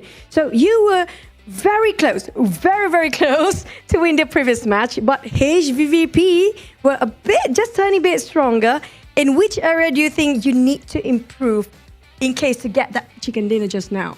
Tadi dari HVVP sepertinya kalian sedikit lagi bisa memenangkan HVVP. Nah, jadi kira-kira apa yang kalian bisa lakukan untuk nanti bisa melakukan lebih baik lagi dan mengalahkan HVVP?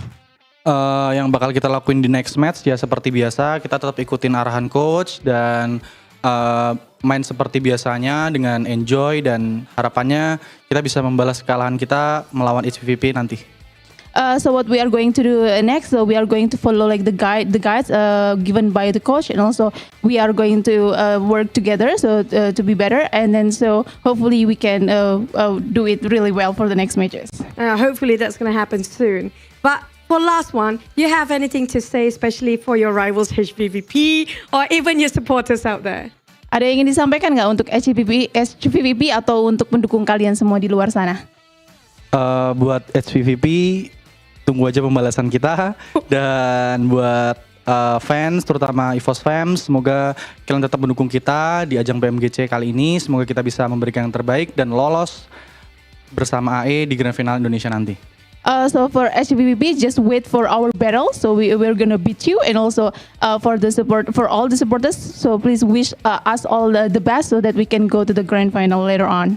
Things get really spicy here right now. But we're gonna toss over back towards the casters and panelists. This is Choo Choo, and also the IGL of EVOS, none other than Microboy. And see you guys in a bit. Casters, keep it rolling and keep it amazing. Bye.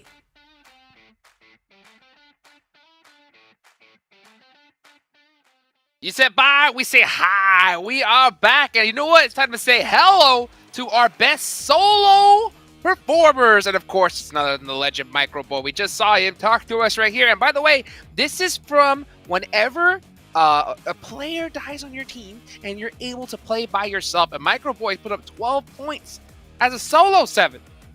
I mean, that's an amazing performance. So far today, we have seen him put up, I think it's over 5 eliminations in 2 matches. That's impressive. Impressive indeed. What else is impressive? You guys following us, hitting that button. It may be a red button that says subscribe, maybe a blue one that says follow. Press it. Let's take a look at the overall rankings. HVVP, man, 71 points here. This is what I thought with EVOs. I kind of, if they weren't already challenging, that they will. They have jumped over Alpha 7 and Nova to go into second place. And I gotta say, and you mentioned at the end of the last game as well, 7, Nova dropped down kind of quite a bit. Yeah, okay, it's definitely manageable, but in terms of what they were doing in the first kind of 2 to 3 games, it's been a bit of a downward trend. Yeah, another team that's kind of dropping as we are going to be going towards the next match. Erangel has been Bacon Time. They were in 11th place, and this is a team that has a chicken dinner, so not where you want to be there for Bacon Time. Maybe they can turn it around here in the Erangel coming up. It's not about how you start, right? It's about how you finish at the end of the day. So you can start with a chicken dinner as we look at the top Erangel performance, but you got to be able to follow it up in some way. What is a massive thing for me to look at is godlike stalwart, guys. Of their total 36 points that they've gotten in today's game so far, 35 of them have come from the Erangel games.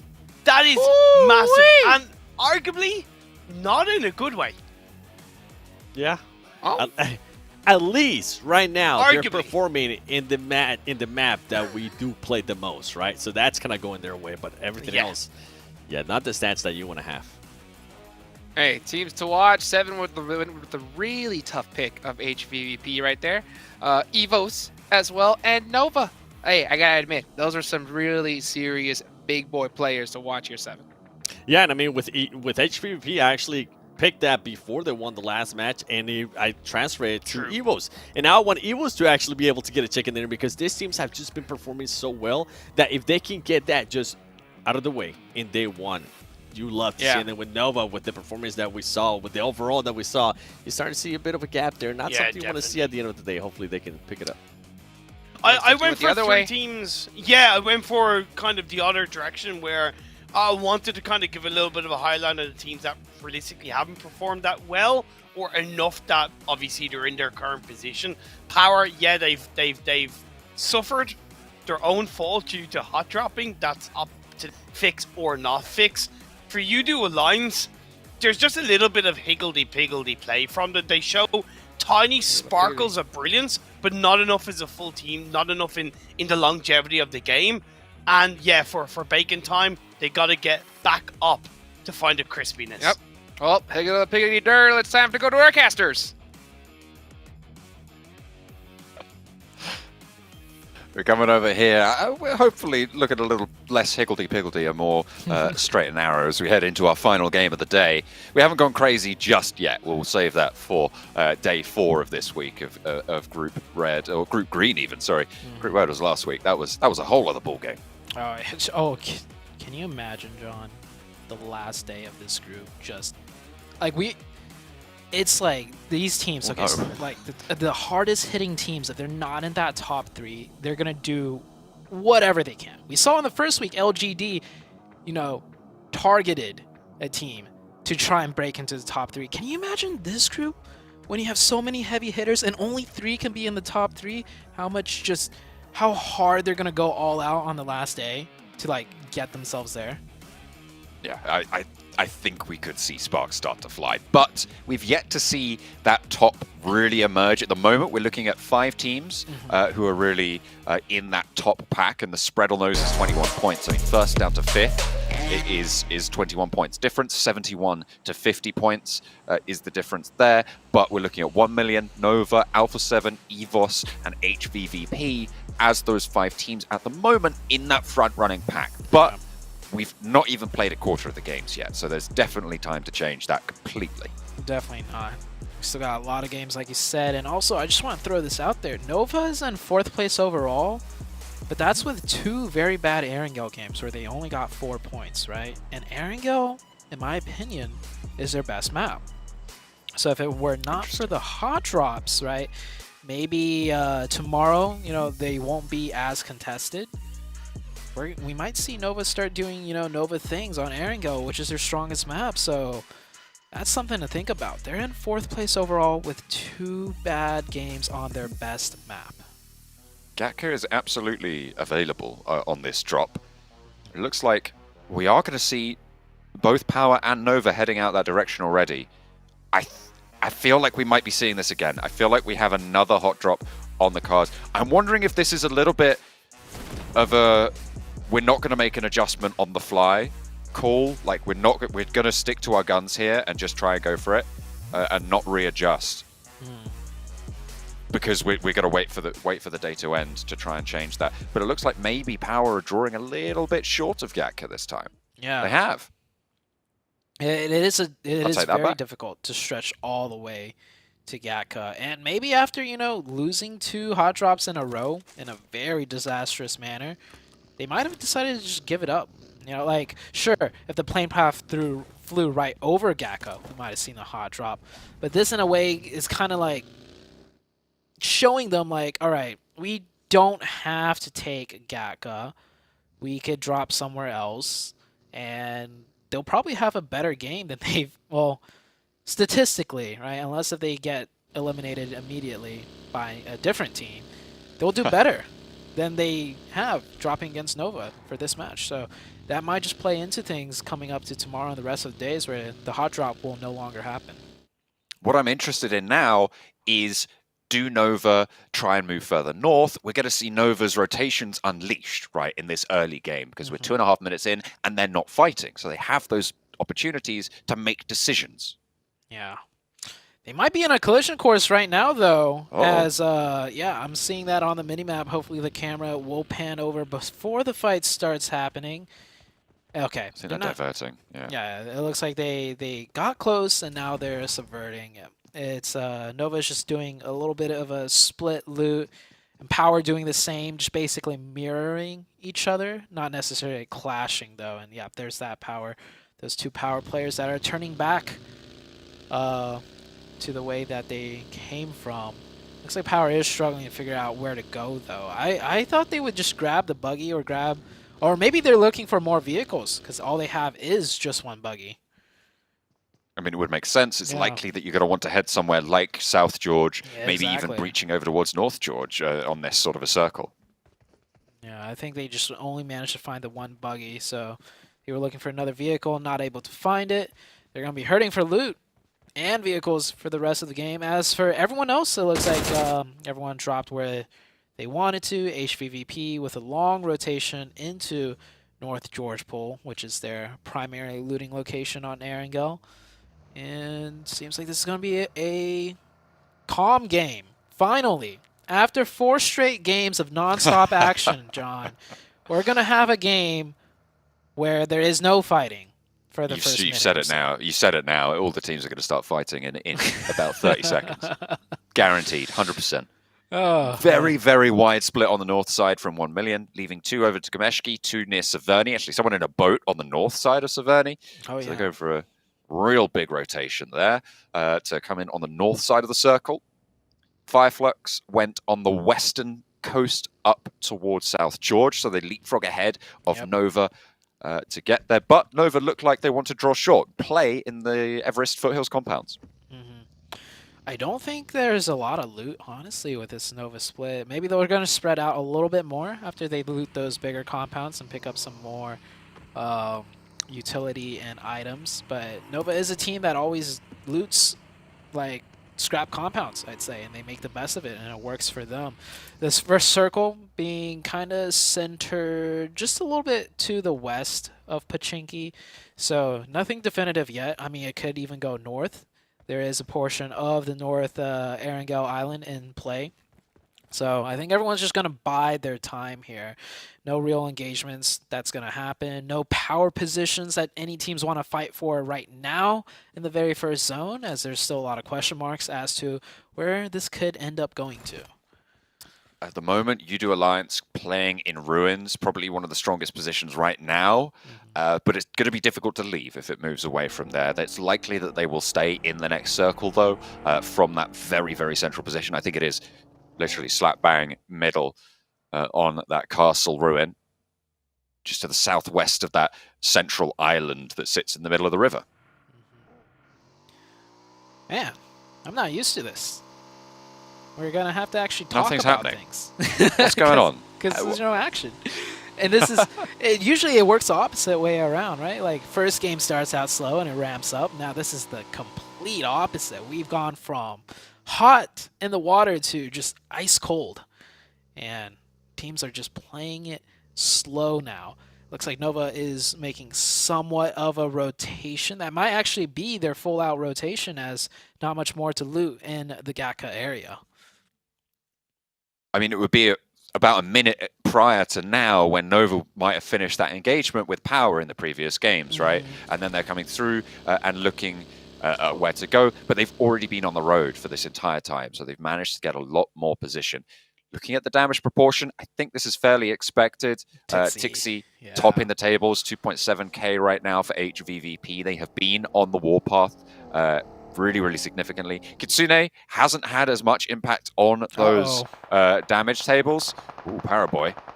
Pause that. It's power once again. Ooh, I mean, that's not good for Paraboy. Will be plowed down there in the fields. And Power, they're going to be able to pick up the point, leaving Nova at 3. And in a very central position, you don't want to be left with only 3 players alive. Yeah, that is very unfortunate for Nova.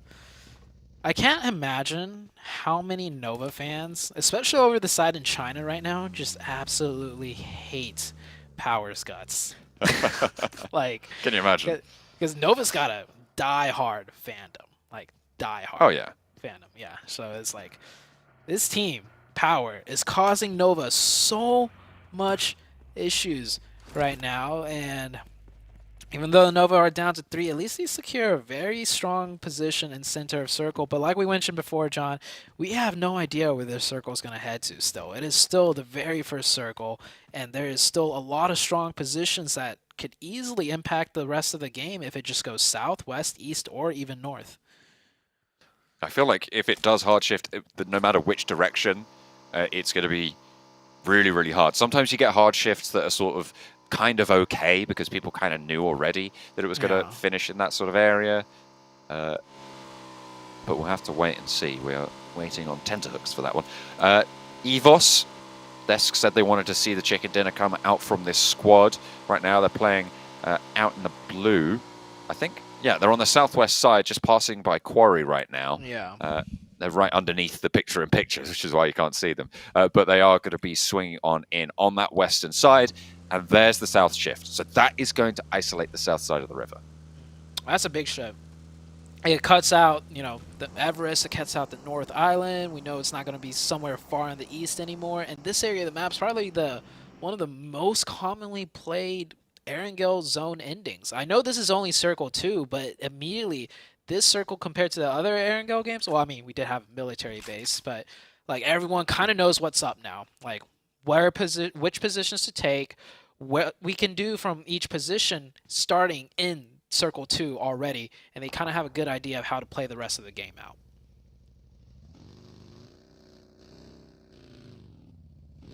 Pittsburgh Knights been having a fairly difficult day so far.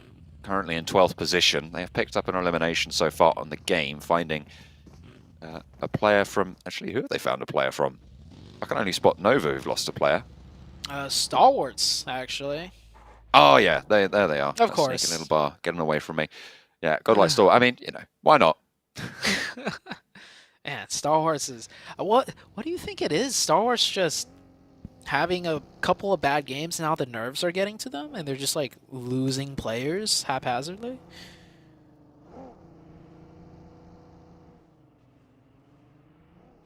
Not entirely sure, but we'll have to double check. U2 Alliance playing on the sunken south side. They've going to have to play with 3, though, after losing Repo Boy on the southwest. HVVP have moved down south. They're playing in the powerful compound in the foothills of Everest on the eastern side of it. Fireflux a little bit further to their west. And 1 Million taken up residency in the top of the ruins.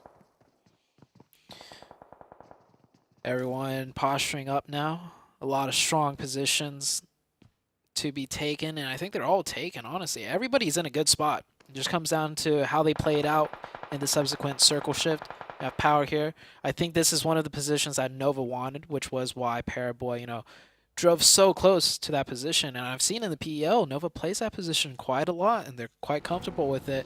They were just a little bit too slow. Alpha 7 coming in from the edge of the map. Same with HVVP on the northwest. So, like, something I'm noticing with HVVP, right? If the circle shifts away from them, they don't go more center. If it shifts in a way where they can move more center, they'll stay on the edge and block out everyone on the backside. That's what they did on Miramar. That's what they did on Miramar. Or, did I say Miramar? That's what they did. You said it, yeah. Oh, okay. Yeah, because they did do that twice on Miramar. I thought of the last game, and so I said Miramar. And Yeah. then I thought of the second game, which was also Miramar, so I said it Yeah, twice. that's true. That's fair. But that is what they do. They don't go more center. Once they're on the edge of zone, they block everyone on the backfill, and then they just work in from the edge. So I think that's exactly what they're going to do for this zone as well. Try and play from the... I mean, it is a very solid compound for the surrounding area that they're playing from. They're going to have excellent oversight onto plenty of players. Skylights going to try and res on up on that central island and move through. Down 1 moving into Vampire, but it is being traded off back and forth. The staircase, brutal, but Stone last to fall. And Down 1 will take them down. 16th place for Vampire. 6th place overall. I mean, 39 points isn't bad on the day. It's going to put them in 6th for now. Teams around them looking to leapfrog, and actually Down 1 probably the worst team to give those eliminations over towards. But they don't really have much of a choice. Very strong, successful hard crash. I think, yeah, it was Down 1 that definitely crashed in as Vampire were on the top of the stairs there. HVVP lose 1 player, and this is the problem, right? They usually always keep their backs clear, but this time around, they get caught off guard by the Alpha 7. Now they're sandwiched between Inko and Alpha 7. Now this is out of the comfort zone of HVVP. They usually always have the edge of zone, but Alpha 7, another team that's strong on the edge, is going to take that position over HVVP. Likely that they're going to have to leave from this position, though, fairly soon, and HVVP can kind of shelter under the sightlines from Alpha 7. You'd imagine that they're just going to have to go for a straight-up crash if they want to take it down. Over on the northeastern side, the route of egress from the sunken city going to be fraught with danger.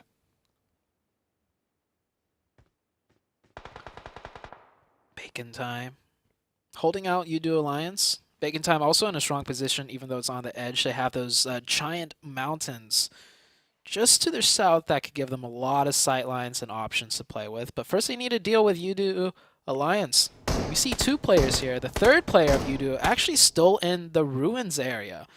So Udo Alliance getting very separated from each other. Not sure what happened there. Maybe the 2 other players can sneak on in, but Bacon Time definitely is quite aware of their positions.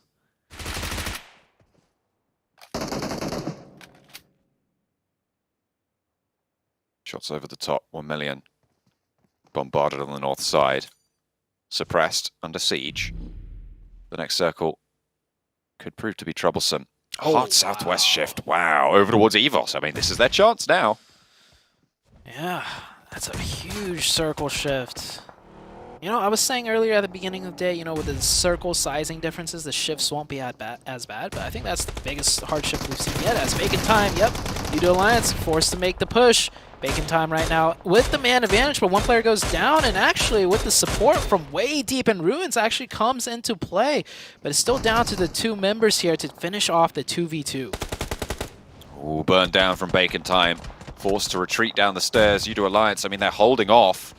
They're doing okay, and actually doing fairly successful now as the tides start to turn. Ice down, player also falling on the ground floor. Another shot, but it's traded off finally, leaving Noise alone for Bacon Time. This is a team that has been quiet since the first game, where they were able to frag out and control the round. Udo Alliance holding them in Sunken. They do have this blue zone right on their doorstep, but the push has to come through. It will sweep in, and Noise falls. Udo Alliance alive with 2, potential to res up to 3. Yeah, this blue zone's really ticking. I think he's just going to have to go. He's going to have to leave that teammate behind because none of them are in zone either.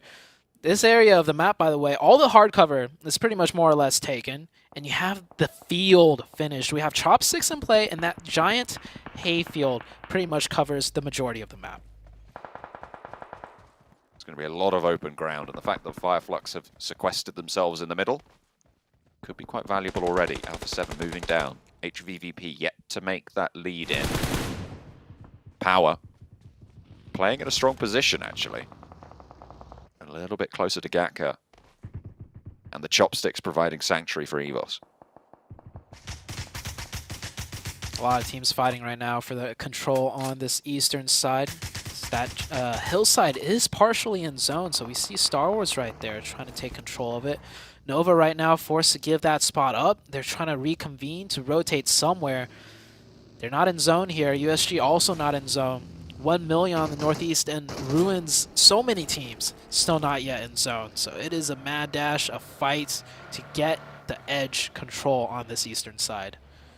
It is really all about that northeastern side right now. The team's already in the fields. They're chilling for a while. Pittsburgh Knights, unlikely that they're going to push super far forwards from this point. At the moment, they're probably going to wait it out just a little bit.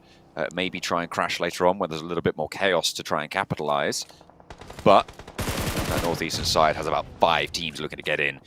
Godlike Stalwart, they lost a player early. Pika falling, and they do not want to close this day out with another bad performance. They've had the one. And the Erangel, as the desk was saying, is 35 of their 36 points. So they do need these. They do need these Erangels to go well for them. So if you're going to not play essentially in 50% of your games, then you're going to have to figure it out. Yeah, 35 of the... That's crazy to think about. Udo Alliance, this blue zone, you can see it here, taking really hard. This player's pretty much full boosted too, and he's not going to be able to make it in. Star Wars Esports on that northern hill. They will manage to take control of it. That's great for them as USG coming in on the lower side on that northeast side. Also finds himself a decent position, opens up with 2 and crashes right on in. Time to clear the circle, pick up those points. I like what USG is doing here. Oh wow, hard south shift as well. Going to move down towards the players already entrenched, meaning everybody now on the north swathe will be caught out in the cold. HVVP start to open up the gas on that north edge. Looking out to play spoiler to everyone over there. Skylights in the meantime, struggling to keep themselves together. They're not even solidly into this next circle. They're all the way out on the northeastern side. They're going to have to figure out how to move yet again if they survive this reign of terror.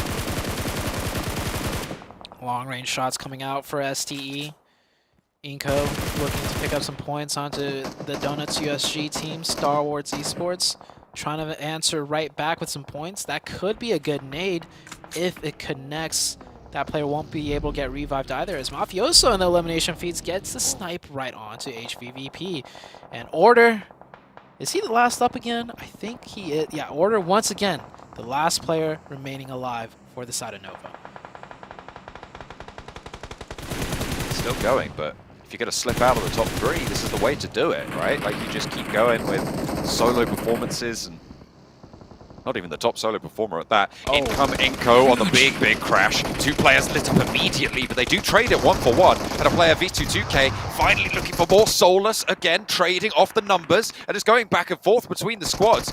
Squash is low, is losing Nenebeti on the forefront, leaves Inko in a 1 versus 2 right now. Solke and Lutz trying to hold it together. Squash puts the bullet through the window, but needs to try and force the heal. There's a wide flank coming through, should be on the broadside, but just gets back to cover. They're picking up these flushes in the meantime, and Lutz playing from the inside leaves them alone. Squash still trying to pop this med kit, trying to get himself back in the fight. Lutz lets him get past the window, floods all the way around the side. Now still in this 2 versus 1, as another player looking to get flushed, trades around, but finally put to the juicer. Squash eliminated. Fireflux stay up as 4, but they need these reses fast.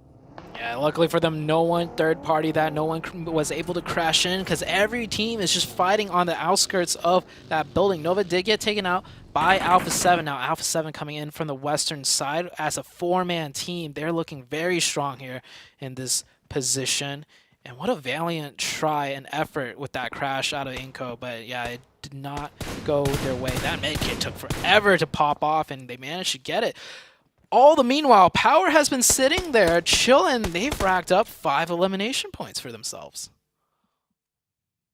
Managed to pick up some point. I mean, launching themselves off the bottom of the tables is really quite tight at that pack. So good news for them. HVVP down to 2 on the northern side. Meku, Tixi, heavy hitters for the squad. We've seen how impactful they can be. They are in this next zone, but they have a lot of field to cover here. 4 limbs, and Evos not going to want this one to get away from them. Their chance at the chicken dinner. Oh, the Knights are still alive too on the south side. They're still pushing him. You know, they've been biding their time. They've been chilling. Yeah. Oh, they got the chopsticks too. The end of the chopsticks in zone. That's actually a very good position given how small the circle is. Luckily for the side of HVVP, they also get the edge of zones, shifting right up north to them. Now, Alpha 7, I do imagine they're going to end up taking a fight if they could get the opening onto. Yep, and just as I say it, Fireflux, they get an opening onto them. Is the push coming out now? M24 in the hands of Mafioso, looking to take a couple helmets. Maybe a little bit more than that if he's lucky. Fireflux playing central on the area. Still as 4, but taking a little bit of damage. We'll be able to res back up. Staying alive for now. Donuts USG. We'll have to leapfrog forwards. They have got that forward outposts in Noato.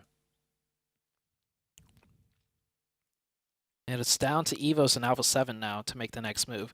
We did see Alpha 7 looking and eyeing the very top northern edge of zone.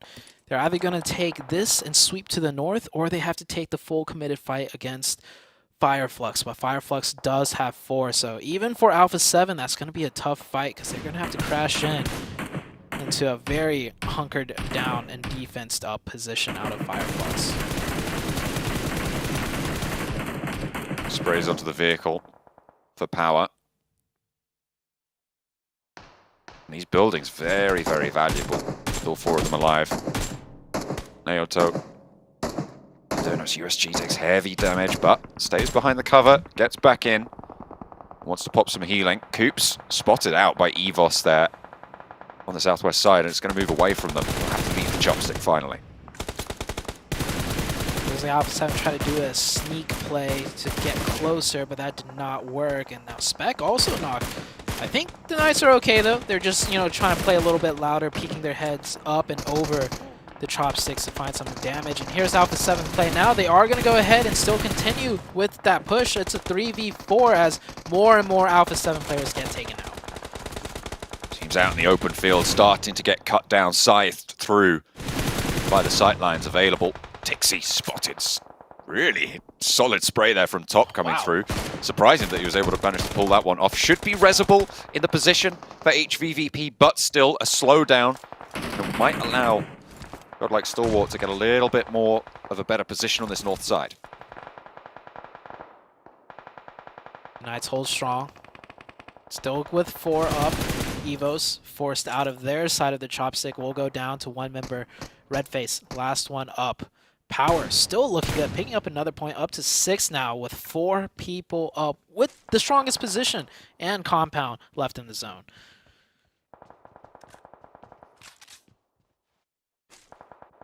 Power on the southeast side trying to bring it back. We talked about how Fireflux are doing really well on their elimination count. Maybe Power are going to be able to pick this one up. There's 6 elims already as well. Towards the bottom of the tables, it would be a really good result to catapult up those standings at the end of day 1. Donuts USG spotted out by Tixie. They did get back up to 2 on the north side, but have to move. They could maybe prone their way in. I think the grass is already rendered for the side of Power, so they won't be able to see clearly if the side of HVVP try to prone in, but Power is sitting so comfortable. They could watch every which direction they want to with no pressure, so they might spot something out. As USG finally losing the zone behind this tree, they're going to try and do a smoke path and run their way in, but yeah, Fireflux now taking shots at those smokes. 1 player goes down. Lufa last up.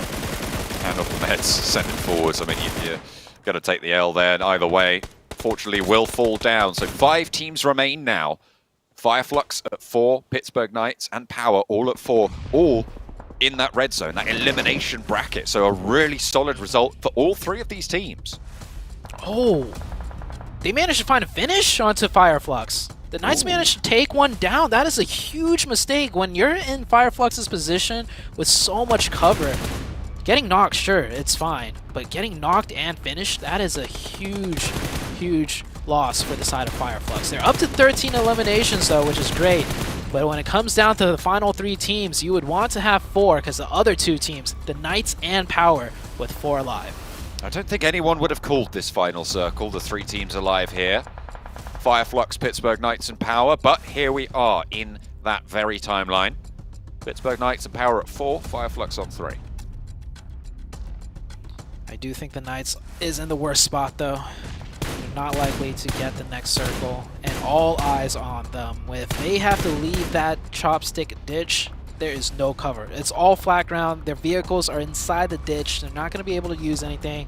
They could drop a wall of smokes, but that is just going to insinuate Power to spam smoke so extremely hard. I don't think the Knights can manage to make it out of this one, not as a full squad at least. Looming that smoke. They do still have that edge to play the cover. The backlines of Power will have to move potentially a little bit faster on this next circle. So might be a little bit of an issue for their sight lines, but they do have those buildings to move towards. Good zone for Power here. Majority control. Fireflux will have to move out of cover. They do have like maybe a few ridges just close to them, but easily in nade range, especially with that watchtower position that one of the Power member has. This is the game for Power. If they lose this, I would have to say it's because it was a throw. And Coops, if anyone can get an opening, it would be Coops. Is the Knights going to make a move off that? They kind of have to. Zone is starting to close. Kante has the sight line. Swapping the weapons back and forth. Can't quite decide what he wants to go for. M4 is the selection in the end. Spots Xenox, move up and hit the deck behind the buggy, jumps into the vehicle. Oh, clipping the roof there with the bullets is really going to hamper them. Not able to land the shots over towards Fireflux either, and Power's position is slipping just that little bit. That crate that could be moved forward to by the Pittsburgh Knights could be very, very valuable. They're out in the open now. Spec hits the deck. What's the drop shot? But Solus is on the ball for Fireflux. And again, in the watchtower, Power rain down bullets. And it looked like it was a little bit ropey for a while, but now they're starting to put the pieces together. The puzzle is taking shape, and the Power is starting to turn up to 11 here. All 4 of them still alive. They will wipe out the Pittsburgh Knights with 5 eliminations, and Fireflux now have the full attention of Power. Oh, the nade's raining in. It's getting close. We got 2 more people pushing up. Another nade hit. It is all but said and done. They will get the revive, but I think this is it. Power will end up taking this game. Catch the last standing for the squad. A fearsome player in his own right will be able to find one, but position is now known and a sliver of HP is there. Last shots land, and it's Power to end the day with a chicken dinner. Wow. Just wow. You don't take a hot drop with Nova and you end up getting a chicken dinner. Look at that. What a drastic difference in performance for the Power team on Erangel. No hot drop, no going out first, and you end up getting the chicken now, albeit they got so heavily zone blessed. They made 1 rotation, and that's where the zone ended. All the way through, it just kept closing and closing on that compound, which, by the way, is such a strong compound. And with the way the zone played out, they had full control of every single team. No pressure on them whatsoever. So great win for them, and I'm glad they took the win because I don't think any team is going to get that lucky again. So hopefully they'll take this and run with it and manage to bring themselves out of the bottom rankings. They got a whole host of eliminations to go with it. I mean, look at that. What's that? Like 15 elims, something like that? Yeah, 15 will be the total for them on that chicken dinner. So they're able to get 30 points on the game, and that is massive. I mean, currently, I think the bubble sits at around 30 points on the overall standings. So the fact that you're able to, with one game, put yourself towards that line, if not over it, I imagine they are over it now after that, is really, really solid. Yeah, great game out of Power. We've seen teams like that get zone blessed and they, mess up somehow. So they at least executed that well. Good game for the Knights too. Not an easy one, but they managed to, show signs of life on the last one. HVVP, this is probably their worst game, but still picked up points. Yeah, doing quite a lot of work there. Power obviously getting massive points on board. Fireflux as well, with huge elimination count in the bottom spots. It seemed like it was the bottom of the tables to close out the day for us in style, with Power taking the chicken dinner.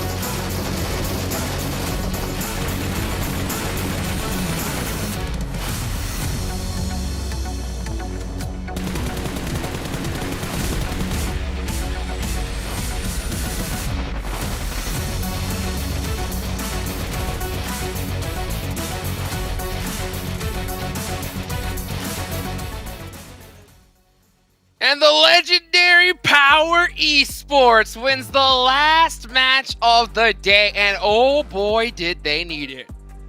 Damn, it's amazing what happens when you don't hot drop a Nova, right? They did what you wanted in the second Erangel game. They learned from their mistakes. They dropped a little bit further south. Yes, they got a decent bit of circle luck. We have to admit that. But even when they had that compound, they were popping shots in all directions, and they had, I think, up until phase 5, 5 or 6 eliminations, so showed they were proactive at least. That's that right there. What you just mentioned is what we love to see out of these teams, right? For them to be able to finish off with 15 eliminations, 30 points total, that is so massive for this team, considering that before this game, I think they were in 15th place or somewhere along there. And then for players to watch, I mean, HVVP has just been doing work. Tixie, we saw what he was able to do in some of those matches. And Magic too. I mean, you were talking about it, Imperium, when we were watching the matches. Man, HVVP, they didn't stop, right? They didn't stop. We had multiple games where it took multiple teams to take them out. John mentioned it, Zute mentioned it, we've all said it. They are absolutely enormous today. Tixie has slayed.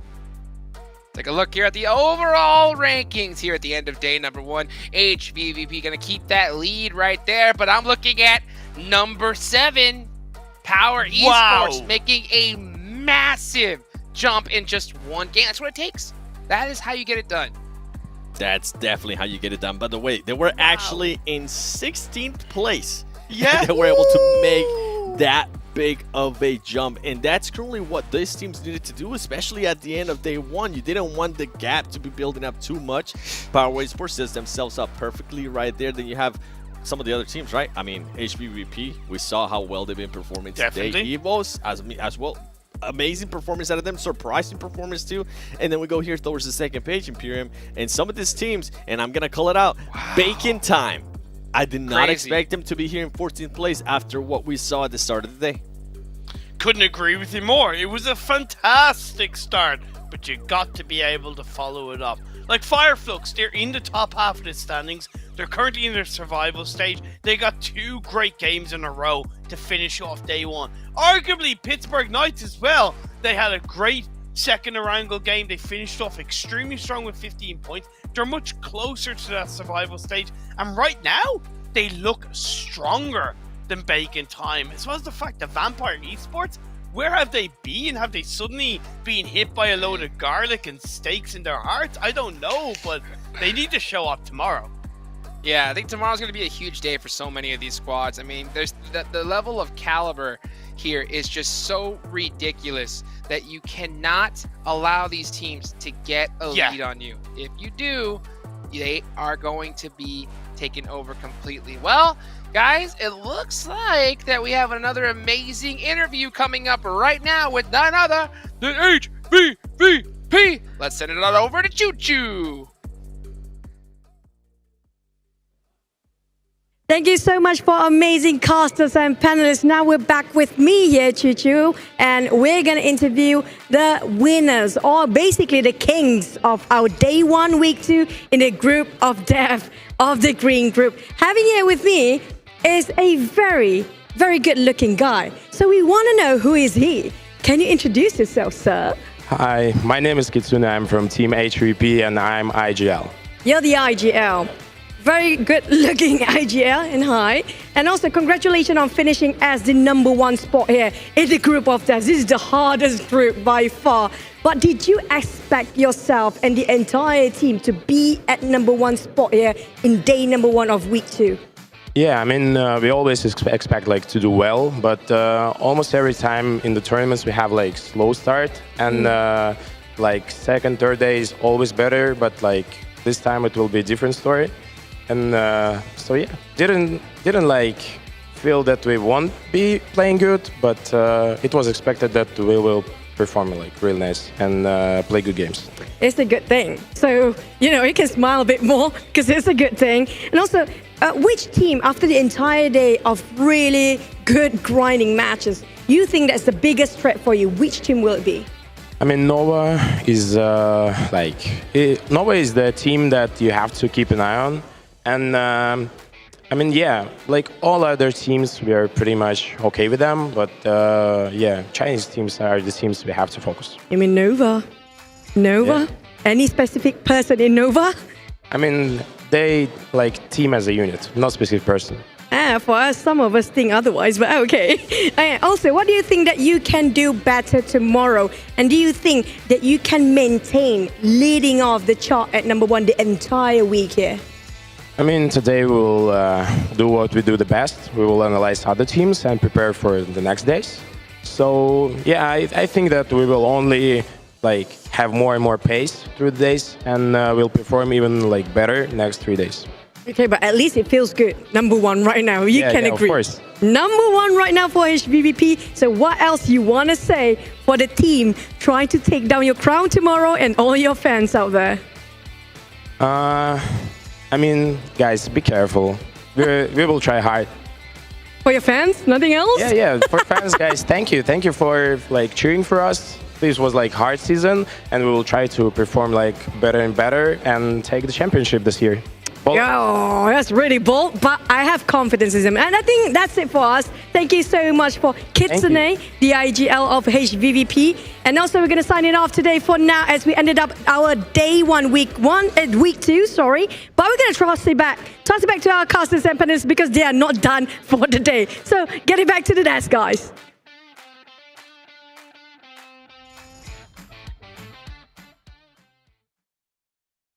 handsome IGL indeed right there. Great interview. Good to see the legendary Kitsune and hear that voice of his, you know, and man, they have to be so hyped after leading here today in day number 1. The always problem though is when you lead on the first day, that does put a heck of a target on your back. Get that right, Seven?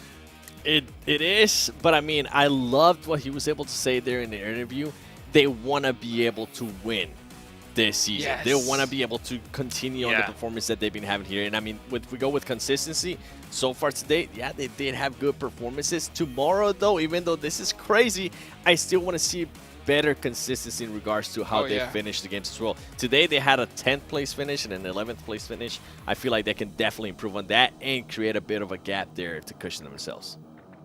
And even just the factors around kind of losing a player early on is something that they can look to clean up. And even Kitsune himself said like they'll do what they do best, which is analyze the other teams coming into tomorrow. It's such an important factor when you're going from day to day of this kind of caliber of tournament. You got to watch what the other teams did on that day and learn from it. Gotta learn from it. Hopefully they'll come stronger tomorrow. Everybody, again, I'm Hot Jukes here with 7WG. None other than the Imperium himself here on the desk. Thank you guys so much for watching. This is the PUBG Mobile Global Championships. Mark your calendars, tell your friends, and we will see you guys tomorrow.